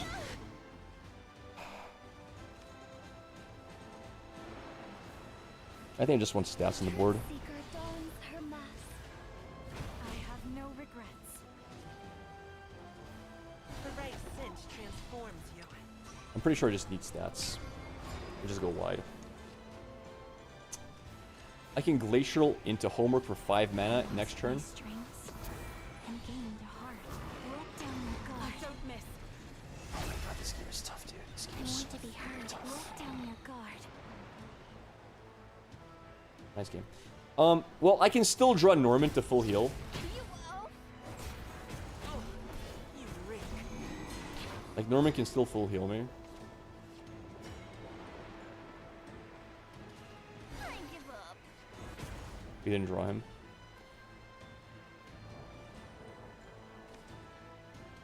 Rip. I don't want to hurt you. I warned you.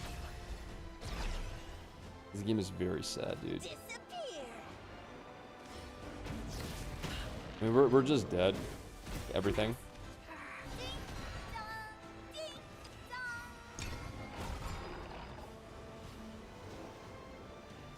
Doombright beats me. We have no Normans. We have no Lilins. We're halfway into deck. Second Orcus. Who knows? He's out of super evolves, but Ambition, desire, nothing but vice. alright, we have Glacial here. I don't know if we can live through this. I think he has. He should have enough just to kill me. I'm pretty sure. It is what it is. There's no point playing anything here. I should have drawn first, but it doesn't really matter because I have to kill her no matter what. Nothing can outshine me. Hit Striker from hand. Oh, he did? Okay. Maybe I can survive. We'll see. Maybe he'll have really bad quality cards left over. That's bad quality, for example. I can draw and kill it at the same time. That's really good for us. I can't kill that. Unfortunately, I just can't kill that. Life was dim. Reach too high. Alright, he has lethal. That's lethal guaranteed. I should have played this maybe. Way too late for her. I'll do better next time. Right. I give. Both Lilin and Norman bottom of the deck. It is what it is.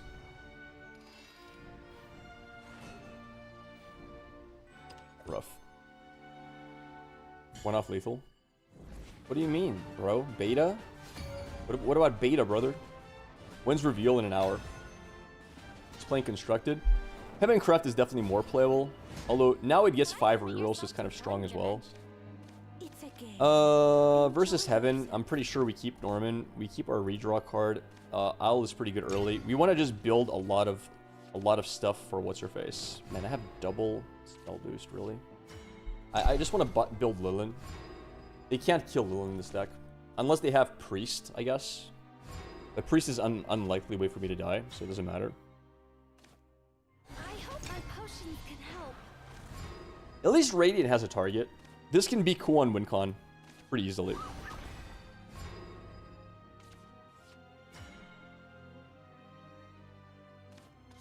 This hootie boy chose me.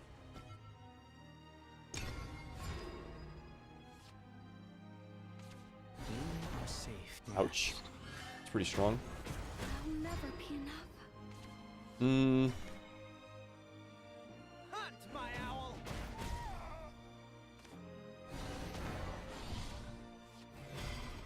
Well, now we have very strong direction. You've gotta be the cutest. We have very, very, very good direction. Which way to go? Please grapple me. You couldn't take it. Too good at grappling. You wouldn't be able to handle it. Sorry. That's one of his win conditions versus Lilin. He wasted it, which is good for us.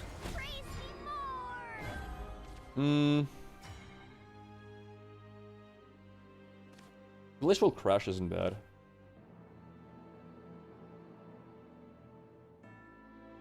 But then again, I can just play Melvy, Evolve Melvy. I kind of like that play.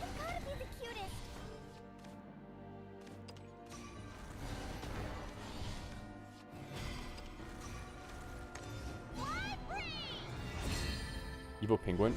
I thought about it, but I don't really need the spell boost. Like, I'm not a spell boost deck, so I just want to get this to be really high so that she cannot be killed. That's my win condition at the moment. Let's see. You just Norman go wide, right? Is it though?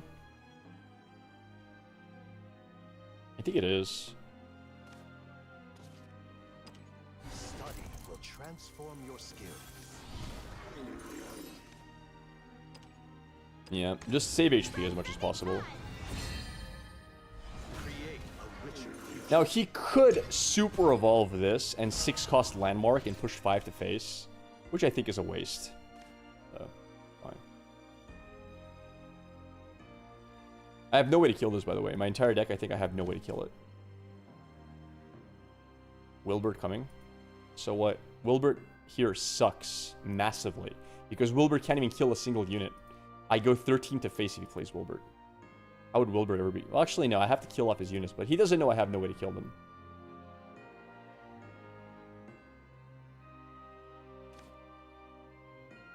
I have Flame of Chaos, but I have no spell boost other than Kwon, so it's whatever. How much can I spell boost this by? 1, 2, 3, 4. That's down to 3. Oh, it's an e-girls. I don't even know what an e-girl is, honestly. Girls on the internet? Wait, what? I don't know. I don't have any thoughts.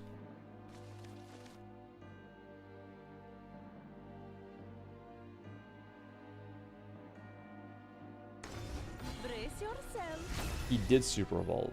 I am your haven in the dark. Good material. And then he's gonna play 6-cost landmark, go 5 to face, I think. So that was the play expected. But is he gonna swing?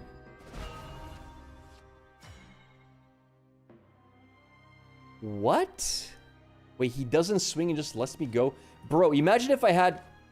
Bruh, I'm gonna punish him so hard. I just need to find my 4-cost girl, and I just win the game. No! Scammed! Where is she? Bro! What a scam, dude. I didn't find her. Hand's too full anyway. Ease up at them. I never super evolve.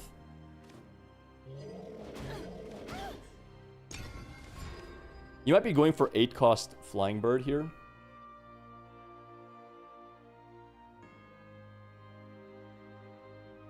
So Edel doesn't kill it, which is why I didn't play Edel. There's no point dropping it to 3 HP. Reach too high. Why didn't he play it last turn?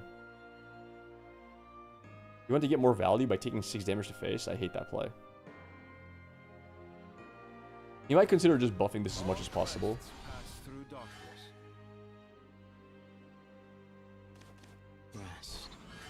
Okay. I've got a great Lulin coming. Oh my god. Okay, stop. Stop! No more, man. Stop it.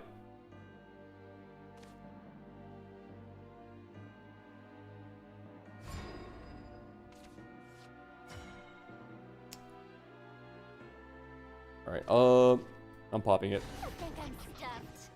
Not even. Let's end this. Probably has Gene in hand. Probably. If my mouth is open, feed me. I need to start threatening damage now.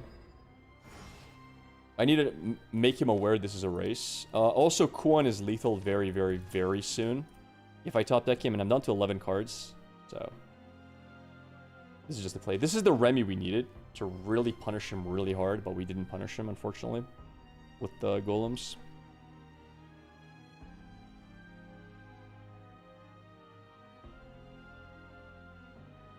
I'm threatening 8 damage per turn. Or 5 if I don't super evolve her, which is nice. Next turn is probably Remy plus Leah for blockers. Priest banishes her? I mean, in that case, he has to wake this guy up, right? He has to, like, swing with him to hurt her enough not to kill her. And he already played a priest, which is what we said before. Yes, he can banish her, chat. With Super Evolve, he can. With Super Evolve, it's an AoE. It's not a single target. Priest does banish every time. You guys are just wrong. Okay. You're gonna go 9 to face here. I won't miss this time. I hope. I'm still hungry. I Okay. think I'm stuffed. Not even. He's not gonna go 9 to face. Interesting. This does nothing. Let's see. So, we want to go as much damage to face as possible. We did not find Kuon. We're gonna first draw to see if we can find something good. So, let's throw away whatever. All I can do is ease up and then. Anything good here? Okay, we found Kuon. So now we're saving Kuon for lethal if we can get it. 4 plus...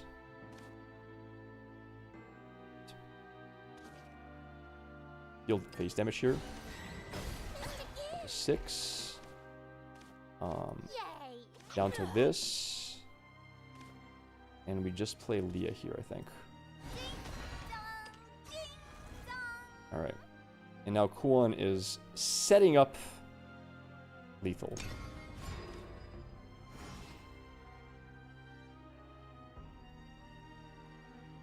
Also, Kuon makes this cost 0. Jean incoming. Okay. Jean isn't lethal, though. He can't proc this with Jean.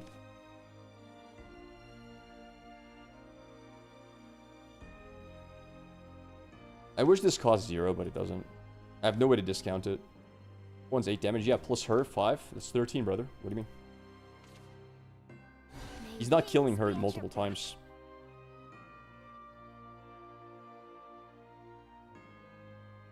He passes. You can't lethal him.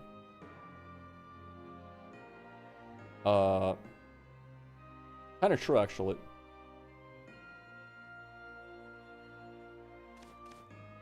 I'd be 1 off lethal, but he doesn't know that. There's no salvation for me or anyone. It's a really, really good draw.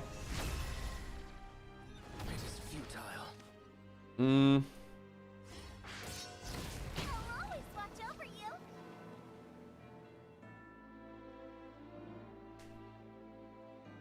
Can I draw 1 more spell somehow? Rest. I don't think I have any lethals here available at all. I have no lethal, right? I think. I'm pretty sure I don't.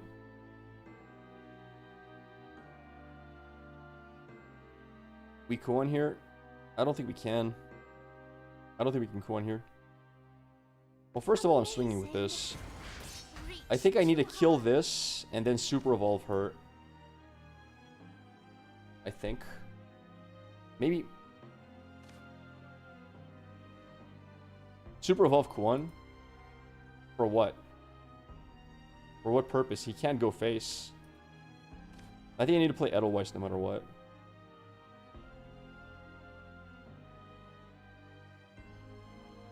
I gotta hope it hits the left side. Missed. The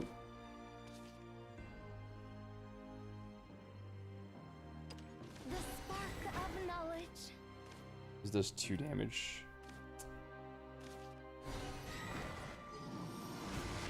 My burden to bear. Yay! Is this Easy, your isn't it?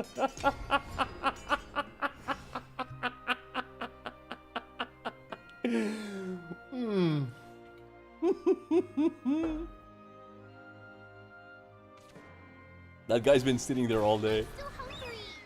I mean, I lost my girl. I might still lose the game, but it's whatever, dude. That's kind of funny. Opponent's mad? It looks like it to me, yeah. I would be too. I still might lose this game. I don't think I can kill him, man. I don't think I can kill him. But I was getting screwed either way, so... Splitting damage isn't random, right? No, it's not. You could lose? I know. I know. I'm 1 off lethal at the moment. I need to find a way to ping him for damage. I mean, this is my next play. Just go wide, right? ET to card reveal. 1 hour. You can't kill big Kuon Shinigami with only 6 costs. Yeah, 6 cost amulet kills it. Correct.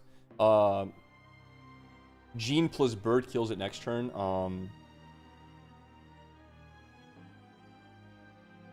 There's ways he can kill it.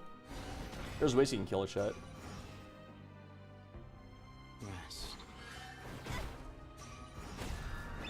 So he actually doesn't have bird. Interesting. Now I'm pretty sure I have to go wide. I am pretty sure I have to go wide here, chat. I think not going wide is a misplay. Because if he has the 6 cost landmark, this is the turn to use it. He might have another 6 cost thing, but whatever, we'll see.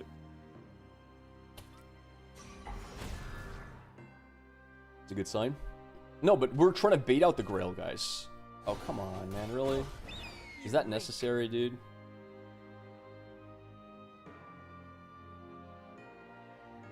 Is that really necessary?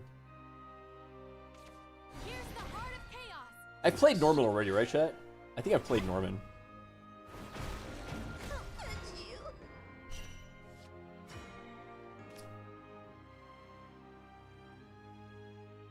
I think it's Arcane Explosion here. I need to see what I top deck here.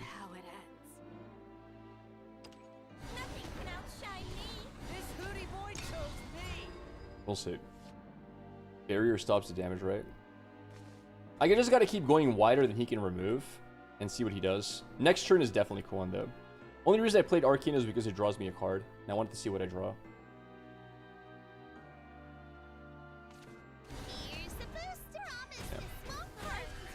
Okay. There's no salvation for me or Oh my god, dude. Oh, that's a nice hand. yes. Got feathers in my mouth. Alright, now it's Kuon. It is what it is. I walk the 13-13, I guess. Double Windbird. The guy's cheating. He has 2 Windbirds, chat. He has double Windbird. That's cheating, bro! You can't just have 2 of him? What?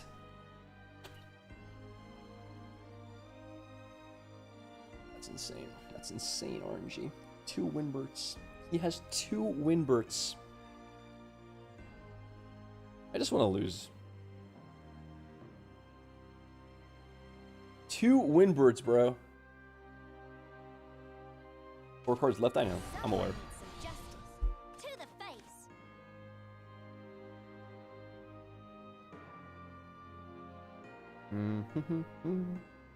Kind of wild to see an empty hand rune, to be honest. Yeah. Let the trial commence. Rest.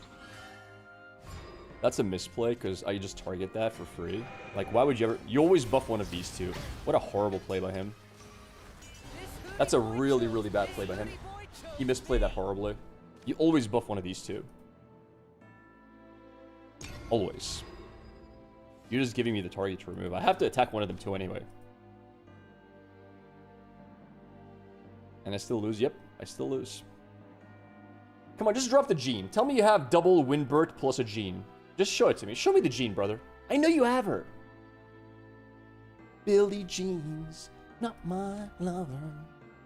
She's just a girl. Thing is, he can't really attack this effectively because... He definitely can't attack with this. Why didn't he banish 13-13? Aura. Have Aura. That's the problem he has right now. He can't banish it. Like, right now, he could have swung with 6 off of this, by the way. 6, 7, 8, 9, 10. He'd be 3 off. This could have been a 6-6 by now.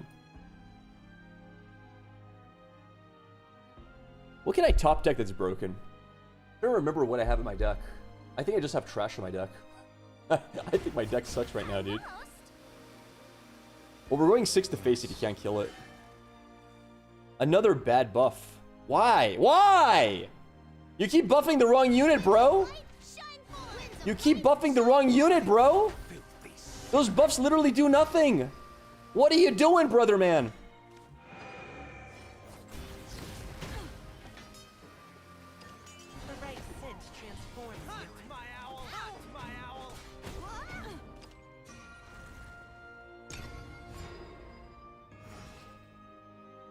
Missed lethal? Wait, what lethal? Wait, I missed lethal? Wait, did I have lethal? No way. Oh no, because I could have pinged for 3! Ah! I threw! I threw! Did you see me fly? It's good. No, guys, I don't want to play this deck anymore. This deck is trash. I just don't want to play anymore, man. I missed lethal on purpose, chat. I missed lethal on purpose. I don't want to play the deck anymore. This deck sucks. Why would I want to go again? I just want to end my suffering. Why would I want to pay to suffer, chat? I want to end my suffering, man. Deserved? Guys, I'm on autopilot. I am. This deck just sucked balls. Give me that. Okay, new rule. We never go rune unless we have Kuan as an option. That's it. Kuan's the only win con we go for. We never pick unless we see Kuan. New rule. The rule has been established. There is no escaping the new rule. Never allowed to. Not even Norman plus Lilin will do it for me.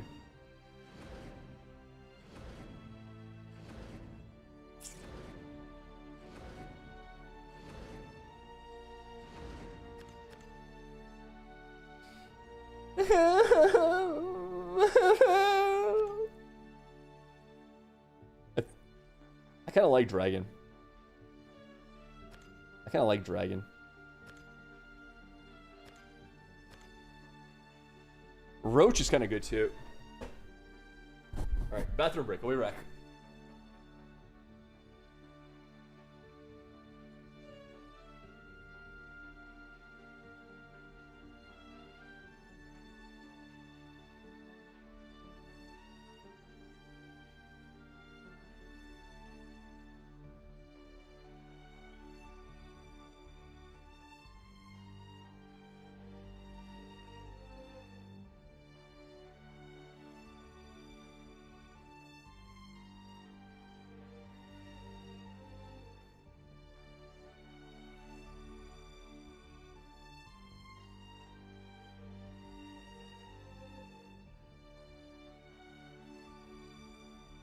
Yeah, we need Titania. I agree. I think Arya is not it. I'm pretty sure Arya is just not it. It has to be Titty Girl. All right, let's go Dragon. Liu Feng can do the work. Dragoon time.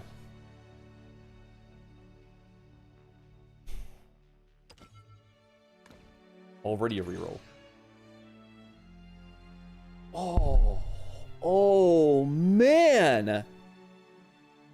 I'm not memeing when I think these are both very good options.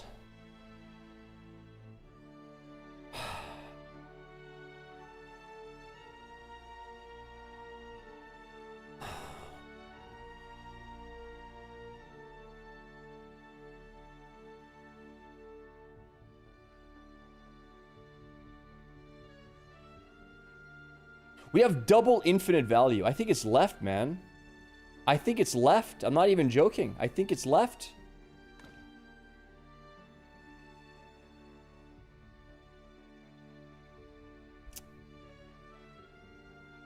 It's fine. We'll just take Forte because I'm going to be tilted if I don't take her. All right, left here for sure. We got the Pyro Worm. Like that card, those cards we can find again. We can't find another Forte again. That's the problem, chat. Like we can't find more Fortes. Bro, what is this trash? What is this? What is this, man?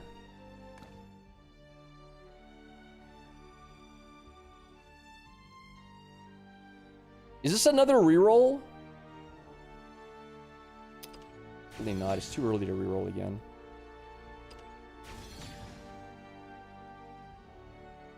This is okay. Neptune Fildo is pretty good. This is solid. This is solid too.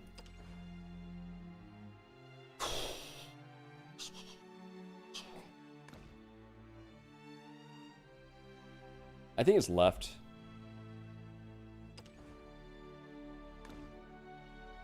Yeah, for sword. I agree. What is this trash?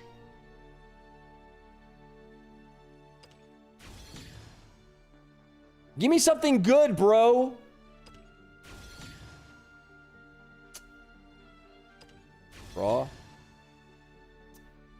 Man, man, it's all bronze cards, bro. It's all bronze. Got double kit, dude. I'm redrawing because it's my last redraw. Oh my god. Really? What?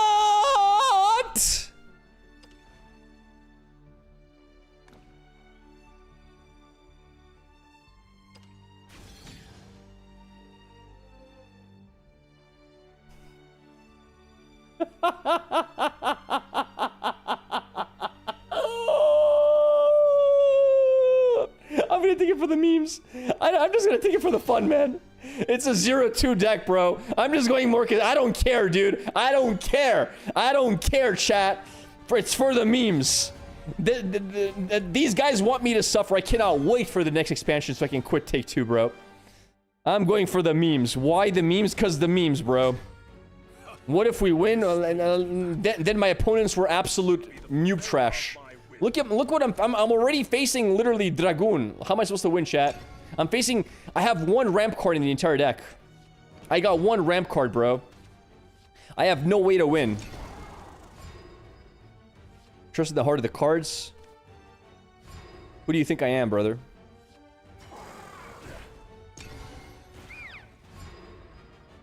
I need to save Evolve for Fildo or Dragonic. Fine.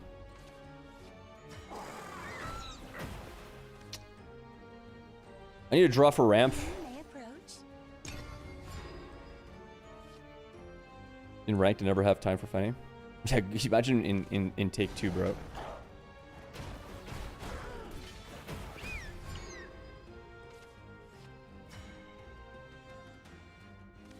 To be fair, we did find this guy. We did find Liu Feng, I guess. We can play Liu Feng into axe wielding into Fenny. Whoa, we lost the game. It's over, chat. We lost already. It's already over. It's already over. We've already lost. There's no coming back from this. Nope. No recovery.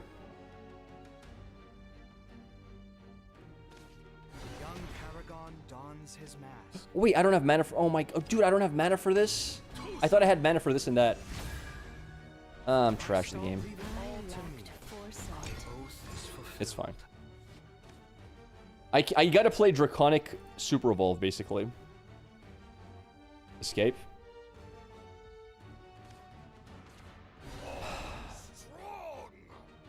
So crunch. Can you get another 2-drop, please? One more 2-drop, please. Uno más, por favor. One more 2-drop. One more 2-drop. One more 2-drop. One more 2-drop. One more 2-drop. Just point me to the nearest dragon. Is that a jingling purse I hear? Witness my kung fu. This is a meme deck, yes. This is a we suffer until the end of time deck. Because we have nothing to ramp into. That's the sad part about this deck. We have nothing to ramp into. I don't have high cost cards, no. Oh, no, I'm lying. I have a second Fenny in the deck. My bad. My bad. I got a second Fenny in the deck, it's fine. Disperse in the light. This gift is to die for.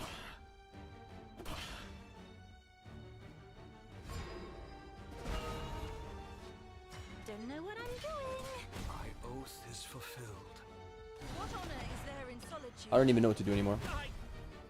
I don't know what to do anymore. It's over, chat. It's ogre. One strike fatality. The Giga Chat himself will die to a 2-cost samurai. Wait for it. Wait for it. Wait for it. Do it. Show me the bronze card that counters my 8-13. Oh. What is that? No! I died to cuteness. I died to the cute girl, bro. It's over. It's so... I've never seen a game more of my life. It's over now. It's over now. The winged musician dons her mask. Never seen a game more over in my life. It's over now. It's over now. Drop Gilbert, Albert the Grom. My bro, Take Two sucks balls. Who thought this was a good man? Why do I?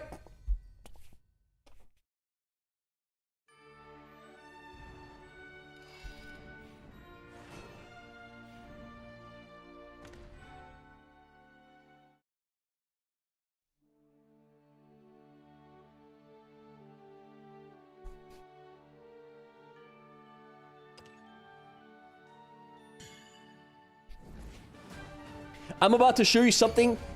Chat, type 1 if you want to see Grappler be the world first. Type 1 if you want to see me be world first. Who here wants to be proud of their streamer and say this is a world first? This brings me back. It's a game. What do you mean 2? No! I want ones! No, don't type 2, chat. I want ones. World first concede in take 2. See you later, money. My money's gone. World first concede. There it is. There it is. This guy cannot believe it. Imagine you going to take 2. Imagine you're the take 2 player and you queue up and the person concedes to you turn 1. Imagine how that feels. That guy's got to be on like Nirvana. They cannot believe they just got a free win. Give me my rewards. I'm never playing this deck again. What trash, bro. Holy crap. World first concede. There it is. There it is. There it is. World first concede. T2 charity. Correct. Guys, this is a good time to say if you're on YouTube, come to Twitch and give me your Twitch Primes. If you have Amazon Prime, I'm broke, chat. I'm broke. I need your money. Look, this cost me 200 rupees. I can't afford this, chat. It's a great time to tell you. Oh my god. If you have Amazon Prime, all that BS. All right, let's go. It's over. Titania Amataz. I see. Oh, no, I don't think so.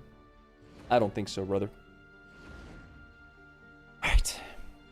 That has potential.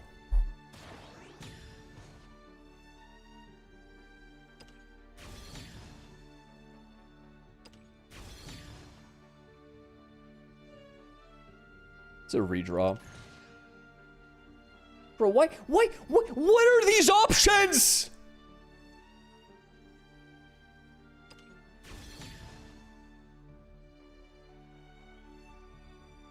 I like Sylvan Archer as a win con. Bro, I swear to God, these options are so bad. No, you can't give me Glade and then put it next to a Reyna, can you? Reyna?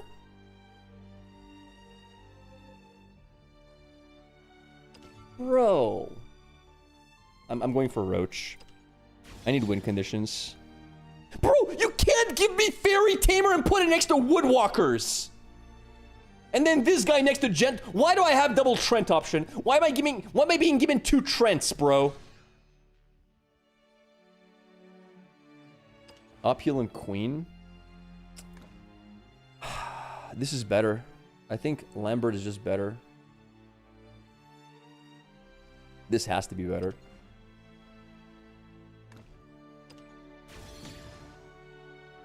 Queen of the Meme. Caravan can suck it.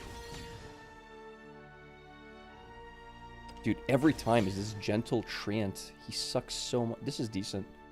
This is decent too, though. Wow. Wow, that's a hard choice. I don't know, man. They're both kind of good, dude.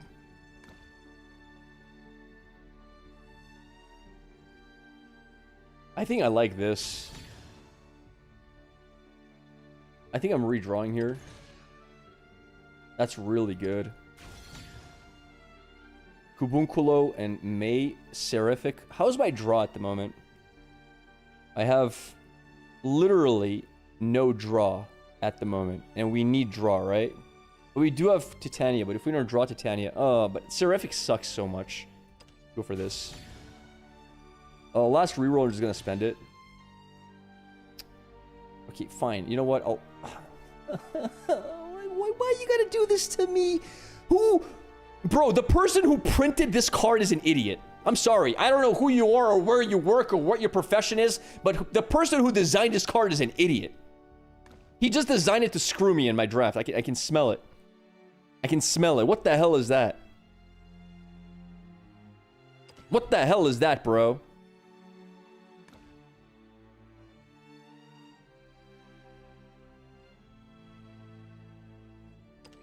I'm gonna take him out of spite. I mean, easy Godwood number 2. At this point, our win condition is literally Roach. And I need the draw. I don't have card draw. And Bale is not bad. I've got a lot of cards for Bale. No, it's not opulent. I don't have enough card draw or 1 costs unless I draw Titanium. Is Reyna that bad? Depends on what kind of deck you're running. It's not horrible. Like, if you have a lot of fairies, I guess you can get value out of it because they hit for 3/3 each. So you can drop like Fairy Reyna. You have 2 3/3 rush units. But I feel like there's better options. It's a game. Enjoy yourself. Going second. I could have kept Selwyn, but Titania is what I want to find really bad. So this is good. This is a great hand, by the way. This hand is actually kind of nuts. This is kind of an unethical hand. I'm almost certain we're going to coin Godwood on 2, and then we play Stray Beast Fairy on 3 to drop.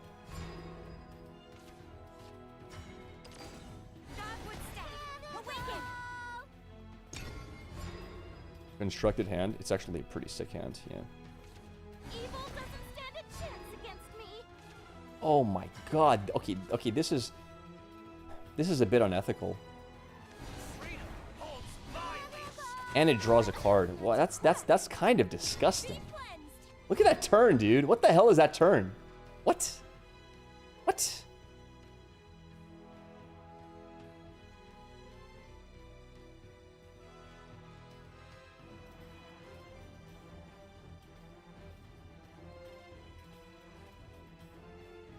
We can Titania the Wilbert. I know, but I don't know if we can wait long enough. And I think I want to generate the fairies starting next turn. I think I'm going to actually just Selwyn the Wilbert. I think that's what we save it for here. Yeah, I'm pretty sure that's the play. Let's see. Yeah, I think we drop Titania on board and just start getting fairies for value. Naked Elder is... What? Are you nuts? Nah, I think we just play her, honestly. I'm pretty sure we just drop her. Watch the cannonball. Fresh meat. Getting the fairy every turn is kind of insane. Especially I have 1, 2 combo cards. I got 2 combo cards here. I see misfortune in your future. 2 combo cards is insane. It's a ruse, you idiot. But I'm the queen. Fresh meat. I don't believe it. Don't look away. You're fun, Ted. You're in the splash zone, pal. Let's play a game. Be cleansed. I could have maybe used this to ping 1 more damage, but I can ping this damage whenever I want. Like I can use it on Selwyn Archer, for example. And sometimes bouncing this back is useful. Unfortunately for you, I considered this, brother. I considered this option. And it's not it. Same time tomorrow? Unfortunately, my friend. Unfortunately, you're not that lucky. It sucks to be you. Shall we begin the hunt? The world is full of splendor. To hunt, run if you can. Peace. Alright, GG. A trial I must overcome.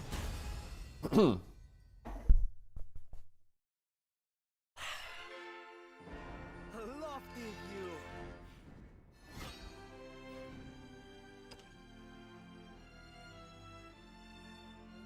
Cannonballed? Yep. Cannonballed. Should miss this 1 damage for content. What do you mean? I could have done it any time. I was going to recall the 7 drop, by the way, if it didn't lethal. I think I would have. I'm not actually sure if it's worth recalling the 7 drop. It kind of is, right? Because it stops his second... No, I can... I don't know. I don't know. Gentle Treant won that game? Yep. Because I lose a lot of tempo by doing it, especially if he plays 2 blockers next turn.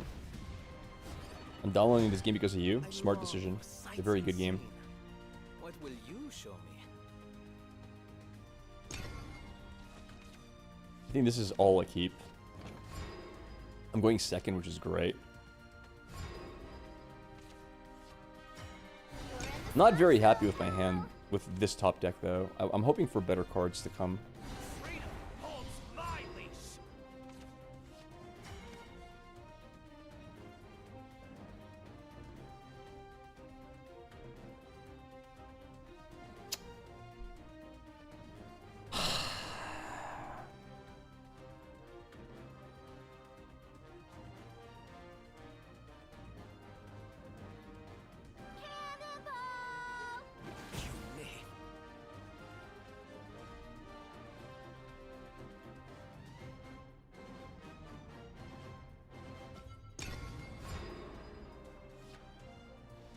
I think I let him trade, and then I play... Oh wow, that's really good for us. Never mind. That's really good for us.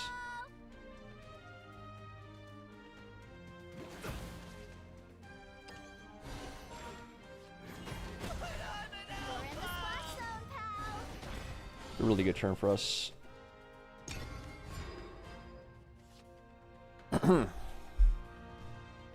Gotta discount this guy as much as possible.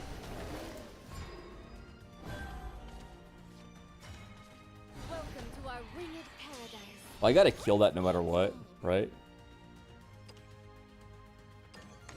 I see. It's a fine way to do it. What do you think? I think this is the best play we have. We have Synthry next turn, which is nice. Forest guard It's dons fine, his doesn't mask. matter. I see. Do you have any recalls? Not really. But I'm the queen!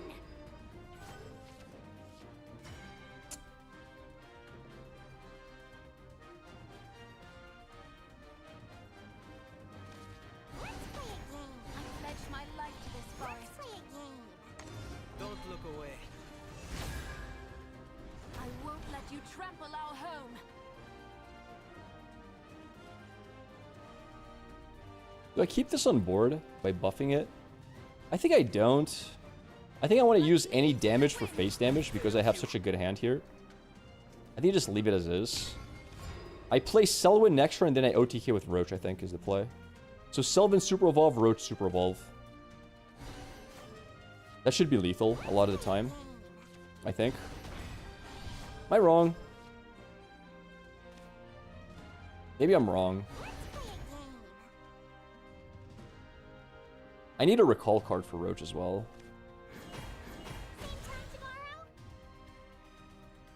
Okay.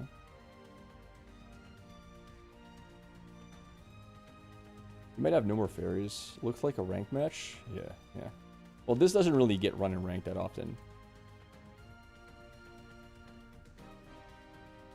Because this is 7, and this is 1, 2, 3, 4, 5, 6, 7, 8, 9, 10, 11, 12, 13. No, it's way more than lethal. It's way more than lethal here.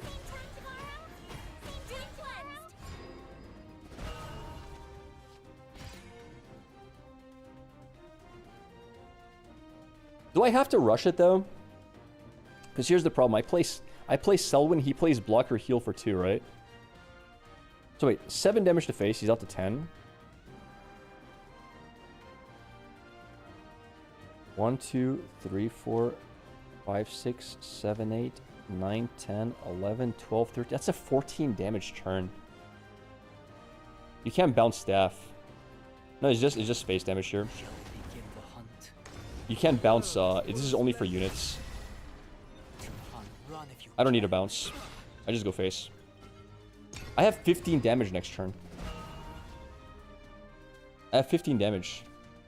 Yeah, she doesn't matter. Wait, she actually might matter. Does she though? No, we're fine. Doesn't even matter.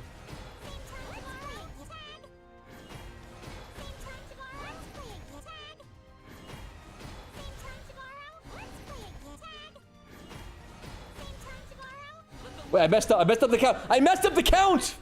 Wait, I did it wrong. It doesn't matter. I'm just going face. I don't care. I don't care, chat. I'm going face.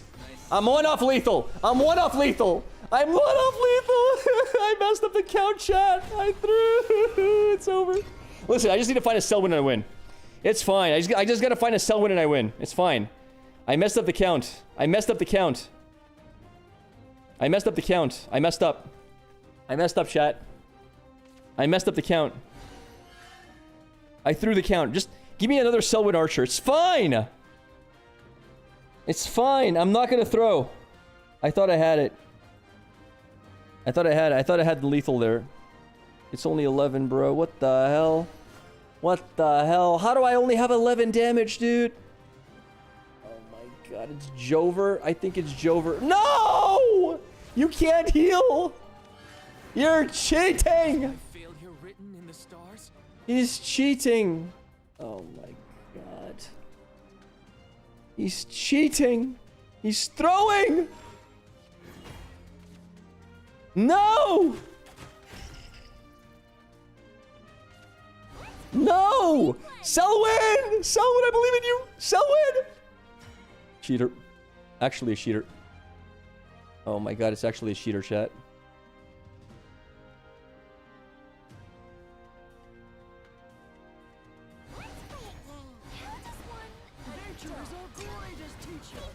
He's actually cheating.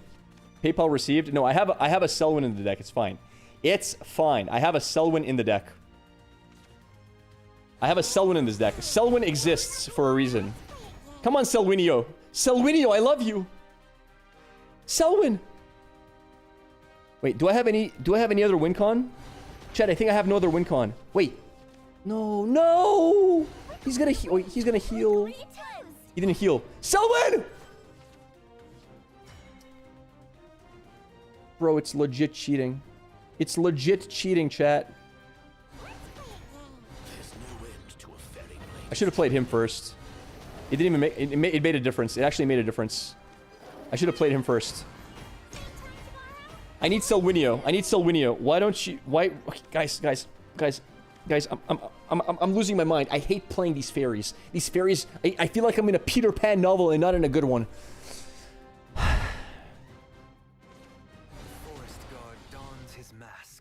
Bro, where's Selvin? Wait, how much does Selvin hit for again? He hits for 4, right? He hits for 4, right? No! No! If I top deck Selwyn, I'm quitting. If I top deck Selwyn, I'm quitting. I'm quitting. If I top deck Selvin, I'm quitting. If I top deck Selwyn, I'm quitting. I'm quitting if I top deck Selwyn. Don't you dare top deck Selwyn. Don't you dare do this to me.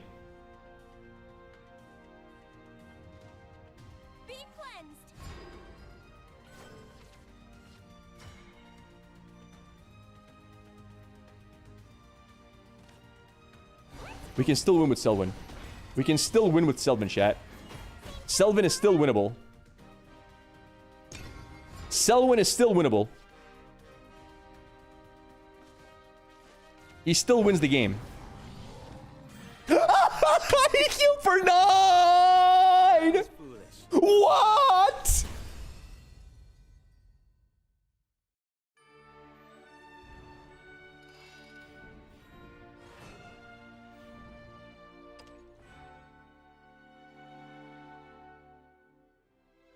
I can't believe I miscounted, man. I can't believe I miscounted that. How could I miscount, bro? What's wrong with my brain? How did I miscount?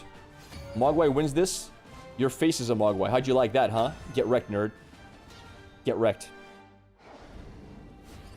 I miscounted by 1. I thought I had lethal. Oops, my bad. What are we playing against? Abyss? Alright, it's fine. It's fine. That's a compliment? What's a compliment? What is a compliment?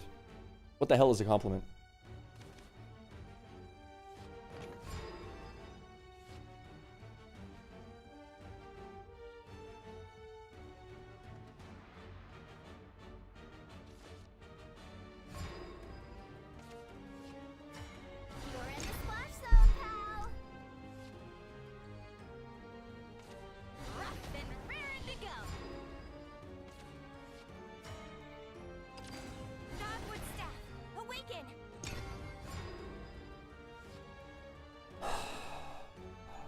These decks are very rarely aggressive, so it's fine. Specimens equally.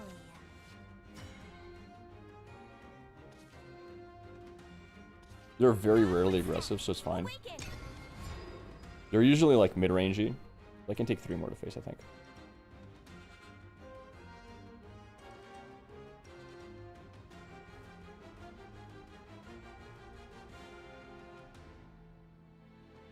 I just want to draw like crazy.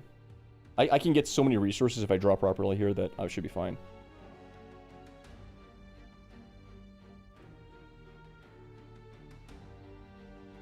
They're rarely aggressive, yeah, and take 2. Face the flames of our fury. Fun's not He didn't go over face, yet. that's interesting. Oh, that's fine.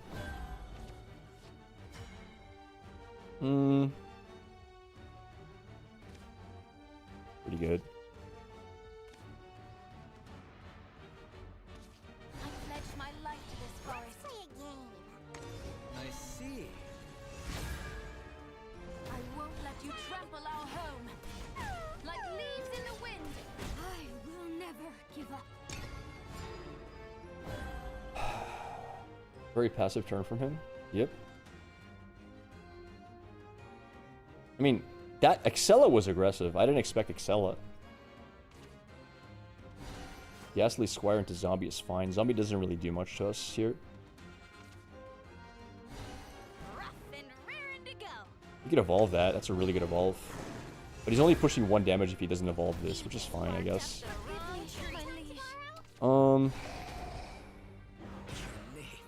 What are we looking at here?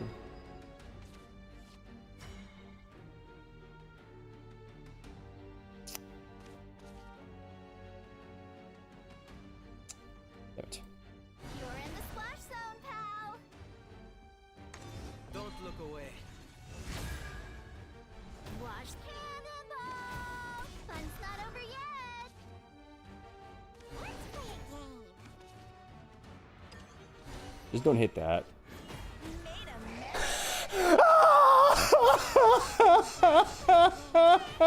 No! No! No! Be cleansed. Be cleansed. No! Aren't their fangs just Oh my god, how does it hit the one? How? How do you hit the 1 unit I say not to hit, bro? What the hell, dude?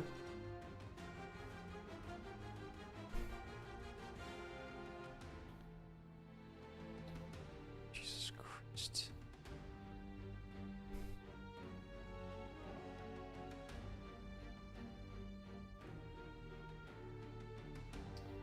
Thing is, I need the 0 cost card.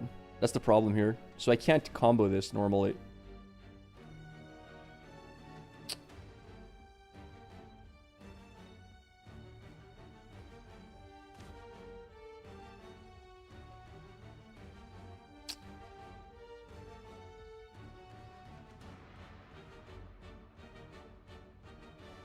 I don't even know what I'm doing here. How does one adult? For my people. How does one adult? Nature is our greatest teacher.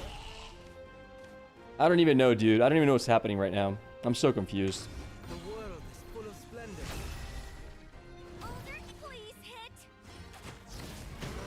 My. Good for you. Be cleansed. I'm just dead here to everything, dude. Surely he doesn't have... Did this to me. Please, use me as you see fit. You guys remember when I said I don't think this is going to be an aggressive deck? You guys remember that? You guys remember me saying that? You guys remember that? Like, his entire hand was Storm, bro. He just had Storm units in his hand. It's beautiful. It's beautiful. He just had all Storm units. It's a thing of beauty.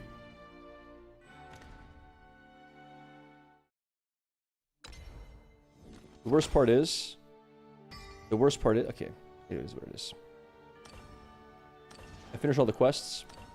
Alright, what do we got here? You better give me some Titanias. I want some tits right now. Tits or Riot. Tits or Riot right now. Right now. Come on. Come on! What a scam. Not even a prismatic, man. Wow. All right, guys. In 19 minutes, we have the stream. 19 minutes to the stream. How do we burn some time? How do we burn some time until the stream? 20 minutes? And they're not going to show the card in the first 5 minutes. So, we're going to play a game of League of Legends while we wait. We're going to play a game of League of Legends till we wait. Yep. 20-minute league. Yep. Listen, I'll have ink if the thing starts on time, I'll have it on the side. And if they start revealing cards, I'll just quit league and I'll get a ban. It's fine. We'll have it on the side. 5 hours of Japanese yapping in Shadowverse. Like, the first time it took them over an hour to present one card, chat. Don't worry. It's fine. Surely, it's fine. Oh! What is that? You represent a rare class of players who makes games fun. Yo, did you hear that, chat? I am a rare breed.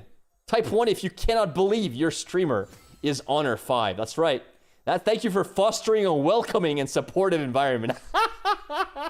Yo, there's no way, dude. How did that happen? Yo, doubt? Wait, what do you mean doubt? What do you mean doubt? You didn't make the game fun for that Jax last night, though? Oh my, bro, all the shit talk I do on League, how did that happen? You know what it is? It's because I carry my team all the time, so I get a lot of commands. Because I'm always hard carrying the team. So that kind of helps. Riot didn't watch the streams exactly. Oh man, it means just not getting punished by reports. His Riot connection's coming through. All right, guys, do you have the official stream for the event? I need the stream so I can have it open so I know what I'm watching. Do you guys have the channel for the English version? Honor 5 Grappler. I'll just quit League and get a ban. Not that now that I'm Honor 5 though, I got to be more careful. YouTube Shadowverse Japanese. Here you go. Is that the English version? Wait, is he the guy doing the co-stream though? World Beyond Set 3 announcement co-stream. Wait, are you sure that's the person though? Is he the official one? Okay, guys. Guys. Get your POC champs ready, because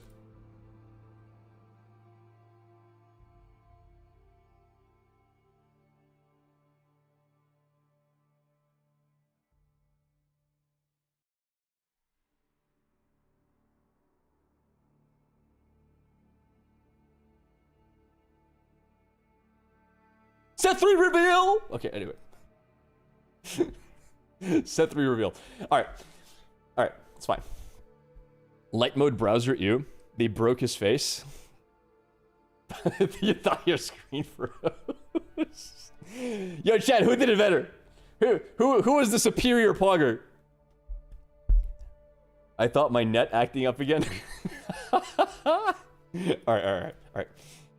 Yo, what's with this? What is this queue time? Grappler co-stream then. Yeah, I'm co-streaming the co-stream. What do you mean?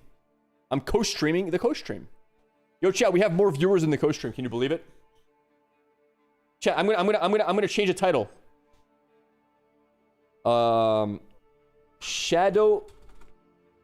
Shadowverse Worlds Beyond streaming the co-stream. Gone wrong. Bro, this is the worst title I've ever made, dude. This is the worst title I've ever made, but I'm proud of it. What do you guys think? Yay or nay? Top tier clickbait title or not? You guys proud of me? Are you proud of me, chat? Look at that title. Wow, that's insane. That's insane. Gone wrong in parentheses. This is like YouTube 2007.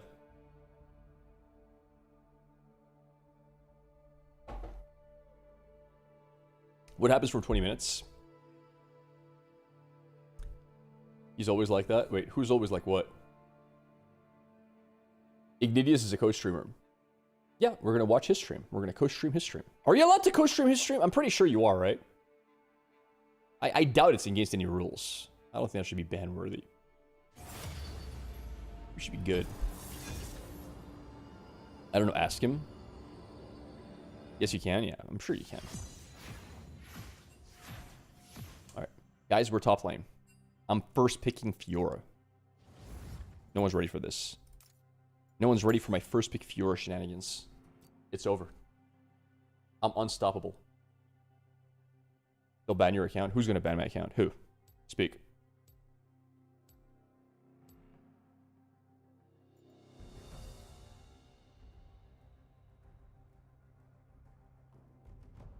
Assigned top shruggers. Joe Biden. Wait, what?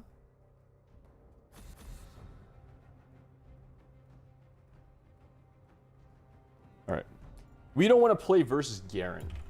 Nobody likes a Garen player. Type 1 if you agree. It's like Swordcraft, bro. Like, Garen is literally Swordcraft. I don't want to hear it. I don't want to smell it. I don't want to talk about it. Garen is a nuisance. Not because I can't beat him in lane. It's because he's hard to kill. He just runs away when he's ahead. Boom. First pick Fiora Giga Chat. First pick. Don't even care. Try to counter me. I dare you. I dare you to try to counter me. Let's see it. Teemo's pure evil.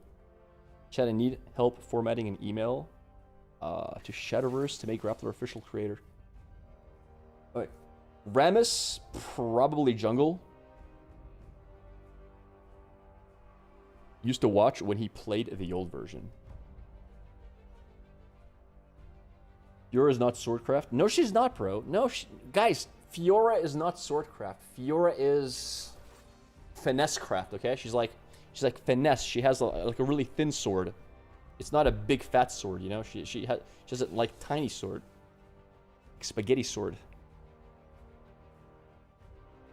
Rammus is not going top lane, chat. What happened to Shadowverse? We're waiting for the live stream to start. It's not up yet. So we're gonna play a game of League while we wait. Your remake is ugly. Wait, what? Wait, is that Maokai top lane or Maokai mid? Chat, I think it might be Maokai top lane. Am I screwed?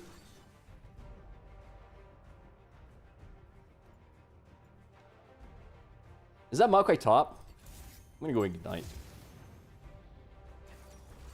Yeah, I want to go Ignite here though. Yeah.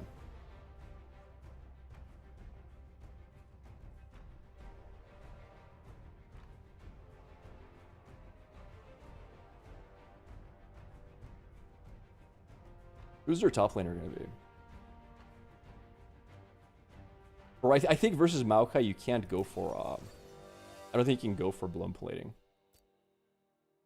Oh my god, it's Maokai top, dude. I can't go blown plating versus that. We just go overgrowth conditioning.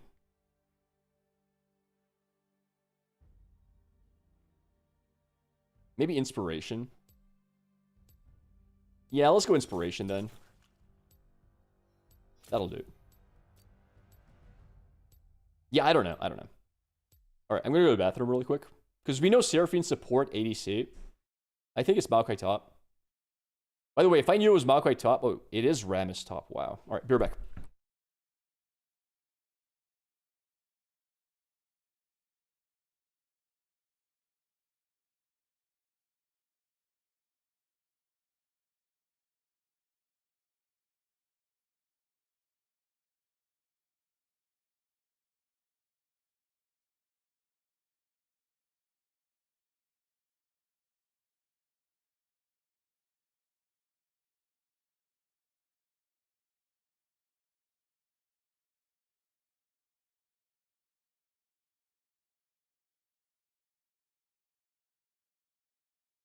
Alright, we're back.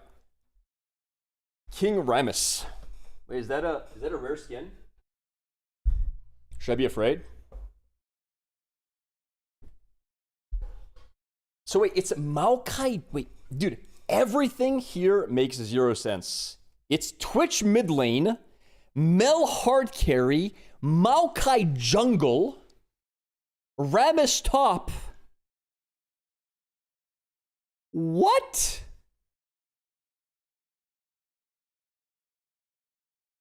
Huh? She should be mid. He should be ADC. He should be top. This should be jungle. I'm so lost. I think I'm getting debated. King Rammus. You think King Rammus is better than my Prestige Lunar Beast Fiora? It's ranked? Of course it's ranked. What is that, ARAM? Wait, what?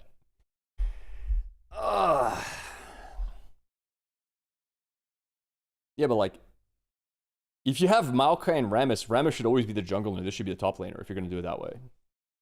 Brazilian server doesn't make sense, I promise you it gets worse. He's probably going to try to perma-proxy anyway. Can he perma-proxy versus a Fiora though?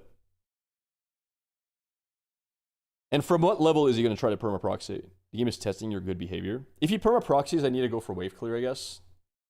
If you played in 2009 beta, or if you own all the skins and Riot gives you a chance to get it.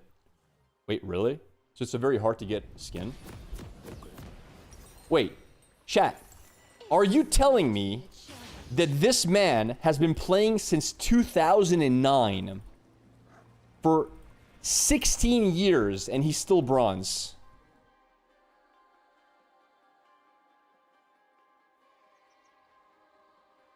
Is that what I'm being told? Yeah, so what do you mean so, bro? There's no way. That's impossible. I don't believe it. I don't believe that's possible. You can't play for 16 years and still be bronze. You could have taken a break for a while. Doesn't matter. You never forget League or Dota. Giga Chad never gave up. We can't fight that, I think. Sharp blade, sharp mind. Yeah, creeps are spawning. Minions have spawned. Minions have spawned. I gotta go top, unfortunately. There's no time. You should see my brother play. Really? That bad? You can stay bronze forever? Can you stay iron forever, though? Is that possible? Is it possible to be forever iron? Or do you eventually always hit bronze? Yes? I got out of iron pretty fast, though. Iron was pretty easy. Although I did start in iron, obviously. Ramuso, my friend. I don't... What does that do? Like, what does that ability do? I have a... I just gotta be harassing him, right?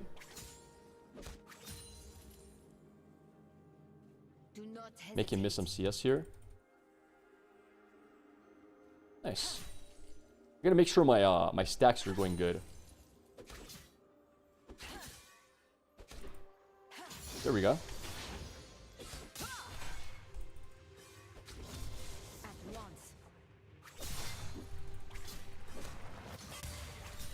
Oh, that hurt actually. So I can stun him during that because that's a hard CC, I think. You missed another CS there. It's fine. That's fine. I might die here. I'm not gonna die here. I'm fine. I'm fine. He's gonna die. He's dead. I have ignite. First blood. I got the... Oh, man. Cheated! Cheated, chat. Let's go for this. Let's get some... I can't get boots.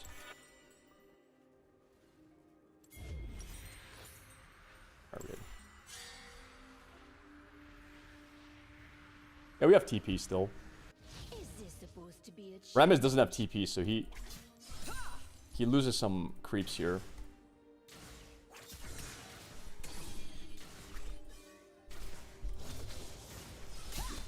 He's gonna try to intimidate him into the tower. Unfortunately for him, that's not gonna work out to his advantage. Left side, bottom. Okay, it's fine.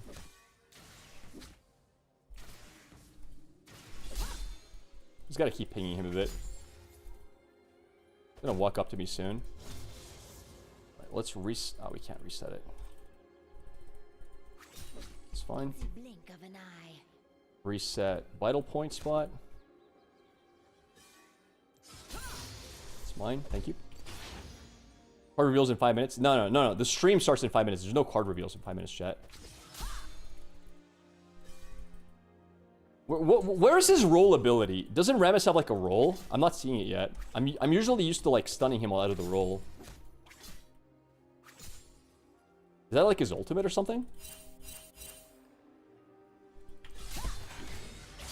I messed up. That's fine. Sharp blade, sharp mind. It's just his Q. So he's just not using it in that case. Did he not level it or what? Oh, come on, man! Really? Ah! No! He taunted me! He taunted me, bro! He taunted me through the thing. Oh, what a scam. What a scam, dude. Almost had out of there. Oh well, it is what it is. Unlucky. His bowl is more for ganks, his W is more important for top lane. You can reflect taunting Q, right? Yes. Yes. Oh, so unlucky. At least I'm not really missing these creeps. I'm probably missing the turret. Yeah, it's fine.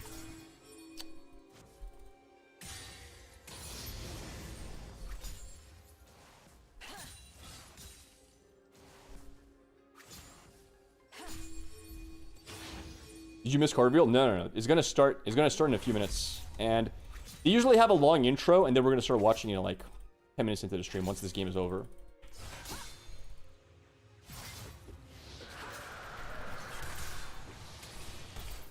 That's fine. Run them through. I gotta ward a bit more for little rat boy. Come on, bro! La rata! Bro, the rat's everywhere! Bro! Bro, the rat! He doesn't leave me alone! I can't live! What is this?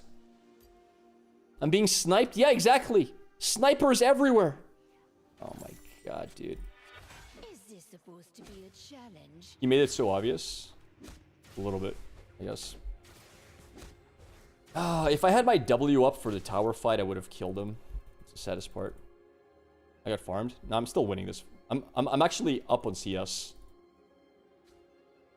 You could have, yeah, but I didn't think the rat was there already. I should have been paying attention to minimap. It's whatever. Flame your jungler.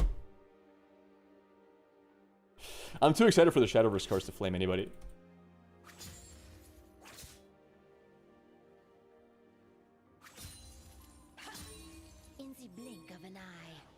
I'm not going for that. Too far away. I can't reach that.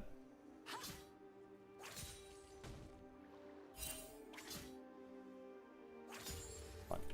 Alright, I got my ulti now. I can 1v2 now.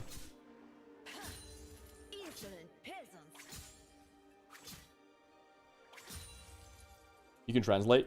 Yeah. What's up, Grappler? What's up, buddy?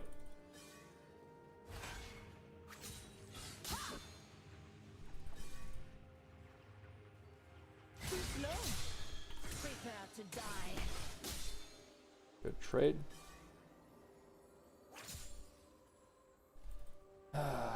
Missed this creep. Dude. What is this? Alright, 1 minute. Yeah, guys, but like the stream is not gonna start with the card reveal on second one, okay? We're still safe. It's not gonna start card revealing second one.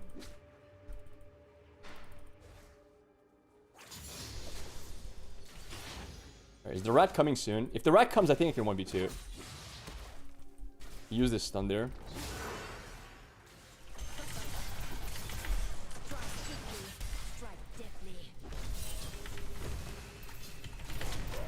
Nine! Bro! Bro, how many stuns is that? I couldn't break it. There's a card reveal. Guys, there's no card they got this reveal. whole studio set up and they're all like ganky and we're There's no like card too reveal. old, man.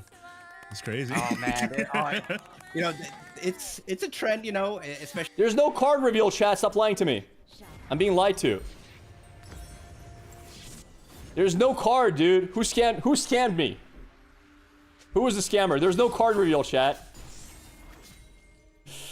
Oh my god. Why'd you become German?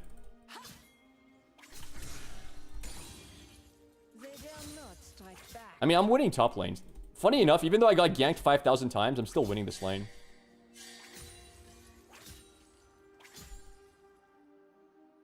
I have double his CS somehow. I don't know how I have double his CS, but I do.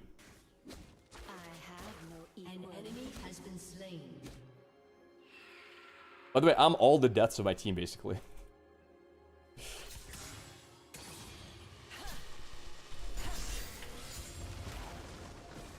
The hell was that ult?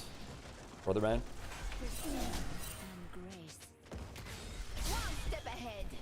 Nice ult, brother. Nah, I'm good, I'm good. Thank you. Oh no! Dude, they're so bad!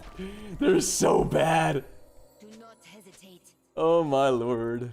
Oh, have mercy on these poor guys. I feel bad for them. And they have no farm at all. Like, they're not even farming, dude.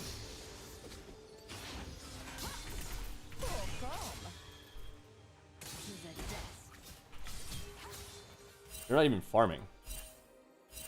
I got my ult if he wants to dive me again.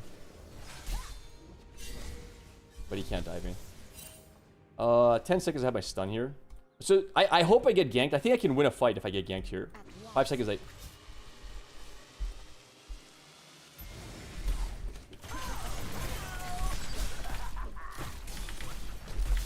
No!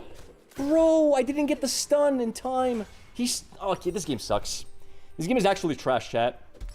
This game is horrendous. How's the reveals going? Card set, new features, events. There at the top, we got the third new card pack. It's going to be the promotional video. The next point is going to be that they're going to show 4 new cards from the third pack. Chat, I think I'm reacting to somebody reacting. I think you guys scammed me with the link. Because why is he reacting to him?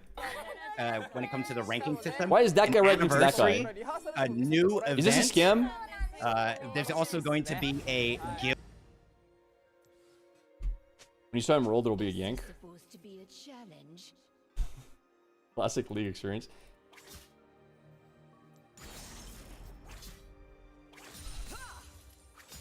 It's fine. Also, I didn't ignite this guy. I should have ignited him. Dude, how do I have double his CS when I've died this many times?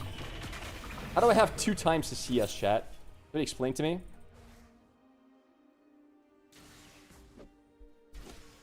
React, some good content finally. Yeah, don't worry. We're getting there. We're getting there. In the blink of an eye.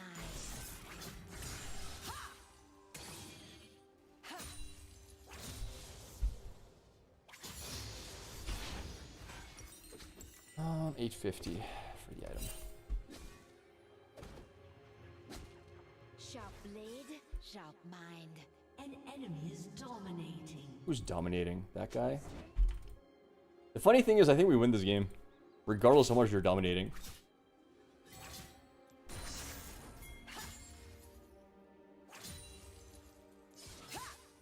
Run them through.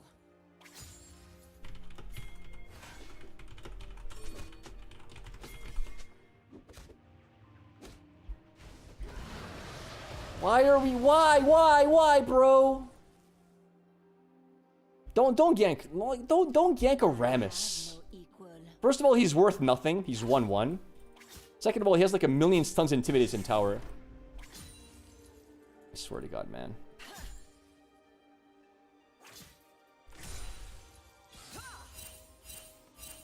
Precision and grace. Oops. That didn't work out. That was very brave. You have to admit that was extremely brave, chat.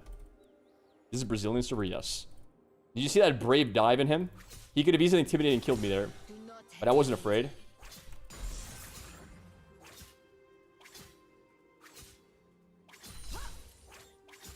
Why is he so terrified? I know. What was that? Oh my god. All right.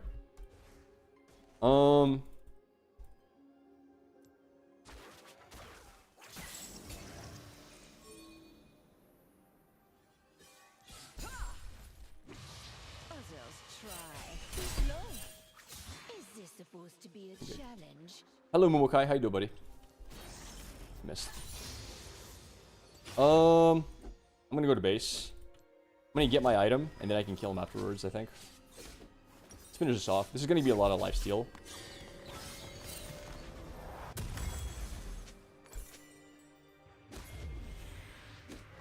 Alright, I want Momokai to gank me now. Come on, Momokai. Come on, buddy. I want a 1v2. Killing spree.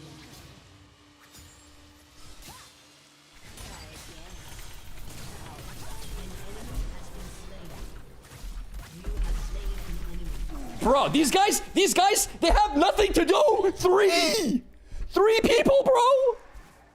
3 people. What is life? This guy has his own fan club to help him, man.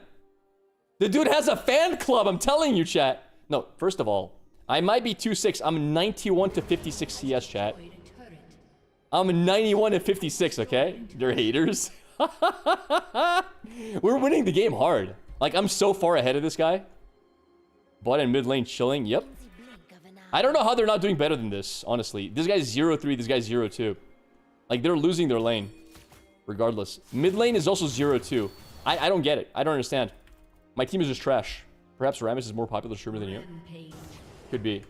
Only our jungle is doing well, which is fine. That's all we really need. Is that a dead Rose? Hello, Ramuso. I'll have to hit level 11 as well, which is nice.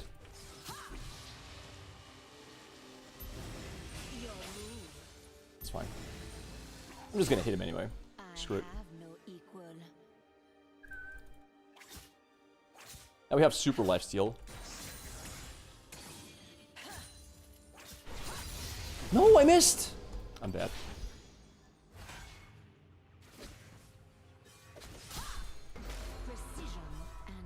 Just harass in the game.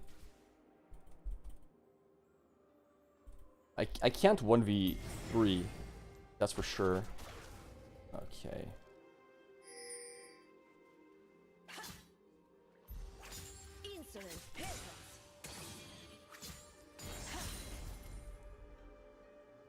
Hello, Mr. Ramuso. Another CS you lost. Shut down. CS LUL. They're showing alternate art and stuff on the stream. It sucks. Keep harassing. I don't have Ignite yet. Oh my god, I missed everything. I'm fine. An enemy has been slain.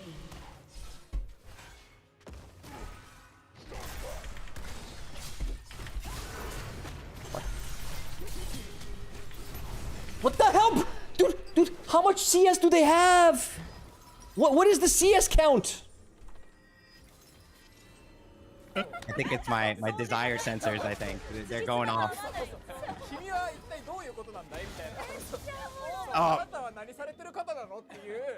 I think I wasn't listening to the whole thing, but I think he's actually talking about what you were just talking about. Like, what are you doing? How do you do this? So I think he might be referring to how he got all of the exchange tickets and all. I don't, guys. I'm sorry. Even with this co-stream, I don't know if I can do this. I'm looking at it now. Chat, I don't know if I have it in me. I don't know if I have it in me. Holy crap. It's as bad as last time. It's actually worse. I think the English co-stream is worse than last time. I think it's worse than just pure Japanese. Because the guy's actually enjoying it. And he's making me feel weird. Like, the guy's actually laughing along with their jokes. At least before, I could like, cry. But now I have a guy pretending it's fun.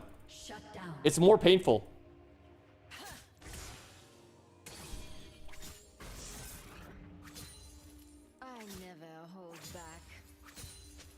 Godlike. Oh my god, this game, dude. Ah.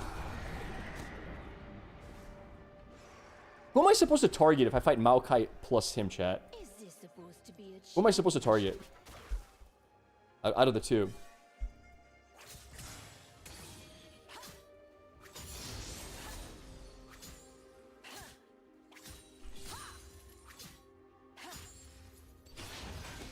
Doesn't matter. Oh shit. That's fine. I don't think you can kill me anyway. Not a big deal. Yeah, I shouldn't do that. That's too dangerous to do. 118 to 83. It's fine. Where is... Okay, Twitch is dead, which is nice. I'm gonna heal to full off these mobs anyway.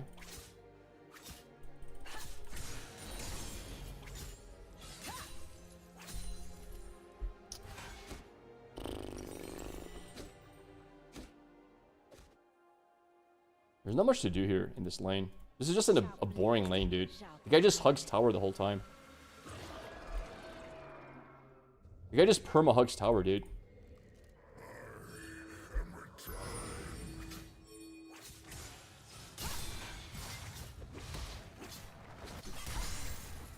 strike quickly, strike deftly? You're trolling. He's waiting for a gank. Yeah, but like, I'm worth no money now. I'm not worth any money. I have no equal. There's nobody fights me here.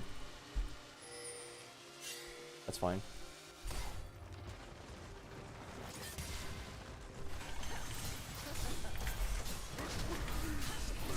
I kill you this time.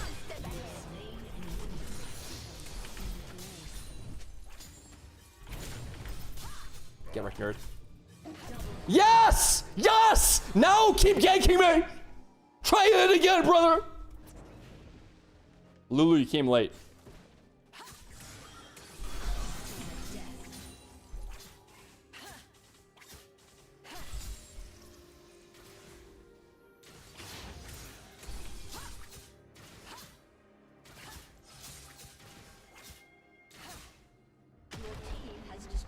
Easy, very.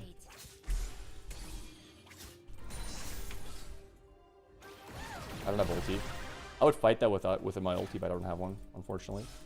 Alright, let's go shopping. We got a lot of money. We're giga rich. Lulu acting like she did something. True. Are they mostly AP? AP, AD, AP, AP. It's a mix. I think we just go for these bad boys here. Yeah, it's fine. Alright, we're gonna start reacting soon, I think. I think react content coming soon, chat. Whatever. Because this game is gonna finish soon. Their team sucks. The enemy team... My team also sucks, but doesn't suck as much as theirs.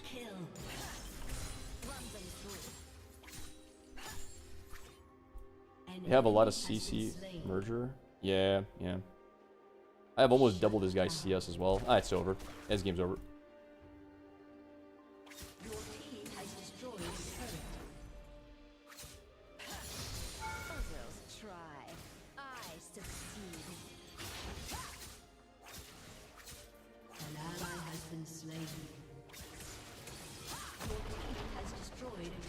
I'm not gonna save Jhin. Jhin can suck it.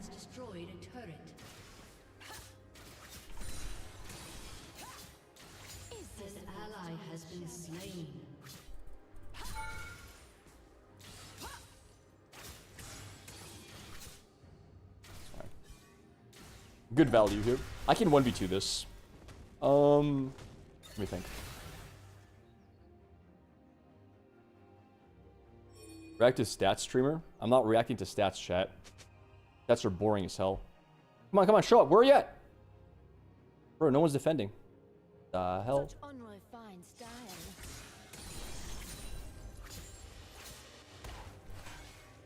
Fine. I'm not gonna get you baited here. He can't see me here, right? Can he see me there? Did he see me walk in? I don't think he saw me walk in, chat.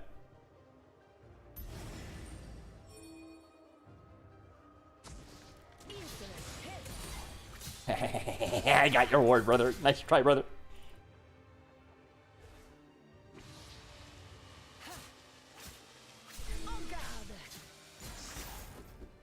An enemy has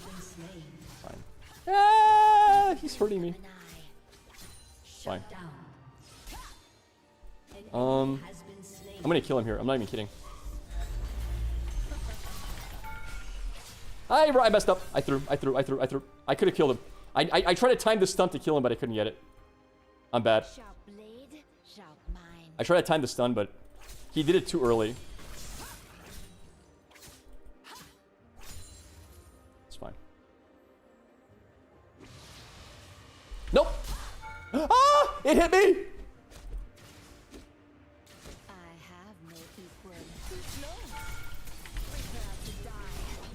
Get off of me! 9!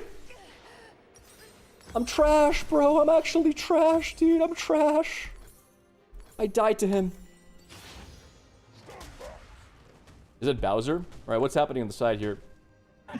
That's that might be a little bit dangerous in this heat. Oh, let's take a look. The space, is that like the room? I believe so, yep. Oh, it's the posters that you can actually put inside of your room. One of the I most don't care popular about in posters, your bro. room. Dude, they're gonna do it again, chat. Can we play one more game after this one? Can we just skip? Can we play one more game after this and then react, chat? Is that okay with you guys? Can we do one last game of League and then react? Because holy crap, they're still on posters, bro. You know how long it's gonna take to get one card to be shown? You have any idea? It's gonna take like 10 years, man.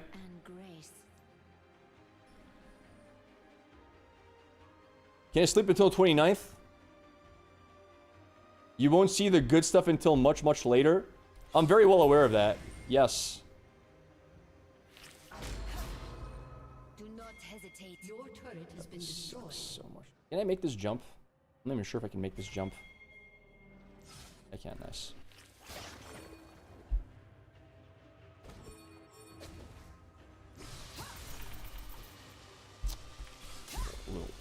Little coward. I'm fine here. I'm fine. Ah, I'm not fine, chat. I'm fine. I can kill.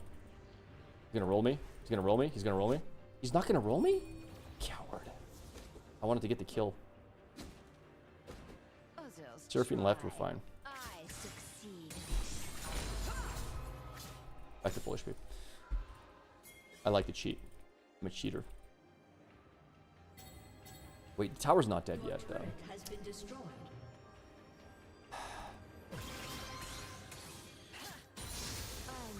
Killing spree. Double kill. Your We win. has destroyed an inhibitor. Alright, no more tower, we win the game. It's over. Alright, time to react. Have to become a react dandies. It's over. Your team has destroyed an inhibitor. Game's over. This is the worst game I've ever played. I think it's one of the worst games I ever played, chat. I don't recall many worse games than this. I got ganked 20 times and they didn't do anything with the ganks. They did nothing with the ganks, chat. Their ganks were worthless. They killed me so many times. Yet I have, like, triple his CS. Like, what was this game? What was this game?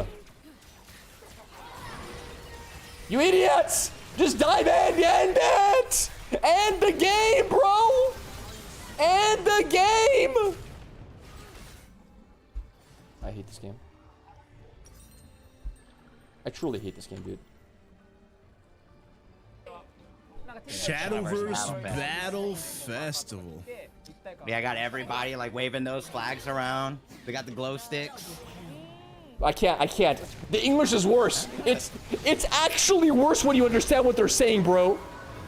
It's actually worse when you understand what they're saying. Guys, I don't think I can do this. I don't think I can do this, chat.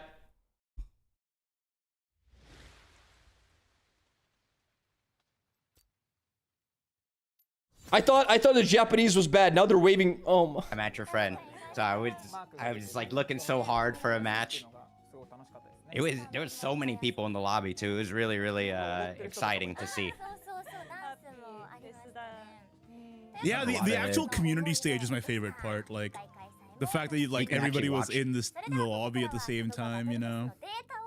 Yeah, you can actually see. I didn't even realize that until like a couple days later that you can like, just watch it from outside. There's so many people are just standing outside watching it on the big screen, and it actually plays all the sounds and everything too, the music.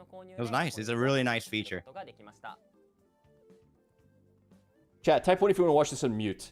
It's actually so much nicer right now. Bro, I was getting a panic attack. I think on mute is better. I think this is nicer. I think this is more enjoyable. Oh, I actually like it on mute, bro. It's so much better. Holy. Bro, type 1 chat. Back me up here. It's so much better on mute. Oh. Oh, this is actually watchable. I can actually see it now. I like this. Mute till card effects.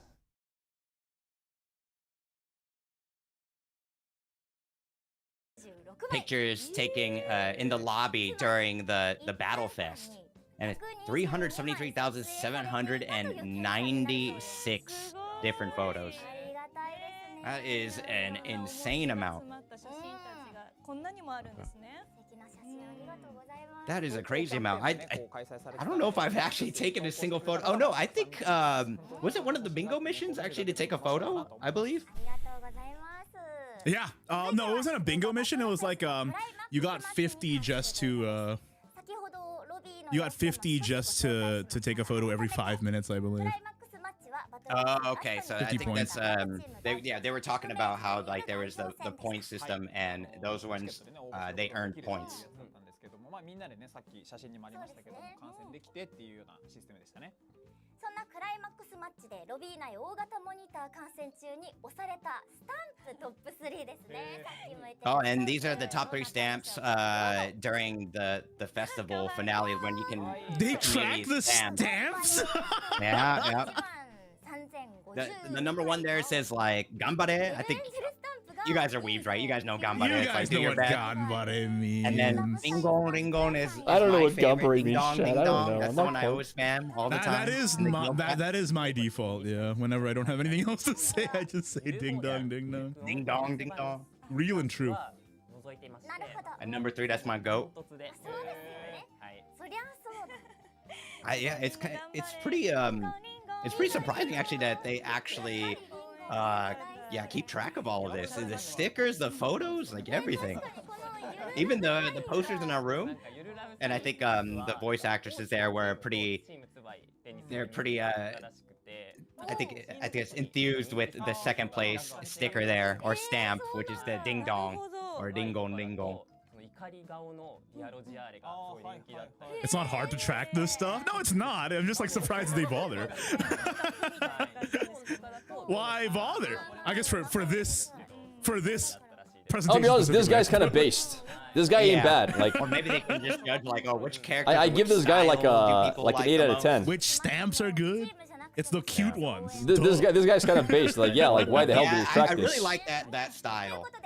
I can vibe with him. Okay, looks like that's the end of the Shadowverse Beyond data report. Okay, nice. Even this is based. He showed hentai tits recently. I believe according to the docket, it's going to be Shadowverse Evolve news next, which I don't think we're going to cover because it's all JP. Yeah. I still can't believe there's 34 people who own everything. That is...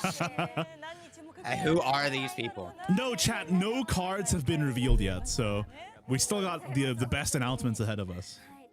You haven't missed anything, don't worry. You're all good, boys.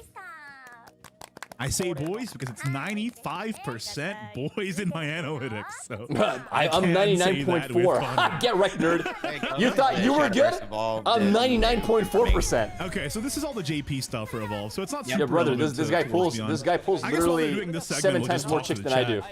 You guys have any predictions? Any predictions for this Omen set? Anything you want to see? I want to hear from you because I want to see if it's like if any of it comes true. I want to see how close we get. Yeah, I'm sure the chat can cook up something. I'm sure that there's gonna be a few people who are. Hold up, these arts are crazy though for the Evolve actually. That art is insane, yeah. Yeah. I mean, this is a Worlds Beyond watch long stream, so we won't talk about the Evolve. Wait, who's timing who out? I mean, who's getting timed out? That's beautiful. Yeah, look at the. Wait, who's getting timed out? Art too. Oh, that's really good. Goodness me. I love that Rowan, man. He's my favorite character in Shadowverse. And like, yet another Rowan meme face just dropped. Good stuff. Insane art, but the Yeah, I would say that the art text was is the bad. main thing that actually got me into Shadowverse in the first place. So just seeing like the full art or extended art of these cards. card text is bad.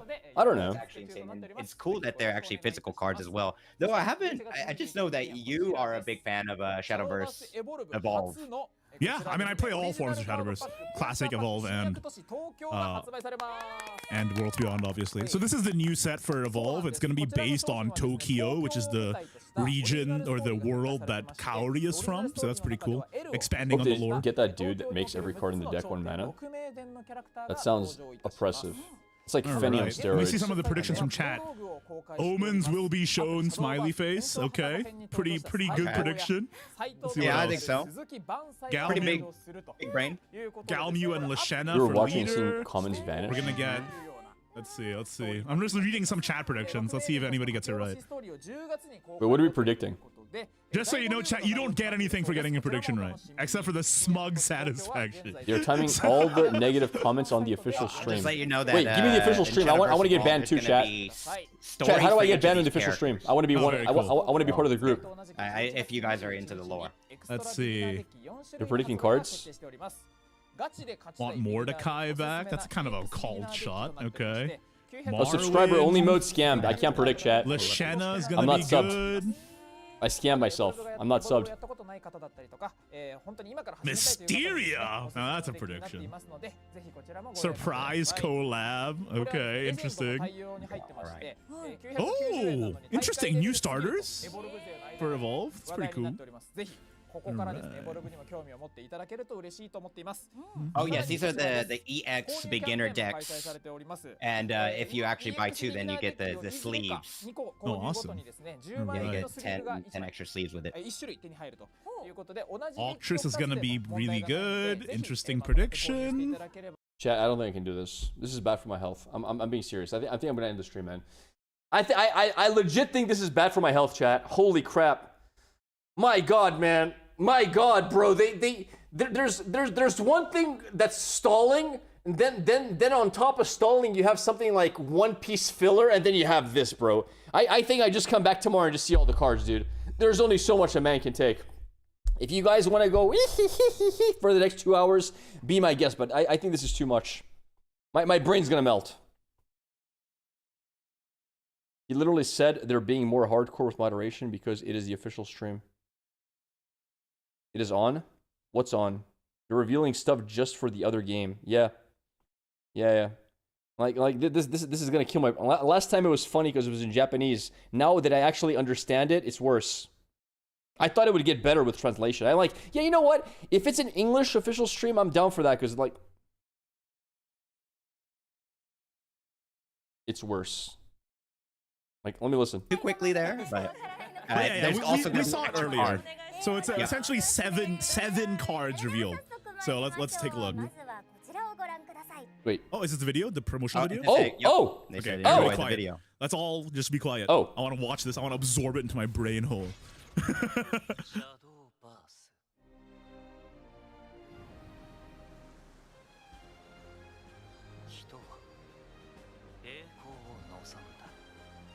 Who?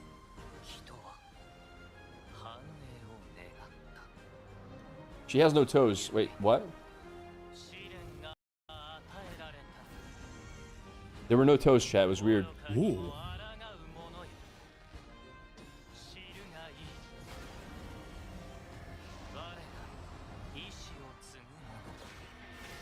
An idol, huh? They have to put that in there? Okay. Whoa, that guy looks crazy. Oh, I thought it was a mech at first. It looks sick as hell. Oh! Okay, so the Omens are some of the most hyped characters in the entire I don't know what this is, chat. Shadowverse lore. Okay, omens. Okay. Seeing them come back is so sick. Heirs of the Omen! Whoa! Oh, and it says August 28th. That's right. 28th? Heirs of the Omen. That's one day before Path of Exile, Okay, dude. guys, lore speculation. Lore speculation. God, I thought it was 27th. Heirs of the Omen. What do we think? Okay, to remind everybody in the chat, I haven't read them, but I know I was told we do have the accurate Code, there's no way they said that. for the 0% upcoming chance reveals that Code are about HD to happen. that they So said that. Get out of here. do not fret. What you're about to hear from me and Ken is accurately translated. But because I wanted to react to it blind, I didn't look at it. So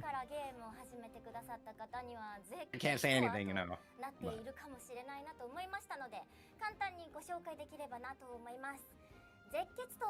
okay, so I do have the. Do you have the translation here, Ken? Can you help me read it out?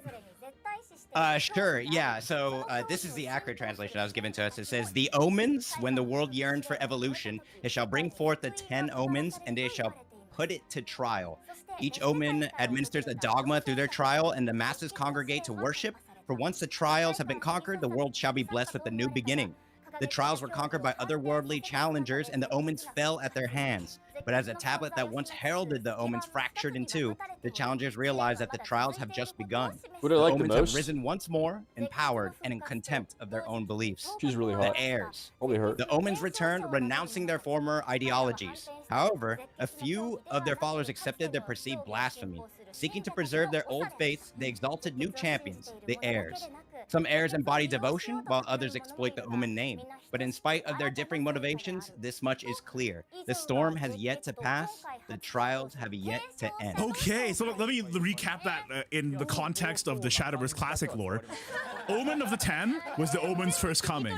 Omen of Storms was when they fought the challengers from Ultimate Coliseum. Would it be They to get a grappling match? but they Probably. were reborn in contempt of their old beliefs. Then their followers decided to stick with the old beliefs while the omens turned their back on their old beliefs. So now the omens are the opposite of what they used to represent, and they're fighting their, and I guess the new heirs are trying to reclaim the throne of the old omens, like the what they used to believe in. That's pretty sick. That's some sick lore. And they're not, it's not exactly black and white, right? Like some of them are following. Bro, I couldn't care less, dude. I just want to see what the cards do to see if they fit in my deck and to see if they can counter Rune if Roach is still gonna be a thing, if Declaim Coctus is still gonna give me some freaking Valoo, man! What, who the frick cares about Mr. Omen lore, sick Shadowverse?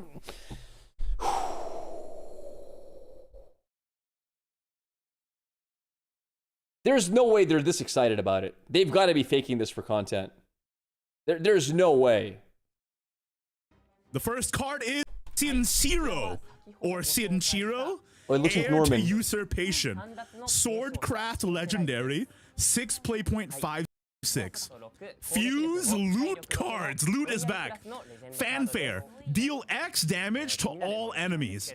X is the number of differently named cards fused to this card. Super Evolve, replicate the effects of this card's fanfare ability. Okay, so you're supposed to generate loot cards, fuse them into Sinshiro, play him, and Super Evolve him to wipe the board and deal damage to That sounds face. horrible. That's Oh, pretty face! crazy. Face But damage! we'll have to see how many loot generators there are, I suppose. No! Yeah, that's No! the interesting thing, right? 'Cause No! since it's just a legendary card, we'll have to see what other cards will surround it. Oh, there's another one. Here's some loot support. Lair of Usurpation. 1 play point Swordcraft Silver Amulet. Engage. Destroy this card and choose a mode to activate. Mode 1. Add Gilded Blade and Gilded Necklace to your hand. Mode 2. Add Gilded Goblet and Gilded Boots to your hand. All of the loots are back. Blade, Necklace, Goblet, and Boots are all back. So these were originally tokens in Shadowverse Classic as well, but they might have different events, or different effects in Worlds Beyond. Let's see. Gilded Blade. So you just play that into Albert and you win the game. Loot Bronze Spell. It's a token. 1 play point. Select an enemy follower on the field or the enemy leader and deal it 1 And his Super damage. Evolve does Okay, it so it can twice, hit by the way. face He now. can hit face twice with Super Next, Evolve. Gilded Necklace. Loot card, obviously, token. Select an allied follower on the field. Give it +1 defense. Wait, so basically, if you give him 10, he does 20 to face. If he has 10 loot cards on him, he does 20 to face. That's really good. And then Depends how many Gilded Boots. Depends how many Give an different name allied ones there are there. Select an allied follower on the field. Give it +1 attack and rush. Okay, so Boots got buffed as well. Goblet Unique, is yes, exactly unique. the same as it was in Classic. Boots got buffed. Blade got buffed, and Necklace got changed. It's not really a buff or a nerf, it got changed. Necklace used to be +1/+1, now So realistically, you give this guy like 4 loot cards, and he does 8 to face, 8 to all board, and then you just drop Albert next turn to do 12 to face, and you're dead, right? If you don't have healing between those 2 turns. Not only does he do 8 to face, he guaranteed wipes the entire board.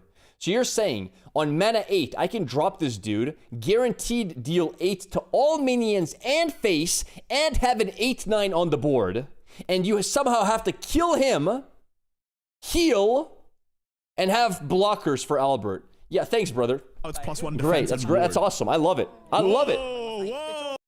Units. I love it. Followers. So I guess Goblet Beautiful. got slightly nerfed, but in practice, most people just use Goblet to heal yourself anyway, so it's kind of the same. Yeah! Oh. Okay! Sorry, I think Ken. everybody was waiting for this. Ken, I'm freaking out. No, it's good. I understand. Wait, isn't that 5/5/5 Galmu Ardor Manifest. Fanfare, gain crest, Galmu Ardor Manifest. Enhance 7, give this follower Storm. Once on each of your turns, when this follower takes damage but isn't destroyed, deal 3 damage to a random enemy follower. Crest. Once on each of your turns, when an allied follower takes damage but isn't destroyed, add a Fangs of Ardent Destruction to your hand. Okay. So on 5, she just gives you the crest, and the persistent effect of when she takes damage, she'll deal 3 to a random enemy follower. On 7, she gains Storm, and I assume the support cards will be dealing damage to your own followers. And then once on each of your turns, when an allied follower takes damage, you get a Fangs of Ardent Destruction. This is the Fangs of Ardent Destruction. It's just a 0-cost card that says deal 1 damage to all followers. All followers. So it'll deal damage to all the enemies, all the enemy followers, and your followers. So it helps enable the Galmu, I suppose, or future Galmus as well. Exactly. Yeah.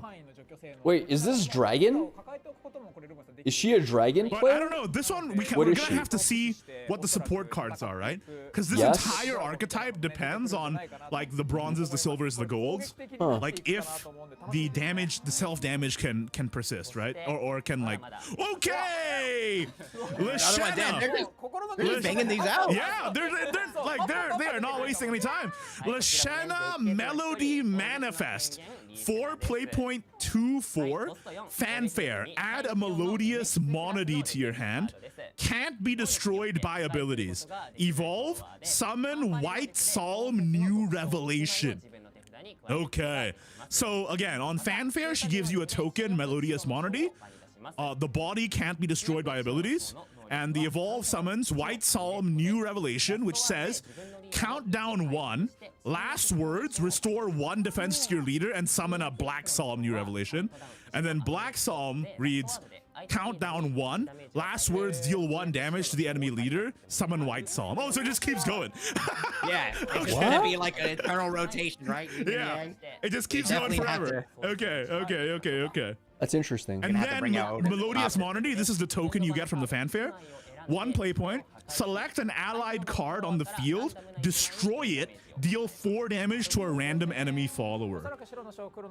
Okay, so you can use the Monody to destroy your own White Psalm or Black Psalm as well, right? So That's you can, cool, you can kind of. accelerate, like, Exactly. you can yep. change the mode of it a little bit as well. That's kind of cool, actually.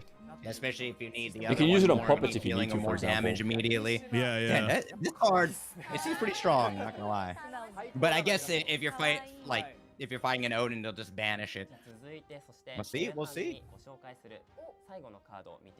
Oh, and the last card. That's really not bad. Okay, this one is crazy, chat. 2 play point 2/2, Shamnasha, Oh, God. heir to entwining. Fanfare, reduce the faith of Faith Shamnacha Heir to Entwining by 10 to give your faith, increase the number of modes you can select by 1. What the hell is Super faith? Evolve, select an enemy follower on the field, destroy it, and add a copy of it to your hand. Faith is a new type of crest, I guess, and it starts at 0. And whenever you select a mode, you increase the amount of your faith by 1. So your faith, you play this card, your faith starts at 0, and whenever you play a mode, the faith increases by 1. Oh no, maybe you just. I don't know where. Do they explain where you get faith? Nope. Not right now. No. It just says that you know, if you summon it or on fanfare, reduce it by 10. But how's he excited about the card if he doesn't understand what the hell the card does, chat? Is that just a thing you start with? I assume. I guess. I'm so confused. So the idea is that, like, how can you be excited about a card you don't even know what it does? You select modes to make your faith 10, and then when you play Shamnacha, you get this effect where you can increase the number of modes by 1. So, like, when a card has a mode effect, like choose one or the other, you can now select 2 instead of 1 of the Oh my god, this card does this which is and kind this. of crazy. Wait, what is this? I didn't even know they could do that.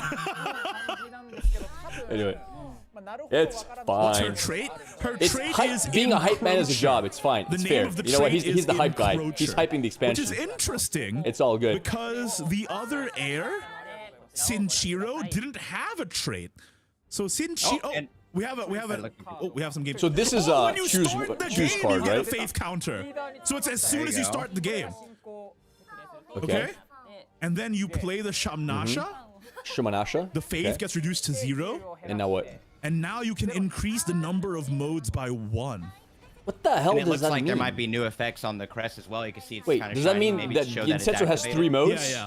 Very cool. There's and a then third now option? When you select the Gensetsu, you can select both modes. Whoa! Oh, okay. That is crazy. That's insane. Okay, so it looks like if you have Shamnasha in your deck, you gain the faith counter at the start of the game.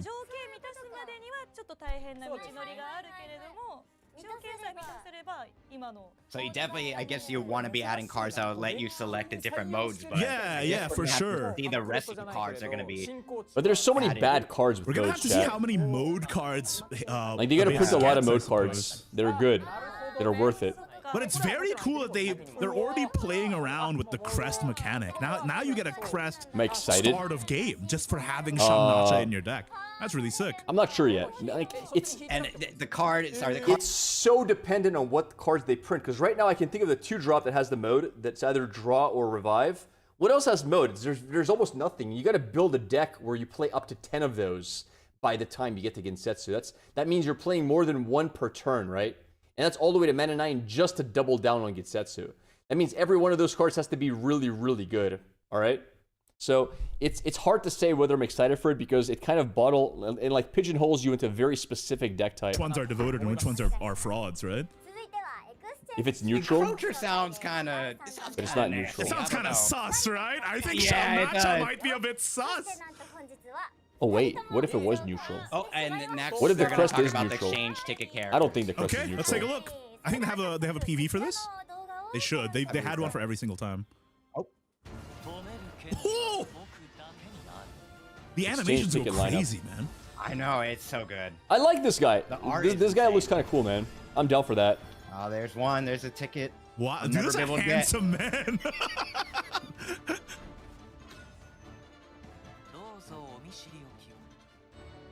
Oh, he's polite.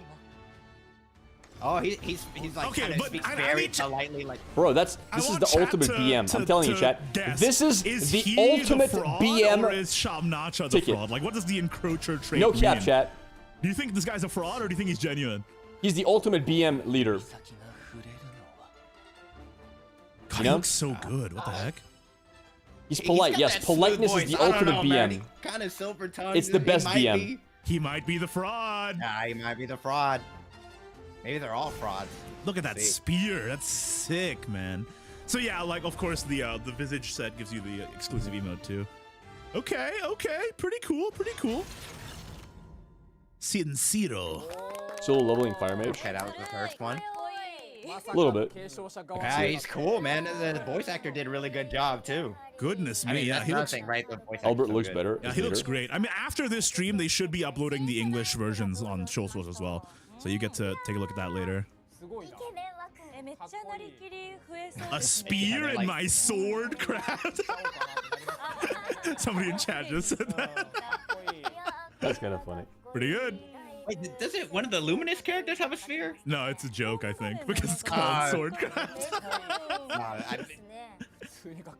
All 4 cards were revealed.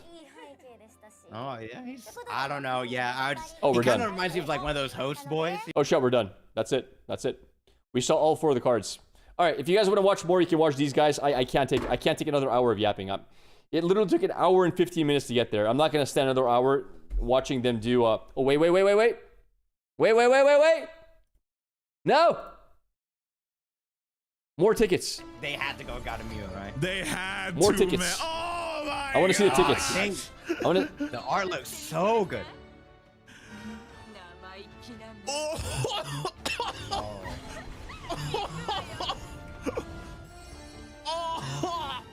I'm dying. You gotta get this. If you gotta get one exchange ticket, it's gotta be this one. Honestly, it's a no for Oh my me. gosh. Oh no, the art. Oh my gosh. Oh my. Oh, dude. Am I allowed to look? Am I allowed to look? Oh, It's a no for me. I'm I don't losing know it. why. I'm losing it. She's all right, yeah. It's like Very cool. Oh my goodness gracious. That art is so good. Oh, yeah, Shadowverse art always hits, man. I'm a pass. Tell you what. Nope. Yeah, I knew it. I knew you were gonna get excited. I mean, listen, there's a very easy way to pander to me, and that's just to put a beautiful Dragoncraft woman on screen. One more. That art of the card style is. And you keep rolling for insane. feet. The Absolutely. You know me art is well, really brother. cool too. Like I like how she's not just front on, right? Like she's like coming in at a bit of an angle, laughing at you. The starting with like the turn selection also is really really good too. With the animation and the angle. And you know, I am an equal opportunity gotcha whale. I like that there's one handsome man and one beautiful woman. Good stuff. And all things balanced, right? That's As it right. should be. That's right. Now, last set we had 3 exchange tickets. Chat, lore had to die for this, chat. I went from reacting to PogChamp, Bilgewater, with all that good jazz, to whoa, boobies, bro. How did we drop so low? What happened, chat? We went from greatness to this.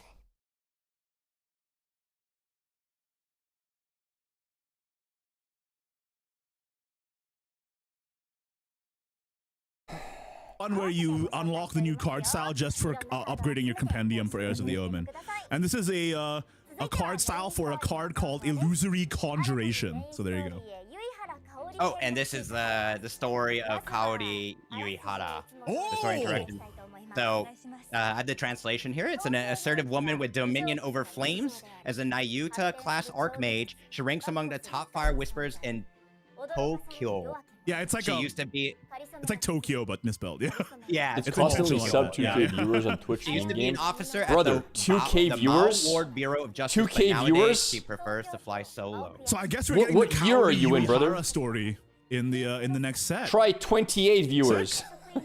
That dome in the background looks kind of Brother, obvious, though. you added like 2 extra zeros. Yeah, man, it's the Tokyo 2K sphere. viewers. No, man, man, we you're don't even living in like like Las Vegas. 2022. Like, where you been? Put an Perfect emoji shadow. on it. Viewers. Put an emoji on it.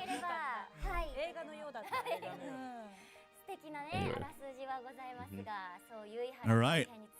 I think they're gonna give a little more information here about the story. Yeah.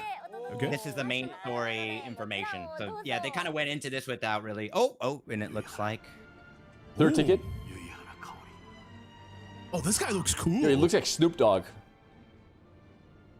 Da-na-na-na-na. I want this leader, chat. I want this leader. Lucian. Dude, the animations in the story look crazy. React harder streamer? I can't react harder. So good. I did all my reacting in Path of Exile.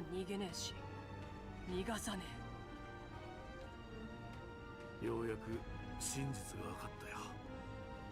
だからこそ放っておくわけ Snoop Dogg is Battle Pass leader? Yes, please. Please. 東京のためじゃない。 Like, now he doesn't look like Snoop Dogg anymore. Like, it was my initial impression. 表紙切迫。 He's Whoa, not what is skinny that? He's got enough. like a robot arm? 発艦。 And it can generate like a wave blade? 高波止まドライブ起動。 He's holding groceries 当 now. 初奉納申請。競争の勝 You 利。 hate Igni for sucking side games? Wait, what? It looks like a water blade almost. Nah, this Like, guy's been pretty compared based. to Kaori's fire, right? He's playing the hype man part. Leave him alone, chat. No bully. It looks cool. According to He's the trying to lore. hype the game that he's cool. making money off of. He just said frostbite. Oh, Looks like they're Jaden doing Smith now. the... Too old. Oh damn! Okay, just in English, okay.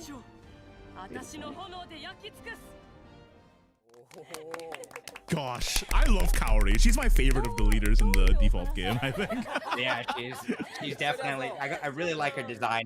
As for the story, to translate it, I'll leave it so I won't spoil anything. But it looks like they might be interlocked. Alright, with can we see the something. third this leader so really I can cool bail? line I just where want to he see the said, third like, ticket. it's not for Tokyo. It's for me. I want the third ticket. We'll Where is see it? You know, we'll see what he was talking I about. mean, he looks... I mean, everybody, like, we saw in the Shadowverse Evolve section as well. Everybody in the Tokyo world is, like, dripped out of their mind, man. You should come to the real Tokyo. Yes, Chinese for Go to Shadowverse in Harajuku. English, so I mean, he hey, should it's hype Lord man. Dude, Yeah. I Nah, can't. I understand it. I understand it. It's cool. You gotta make the bread, chat. You know? You gotta make some cash. So desu ne. I understood They'll that. have the same haircut. That's why I need to go to Japan, so You my might hair hear can be that like considered every normal. other 5 words. It's To be very fair, these common. days It's like, people oh, would wear hair stories. like me. It looks really, really cool. I Back in the guess day, it does, that's right. nobody had hair like this. So desu This ne. man. Oh, this man. So desu ne. Alright. まあ魔王区役所審判かみたいな話を Alright, come on. Give me the third leader. I wanna see it. Third ticket. I wanna see what I'm gonna be gachaing for. そうですね I wanna see what I spent my hard-earned bucks for. Oh, it's, Tell me. okay. So something very interesting. It's like, oh, it's so cool, and it's this one's for the weeb. Said like it's very chuni. Oh, they even used the word chuni. Yeah, they said chuni. So yeah. if you guys don't know, that means like it's very... I have a hidden power in my left eye that's sealed by my... kind of thing, right? Yeah, yes, exactly. So they were like, you know, magic chain, access, fatal flame. Scale like, 1 to 10, how Okay, we fried got are some you right now? information about the new There you go. character. It's not Heath bad. Rothman. Heath Rothman. It was bad in the Okay. beginning. I've recovered a And he's little an bit. officer working for the Ministry, an organization which governs the entirety I'm just of waiting for the third leader so I can Tokyo. peace out and go to He the uses gym his and lift finely some honed weights. investigative skills to Get my solve the criminal testosterone cases back that up, pop 'cause up right now my daily around estrogen Mao is, Ward. like, After I don't receiving even know what his to news do with orders it. from the Ministry, he sets off to hunt down his old partner, Howdy. Need to lift some heavy weights and grunt. Okay, so this is really cool. It's like a police drama Hoping Rune gets movie, gutted. but they're Me too. mages in a cyberpunk You have to play games off stream all the time. All the Wow, time. what? That's awesome. And what's pretty interesting is, yeah, he has to hunt her okay. down, but Please, please. I need these socks. I need these socks for my character swag, chat. I need some pure black socks. They need to put this in the store. Because that's all I'm missing. My damn socks have a little either green or orange stripe on the side, and it ruins my outfit. I need this in the game. If anything comes out this expansion, let it be black socks. Because goddamn, dude, every one of them is ruining my outfit. Hopefully we'll find out soon. It's fine. he's got to be runecraft, right? He has to be, right? Maybe. Yeah, I mean, I guess he is a mage. Yeah, give me some manly he's got socks, the dude. frostbite, like he's got to summon that thing. I don't It's know. not tape, bro. What are you talking about? I'll have to see. The setting is crazy. Police drama mages in Cyberpunk. Okay. Yeah, that's the thing with these story to put like into a card game. All right, what's this? And this is the card pack release and the seasons schedule. Okay, so this is very important information. Okay. So every 2 months there's going to be a new card pack release. And guild ranks is also going to be calculated every 2 months. Oh no. And the A season is going to be 1 month. Okay, so each set has 2 seasons within it then. Okay. Yep. So let's go take a look at the left there. You can see like August, and this is like the 3rd pack. And then underneath that in the white, it says the guild ranking calculation. And underneath that, you see 2 boxes of season 3 and season 4 respectively. And then it'll, at the end of October, we get the 4th. So when Shadowverse launched, it was, or when World Beyond launched, I mean, we had a bit of an accelerated schedule, but now we're settling into the 2-month schedule. So it's going to be like that going forward. Okay, what's this then? This is the battle pass duration changes. So even though the cards are going to be, the new packs are going to be releasing every 2 months, the battle pass is going to be resetting every single month. Or Yo, there it is! Twice to screw us with our wallets. Even though you only get cards every 2 months, you get a battle pass every month. Yo, they know what's up, brother. Side Games knows what's up. Give me your money. Yep. So once again, every 2 months new set, and then within a set, two seasons. Oh, and we do get a battle pass leader for Keith Rothman. Okay. And we add an alt style for a Lashena card. Very cool. Let me see the leader. Show it so to me. he is Rune. He is indeed Rune. It's Snoop Dogg.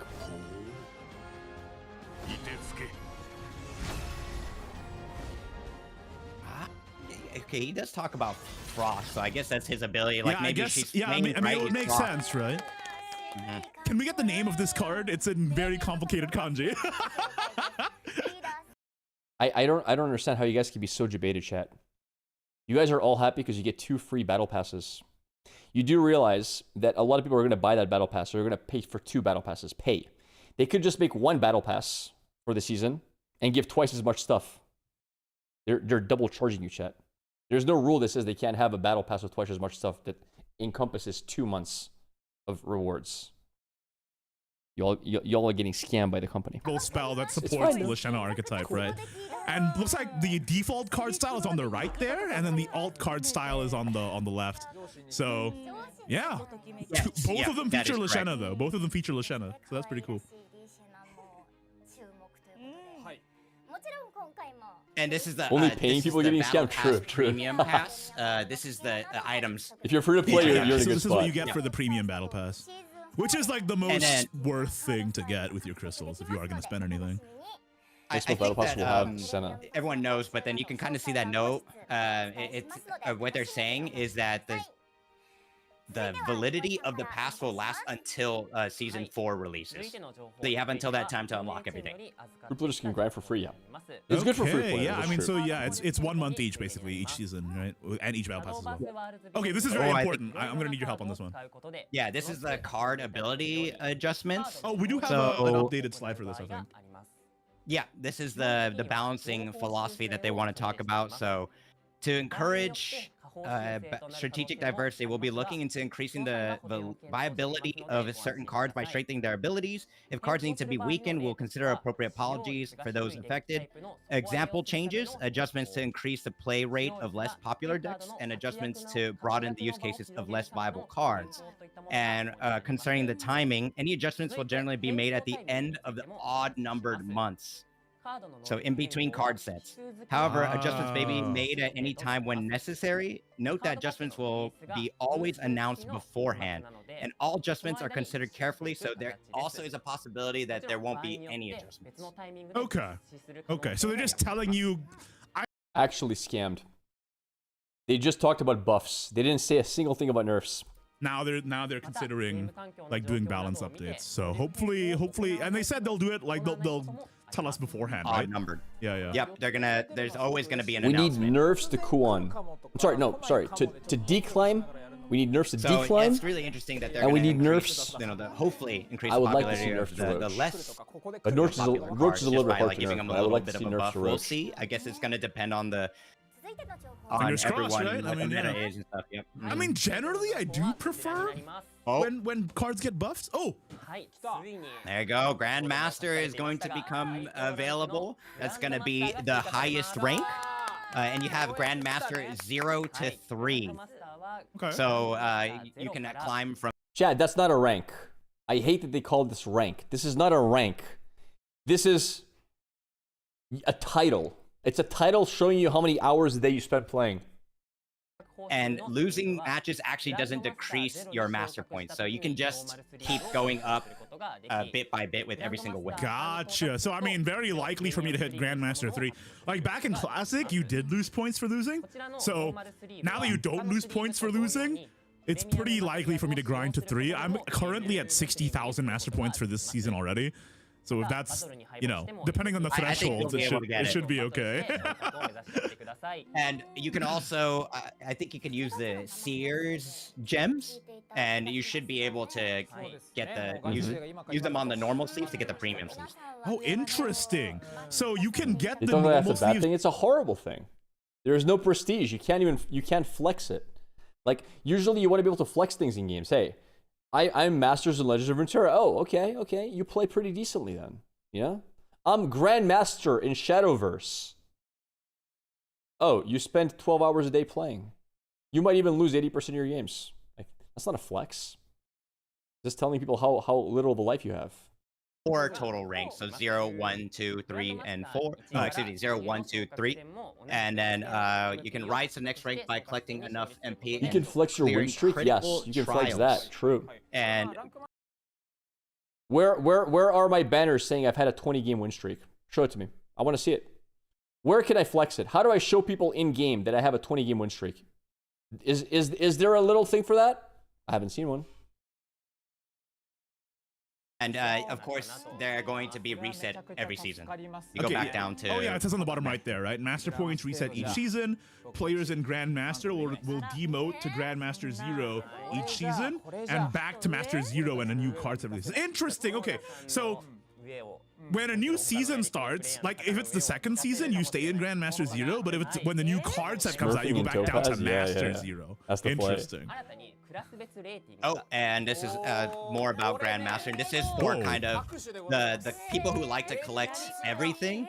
So class ratings are going to become available once you get to the Grandmaster, and then it indicates your skill with every single class, so not just like an overall ranking.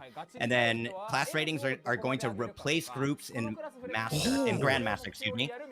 And then you can also hide this if you want. If you want it, you can make it private so other people can't see it. Interesting. So to I guess repeat, once you hit Grandmaster, groups, so like Diamond, Sapphire, Ruby, Topaz, Emerald, the groups get replaced with class ratings. So ratings for each individual class.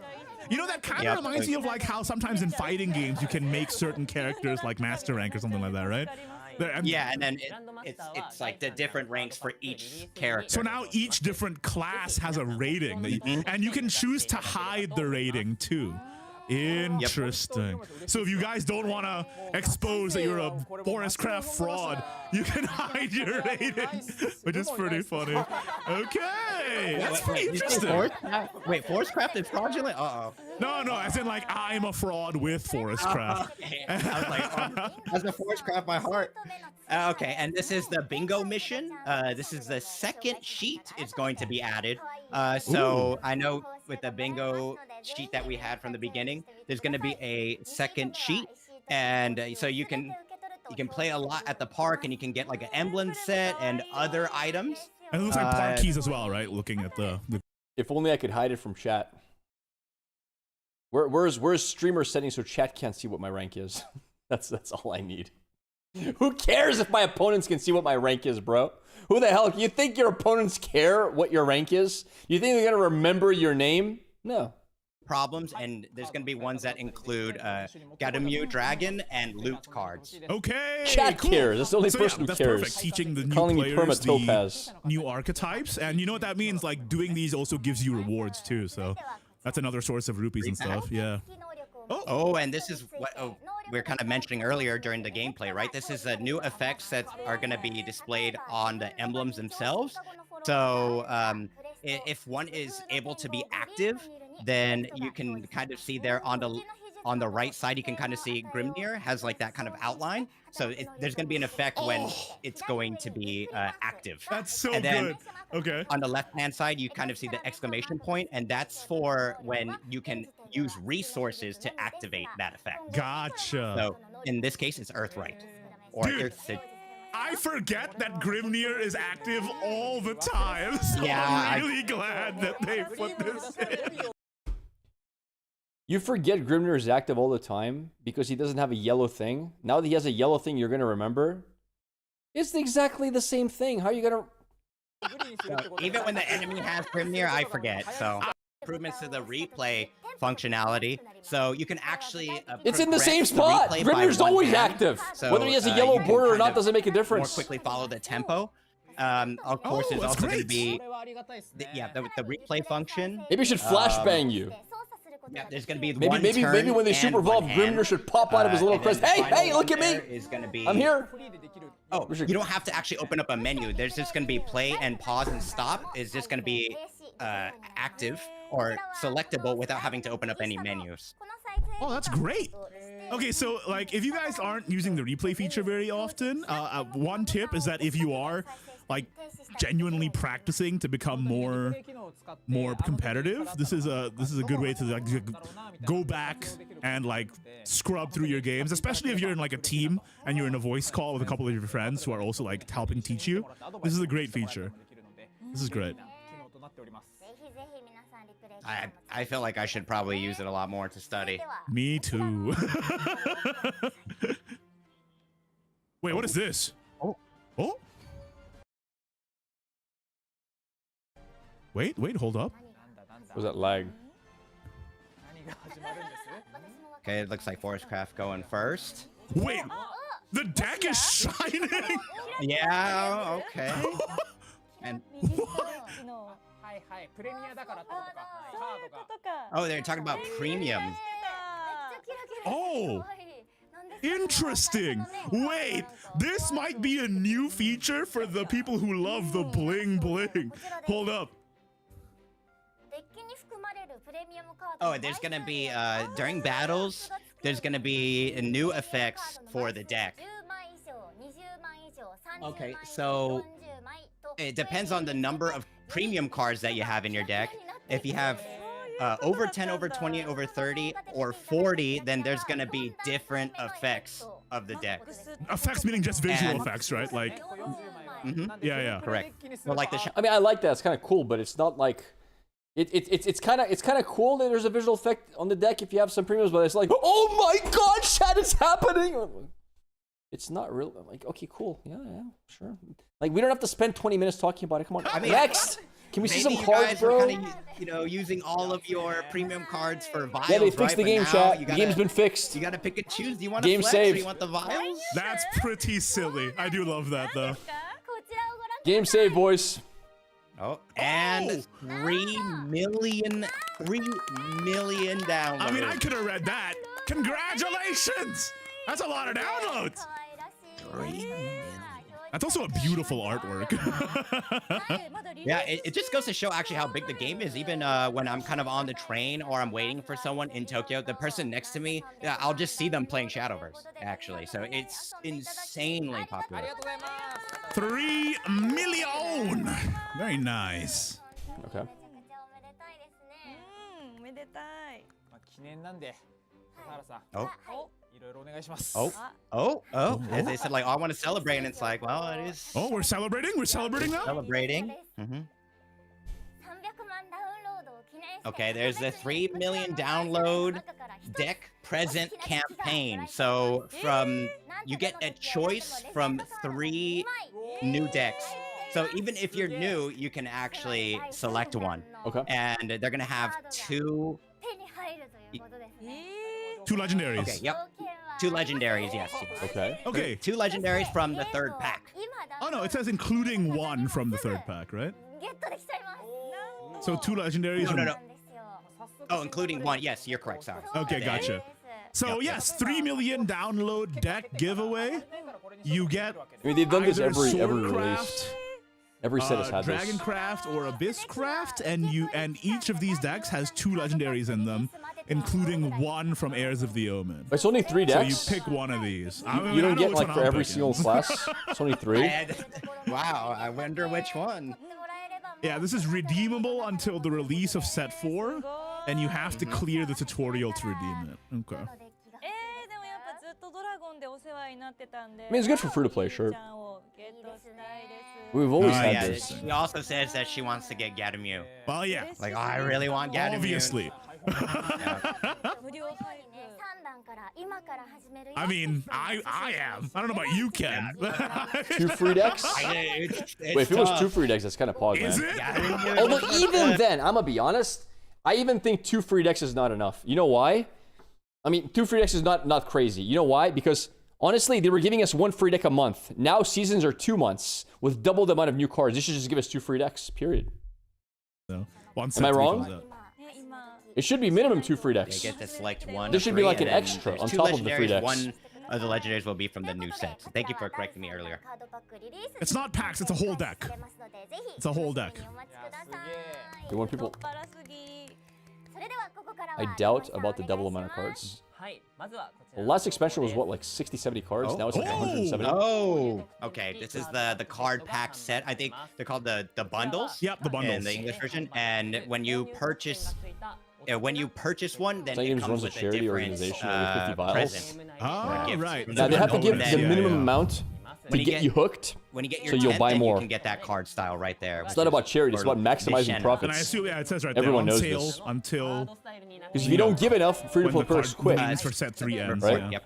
Until September 4th. Interesting. Okay. I mean, that's a beautiful art, so... if you're a Lashena fan, perhaps. Thankfully... I mean, I am a Lashena fan, so I'm probably gonna pick this up. So. Yeah, I mean, it would be crazy if they had one for... They had to have one for Gadamu, right? I mean... Surely. I mean, I guess they already had one with the exchange ticket. Oh, okay. Whoa! There you go. Okay, new card styles for sale. These are the new cards. Yep, and we got Charon and Gildan. Oh my god, dude. Not everything is... I don't know, man. It's too much fake hype for me. Like, when everything's... Whoa! Every, like, new card style. Yeah. There's only so many times I can get woed before it's like, oh, you know? Save the woes for the big stuff. On sale after the maintenance for card set 3, and job? this is the Side Games web store 3 million download deck boost bundle set, and you get the legendary. I can 100% guarantee Gildar is not getting nerfed. You get this new you art get style. paid crystals, 2,000 of them. You get non-paid crystals, you get 200, and then you also get the 3 legendary card pack tickets, and then you get the 3,500 vials. They're different. Maybe I should practice for being a hype man. Maybe they'll hire me in the future. Maybe I'm doing a bad job right now. Maybe I'm alienating myself from future So companies. this is new to the web store. It's a new bundle for the web store. Okay, So okay. we gotta practice. We gotta practice being Generally, hype it's man. better to buy from the Oh! web store than in game. So. Oh, the this is, web store. So chat, what we're gonna see next is just so this is just a Japan only event, I believe. So I don't think we. Oh, if you're Japanese, this you get is all present the if you, value. Spend over 12,000 yen with one purchase. Yeah. But just one note of that deck boost bundle, that's only going to be on sale between from the drop of pack 3 until the maintenance for card set 4 begins. All right. So only for the next 2 months, basically. Yeah. Correct. Gotcha. So yeah, this is just for Japan, I believe. Yep. This is Japan. I mean, Yeah, how are you enjoying the Japanese summer, my friend? You know what? Yeah, I love. I love it. You know, that's all I got to say. Is I don't know. I have friends who enjoy the humidity here, and I just got to say they're insane. Put me on record, you know. But I was a summer guy until I moved to Tokyo. I'm like, wait, hold on, maybe I don't like summer anymore. 36 Celsius today. Ooh. Jesus, that's hot. That's tough, man. I'm not gonna That lie. is tough. 36 Celsius, yikes. Okay, but yeah, this is just like the Amazon gift card giveaways and stuff. But Gotcha. there's a lot of new card styles. Right, come on, Yeah, come on. That's really cool. I need to practice my pog face. Come on, give me something to pog about. Anything. I'll pog about Oh, anything. she's super popular, man. Like if you go on X, it's all Guildaria fan art. Let me pog, brother. She is. I think it's the ears.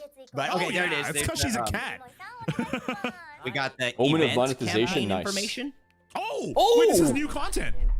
This is a new battle dungeon event, and it's something that even if you're alone or just playing by yourself, you'll be able to enjoy it. You play against a CPU, and what about the GPU? What about the GPU? And I think it's Synchro. Sincero, yeah, Sincero, the new heir. Yeah. Not even a GPU. Is the name in Japanese. Interesting. And then when you actually clear the battle mission, you get a dungeon coin, and then when you get those coins, you can exchange them for rewards. That's awesome. Wait, that's sick. We get PvE content. You get raid battles, and it looks like it's going to be starting at the end of September. Okay, so like a mid-season event. That's great. Like at the end of the first month, we get something to mix things up for the second season. I don't know. He looks pretty evil, man. I still think he's a fraud. Sincero might be the fraud. Like the more I'm looking at him. He's a boss? I guess Gadamir is a boss, but like Sincero, But that's really cool that they're adding. Yeah, so sorry, not mid-season, but like in one set, like we said earlier, it's a 2-month set, but within one set there's 2 seasons. So after the first season, we get a boss battle in the second season. It's a great like mid-set thing, right? Okay, what's this? This is the Park Enjoy campaign. So if you can share your photos of the park and fan art, and they're gonna be featured on the next Shadowverse Beyond. Okay, and then we get something for that?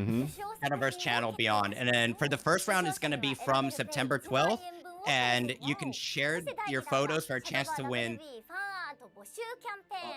Okay, so you can actually win 10 card packs, and then for the second round, that's from September 16th, and that's the fan art event, and then you can send in your fan art, and then they'll be exhibited in the Shadowverse park. 10 card packs! They're gonna show fan art in the park?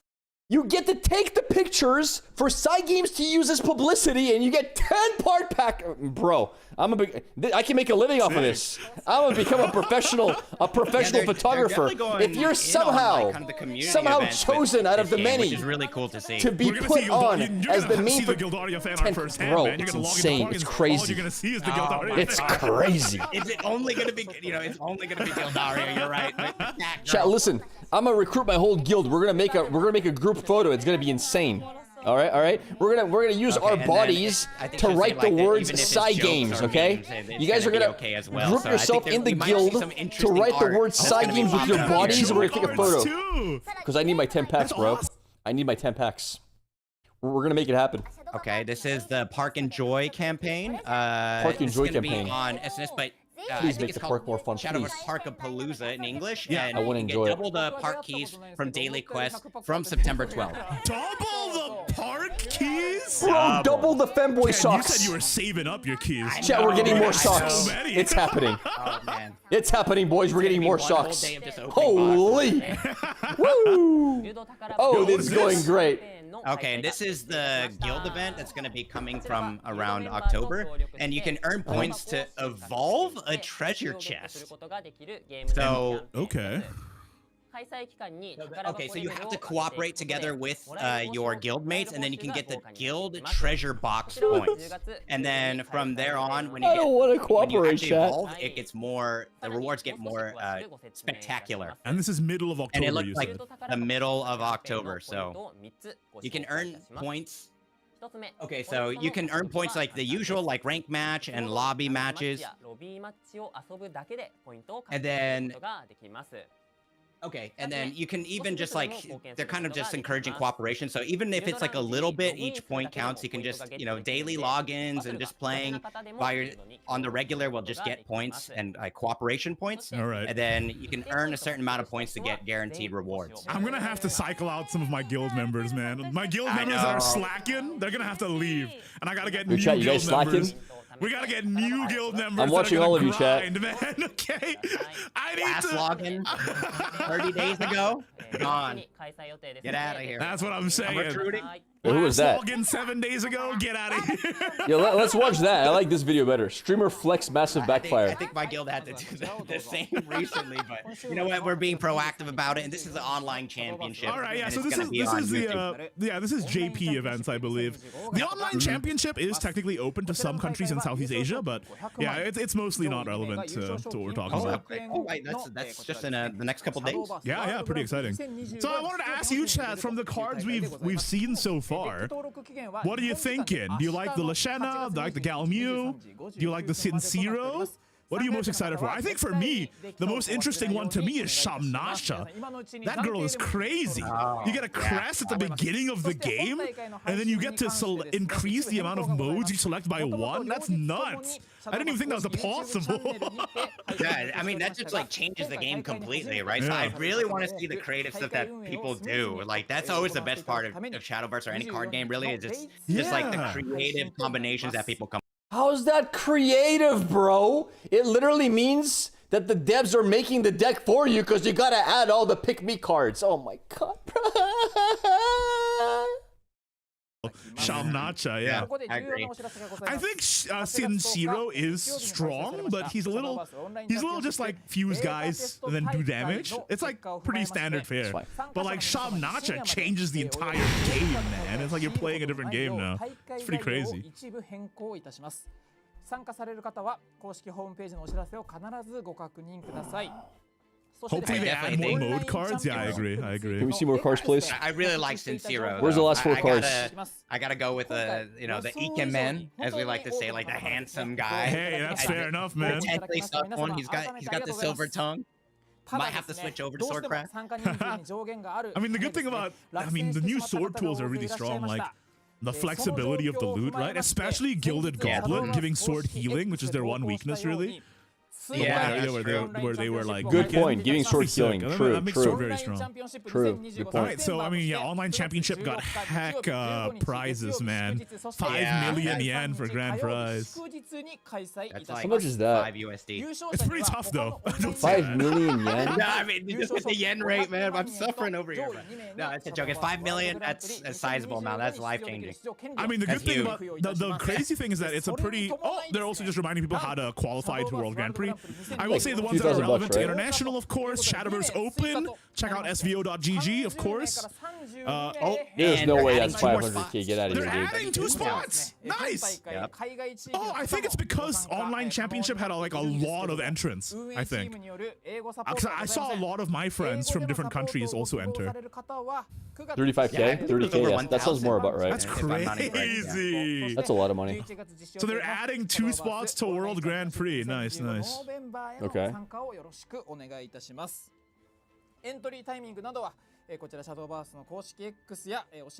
Yeah, so the extra championship, Korea Open, Taiwan Open. Chat, I want to win. I want to win the World Championships just so I can be part of the next cast, so I can kick that damn soccer ball. I'm hoping they don't play the soccer event again, though. So with this one, if you're in Japan on these dates, you can enter, but it is an offline. You do have to be there. I have entered a rage before, back when I offline. I went to Japan for like a while. Are we gonna see Grappler in the World Championships? I did not make it to the next day. I don't know about that. Hey, these are hard, by the way. There's a lot of really strong players at Rage. He's being called I feel a like shill, that's and he does that's this. Of like Wait, what? Japan in general, when we like Nobody's play shilling here. esports, They're- it's just like it's they're- so tough. The level of like just They're to get out of your hyping. pools is like insane. Not quite shilling. Oh, so this is the merch you can get. Interesting. Yeah. That's Oh, really you cool. can get those playmats at the merch store. Oh, should I book a trip to And Japan? badges, Hold on, the logo bag as well. Time to book a trip. It's time to book a trip. It says you can buy it from the side store. Okay, great. Never mind that. And the acrylic stand. Oh, that Galmi one goes crazy. Oh, you can actually take a good look at all of the or some of the omens here. I'll be honest, these are kind of cool. Who is that new little girl character? If this is 3D, that's kind of She was cool. in the trailer too. If it's 3D, I don't know if it's 3D or like if it's 2D. If it's 2D, it's absolute trash. But if these are 3D sculptures, that's kind of actually badass. I like that. There eventually, so just It seems keep checking the 2D, yeah. side It seems store. 2D to me as well. Alright, That's so why. the Pro League is the one for actual pro teams. So when it comes to It's the Pro League, 2D just for enjoy sure, it. and it's trash. Just When are you watch getting it. signed? When am I getting signed? Yeah. Brother, I'm on the other side of the desk. 2D, you want some? Yeah, I'm not. I mean, it's cool, I guess, but not really what I'm. So chat, what? By the way, chat, we do Not something I'd still be have excited card for. reveals ahead because they said at the beginning there's gonna be 7 card reveals and they've only revealed 4. There's 3 So more, we are chat. gonna get a couple more cards, I My believe. suffering hasn't ended So yet. stay tuned. I would venture to guess they put it at the end. You know, it's probably fair to guess. Yeah. There's so many events. Yeah, at the end, yeah, I'm great really spot to shocked. put it. I feel like there's Force gotta me be to at stick least until the end, double yep. the total Love it. events from the regular, from the first Yeah, release of Shadowverse. there's a lot, man. So many. When does the There's new so pack many. launch? Ah, they already revealed Yo, that. chat, It I'm launches gonna on show you. the I'm gonna show you some really 28th, cool so in 1 3D week. 3D models. Pretty much 1 week. They had exactly. these at Riot headquarters. Look at that. How badass that is. Wait. Oh yeah, and there's even Look team at that. Look at fight Ari, as well. chat. They're on the right hand side, like 3D Ari. register as a team. Yeah, I should have bought cool. some of these. But these are all Japan only. Sorry, guys. In fact, this is the student battle. Look So at not this. only do you have to be Japanese, you have to be a university or high school That's not student. badass, dude. Oh, okay, I did not Understand. do So that. not even, Okay. you can't do it either, Ken. I apologize. Man, these kids making Here's, more money than me. Oh my goodness. Katarina. Look at that. Time to go back to school. Can Hit you the put it in a books. jar? Why would you want to put it in a jar? It's gonna be like that meme with That's like dope. the adult It is, in dude. kindergarten. Like, yeah, I gotta Look at do that. it one Look more at that. time. Hit the damn And books, my it's- friend. I should have It's really bought great some. that they're promoting. So I many definitely events, should have considered and buying it. especially for students as well. It was pretty You know, cool. I definitely see a lot of like the younger audiences starting to play esports and other games as well. And this is it's a campaign, the second season I saw campaign. groupers. Wait, this is so cool. Very nice. All right, let me talk to chat a little bit. Let's see. Yeah. What's this chat saying? Technically, Chris can So much feet on enter. chat. Yep. Does he count? Guys, He's a you dark guys are Chris just like them, student. chat. You're the Maybe same. he's- You know what? Maybe because you might have a student email, right? Oh, You might be able to maybe. enter. Very cool. Oh, this is the if you win the spot battle. So some award. Gotcha. You get a promo pack for Evolve. I see. 情報の後は少し先のイベントやキャンペーン情報とそしてお待ちかねのカード情報後半があります。それではまずはこちら。シャドーバースワールズビヨンドの Oh, these are the good information. Yeah. Oh, so these are new things you can get from the side store. That's pretty cool. 1,000-piece jigsaw puzzle. They're jigsaw puzzles now? Yeah, 1,000 pieces. So if you're really, maybe we're gonna have a Gatomue one, and you can like frame her, you know, put her on the wall. Very cool. That's kind of cool. I can get behind that. Like 1,000-piece jigsaw puzzle. All right. I'd like that. That's pretty cool, dude. I guess they're going extra hard. I'm on actually the goods as hyped well. on buying these puzzles. I That's didn't kind of know cool. that I we like got that. jigsaw puzzles. But I mean, hey, the art is beautiful, so why not, right? I think the thing So that I'm most excited about is the I think the raid best battle jigsaw they puzzle would be the announced. the Yeah, Albert. that's really cool. Oh my! Is it, Wait, they sell perfume? Is Wait, this if you wanna- Albert and Fenny perfume? if you want to smell, yeah, floral, woody, and fruity gourmand. Orange. Bergamotto. Bruh, they're telling me Albert smells like a flower, bro? He's not a musky soldier. He smells like a flower. I can't, bro. I can't. I can't keep watching this chat. They turned my boy into a flower. They turned my boy into a flower, chat. And you'll be able to just buy these at any TCG shop. The puzzles earlier, you can actually pre-order them on the side store, but they're going to be sold on September. Instead of a 12th, and then musky, this is masculine November. perfume smell, they It's gonna turned be my on boy sale. to a flowery little And you can reserve from fruit September boy. first. Oh, Alright, if guys, you're my here, lord. Are you gonna get the Fenny perfume or the Albert perfume? Okay. Yeah, he actually based guy. Look at this guy. He knows we got what's some up. reveals. Okay, guys. You get the Fenny or the Albert. They smell the same. They're both fruity and flowery. Yeah, absolutely. Yep, that's right. Truth. He knows what's up. 2.1. Fanfare, draw a card. Evolve, select an enemy follower on the field and banish it. Super Evolve, banish all copies of it from the field. This is really funny to play this against Undead Soldier and banish all of their zombies. That's a That zombie would be counter. pretty messed up. Interesting. That is one of the worst. Oh my gosh, that's a pain. Yeah, you know what? This would be absolutely perfect for that situation. But yeah, the fanfare is just draw, yeah. Is a runecraft card, and at least we now know their name, Aria. Okay. I'm sorry, I'm freaking out. Alright, no worries, no worries. Mierabane Great Manifest. Neutral legendary. Neutral. Fanfare, add a great testimony to your hand. So that's a token card. Evolve, gain a crest, which says, when you gain this crest, replace your deck with the Mierabane deck and transform the Reaper at the bottom of your deck into a victory card. At the end of your turn, discard all cards not named Great Testimony and draw 6. And then Great Testimony, you saw it there for a second. It's a 1 play point spell that says select an enemy follower on the field and destroy it. So again, So you just declaim and you win get again? the token spell, which destroys an enemy. Wait, is this Cactus number 2? Are you saying I can have decline and just draw, like just hold on to like 5 draw cards, play this into draw, decline, win the game? Are you? It's Cock 2.0. Wait, now Rude has decline, Cock, and decline 4-drop. Now they got Baldy as well to win. Oh my god. Follower, and then on Evolve, you gain the Crest, which replaces your. You don't even need a Super Evolve anymore. Oh, you kind of do because Evolve is the crest, but still.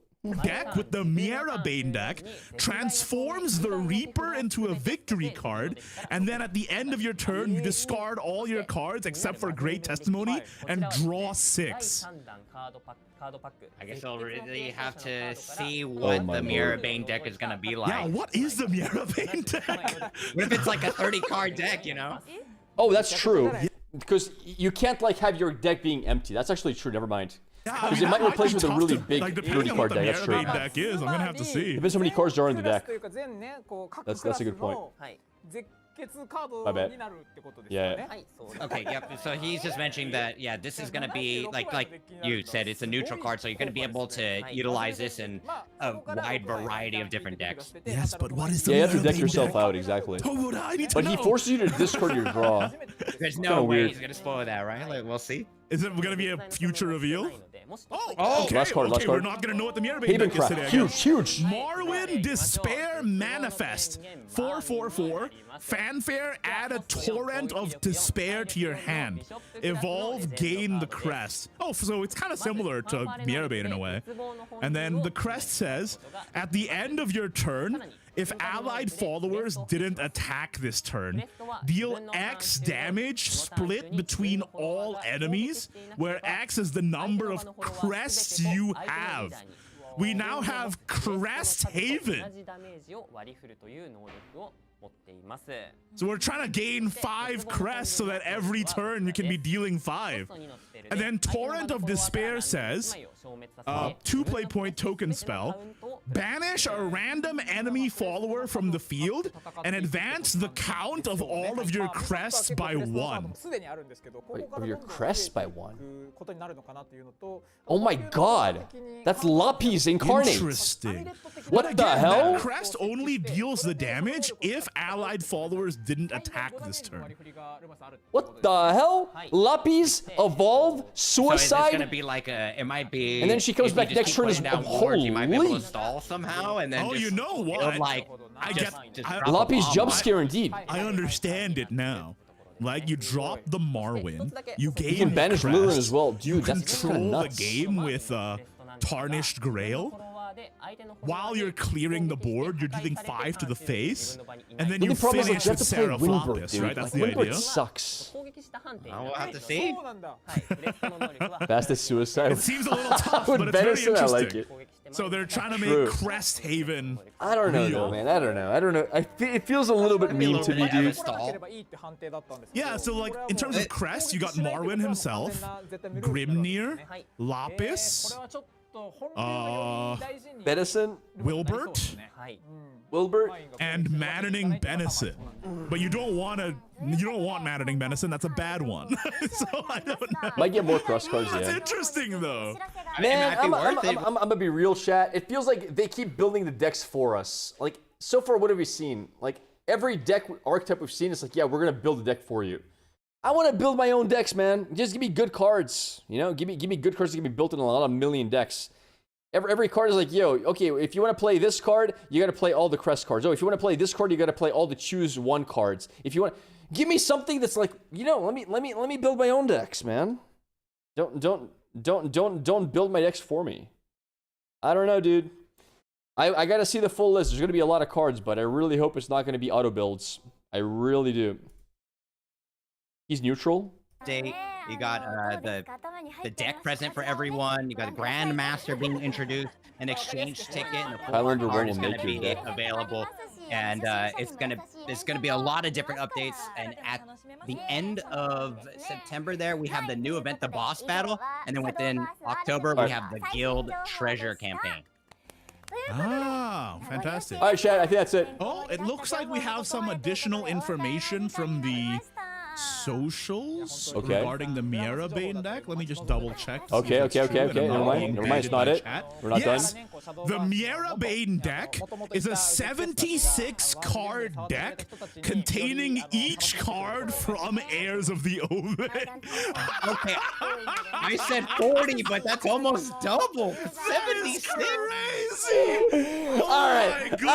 I know what I'm playing day one, brother. I know exactly what I'm playing day one.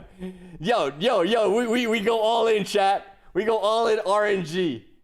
All in, baby. That's kind of cool. I like it. Now I can get behind that. 76 card deck, beautiful. Yeah, and then you can get 10 packs. Yeah, you get missions over the course of 3 days. Beautiful. If you finish them all over the course of 3 days, Beautiful. you get 10 packs. Yep. Makes sense. Same as Infinity Evolved. Gotcha. You play this with Dimensional Climb, by the way. You play this with Declimb 100%, and the reason you play with Declimb 100% is, well, you shuffle. Declimb's one of the few cards that shuffles your deck, right? So, I think you can pull the victory card right at the beginning, can't you? I think. I don't know. There better be discards and draws. No, at the end of your turn, you discard and draw 6. So the Miera Bane deck already cycles 6 every turn, right? Wait, but like, it's gonna have every that's card what in the Chris game, says, so yeah. it's At the end of your unlikely turn, to discard do all it. cards not named Great Testimony. You're right. Yes. Okay. I didn't. Yeah. I forgot that. Yes, So I misread. so That's you why put- I'm not good at card names. Regardless of what you do, even if you do nothing, you draw 6 every turn. So then the idea is, what do you do with the cards per turn? Oh my god, there's also another thing to consider, chat. You can't play draw cards because you might deck out the turn you draw the victory card. Because if it force draws 6 cards and you only have 5 cards left in the deck because you drew a card at some point, doesn't that mean you just kill yourself? So you have to have the last 6 cards be the last 6 cards exactly, if I'm not mistaken. Also, 76 is not divisible by 6. What the hell? That's kind of weird, dude. Oh, it changes the Reaper into a victory card. Oh, you actually have to deck out then. Oh, wow. Oh, that changes everything. Yeah. The entire point is Not like an actual card. it's you mill it's 6 meme, every turn. right? That's It's a meme. 13 turns, We're just gonna chat. have That's to a lot see of like turns. if it's the I don't know if you only guys way to know realize if it's how good much is to know 13 the turns entire is. set list of what cards are in Heirs of the Omen. That's a long time, man. I think it's gonna be a lot of fun. I can't wait. I hope you make a video on it, and like a bunch of other YouTubers. I'm sure they're gonna make meme So decks spam with it. draw? So. It's so silly. You can't spam draw though. At best you can make it 12 turns, right? because it's 13 turns. man. So you discard your hand after you play that anyway. Put in deck side before you do at this point? Yeah. That's kind of weird, man. All right, I think we're done. All right. Thank you very much. Thank you, everybody, for tuning in. I appreciate y'all for Thumbs tuning up. in. Boom, baby. This was There it the is. official English co-stream, so you know all the translations are accurate, so you can take that to the bank. And also, you can also just check out all the socials. I believe Shadowverse, the English channel, as well as the Shadowverse X account in English. They already have posted the English slides, so you can take a look at there if you Right, want if to you guys want to follow this dude, he's pretty basic. But other than that, in some cases, thank you so much, kind of Ken, not in for others. joining me today. I Up really to your appreciate taste. your But I like this stuff. knowledge of Japanese. He was there to because make it I a bit more don't have supportable. any. And give him a follow. Thank you if for want. having a Topaz player like me. I Hey, appreciate it. my Hey, pleasure, from man. here on, Grandmaster, right? Grandmaster 3. That's right, baby. So I think the things that I'm most excited about, the raid boss, super cool. Oh, so sick. That is so sick. And the other thing that I'm most excited about is the new story. Kaori, my favorite character out of the defaults. So I'm gonna be honest, that's kind of depressing. If what the thing they're most excited about is a 1-day PvE event and a story mode that people are just gonna skip in order to get a small monetary reward as free to play. If that's the most exciting part about all of these things shown, I don't know, man. I don't know. If off the top of your head that was the most exciting thing, I don't know, dude. Oh my goodness. Imagine skipping a good story. He cares about it the most. That's it. A lot of people actually read SV story. Oh, chat.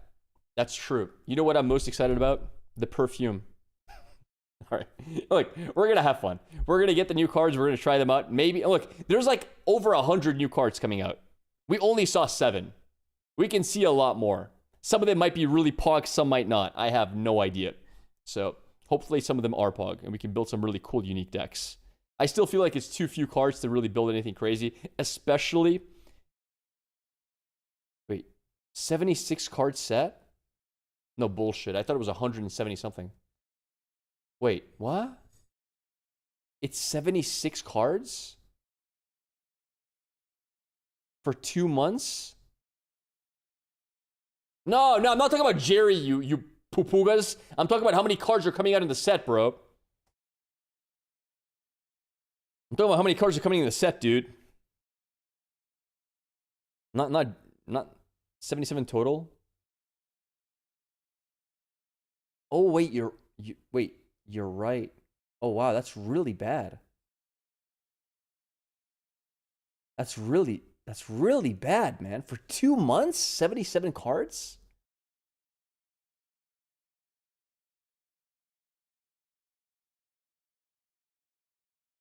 His deck is the set.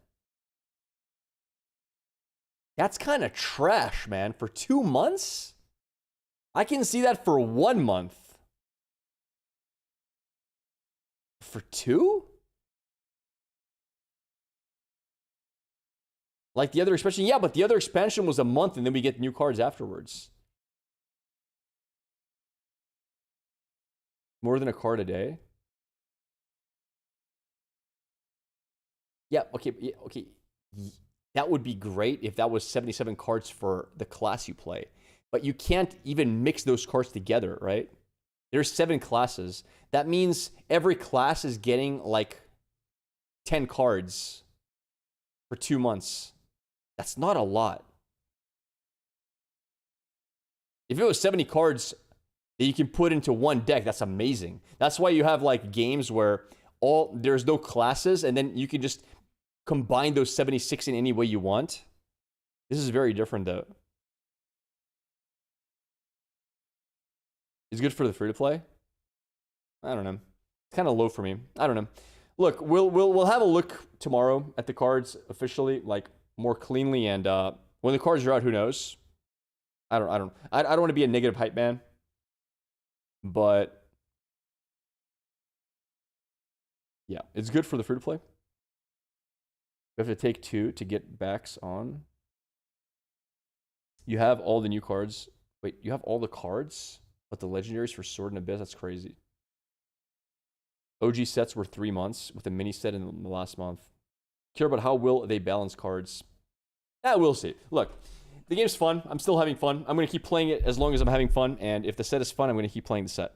And if it's not, I have Path of Exile 2. I have 2x KO. I have a lot of options. So we'll see how things go. Anyway, guys, I'm going to go actually do stuff because my brain is fried again with Nihongo-ga. I have enough Japanese for another year in my brain. Thank you all for watching. Have a great day. Thank you for the 3 subs on here and the viewership. It was kind of fun, this reveal. It was... Oh my god, why do I do this to myself? All right, until next time, friends, you know what it is. Peace!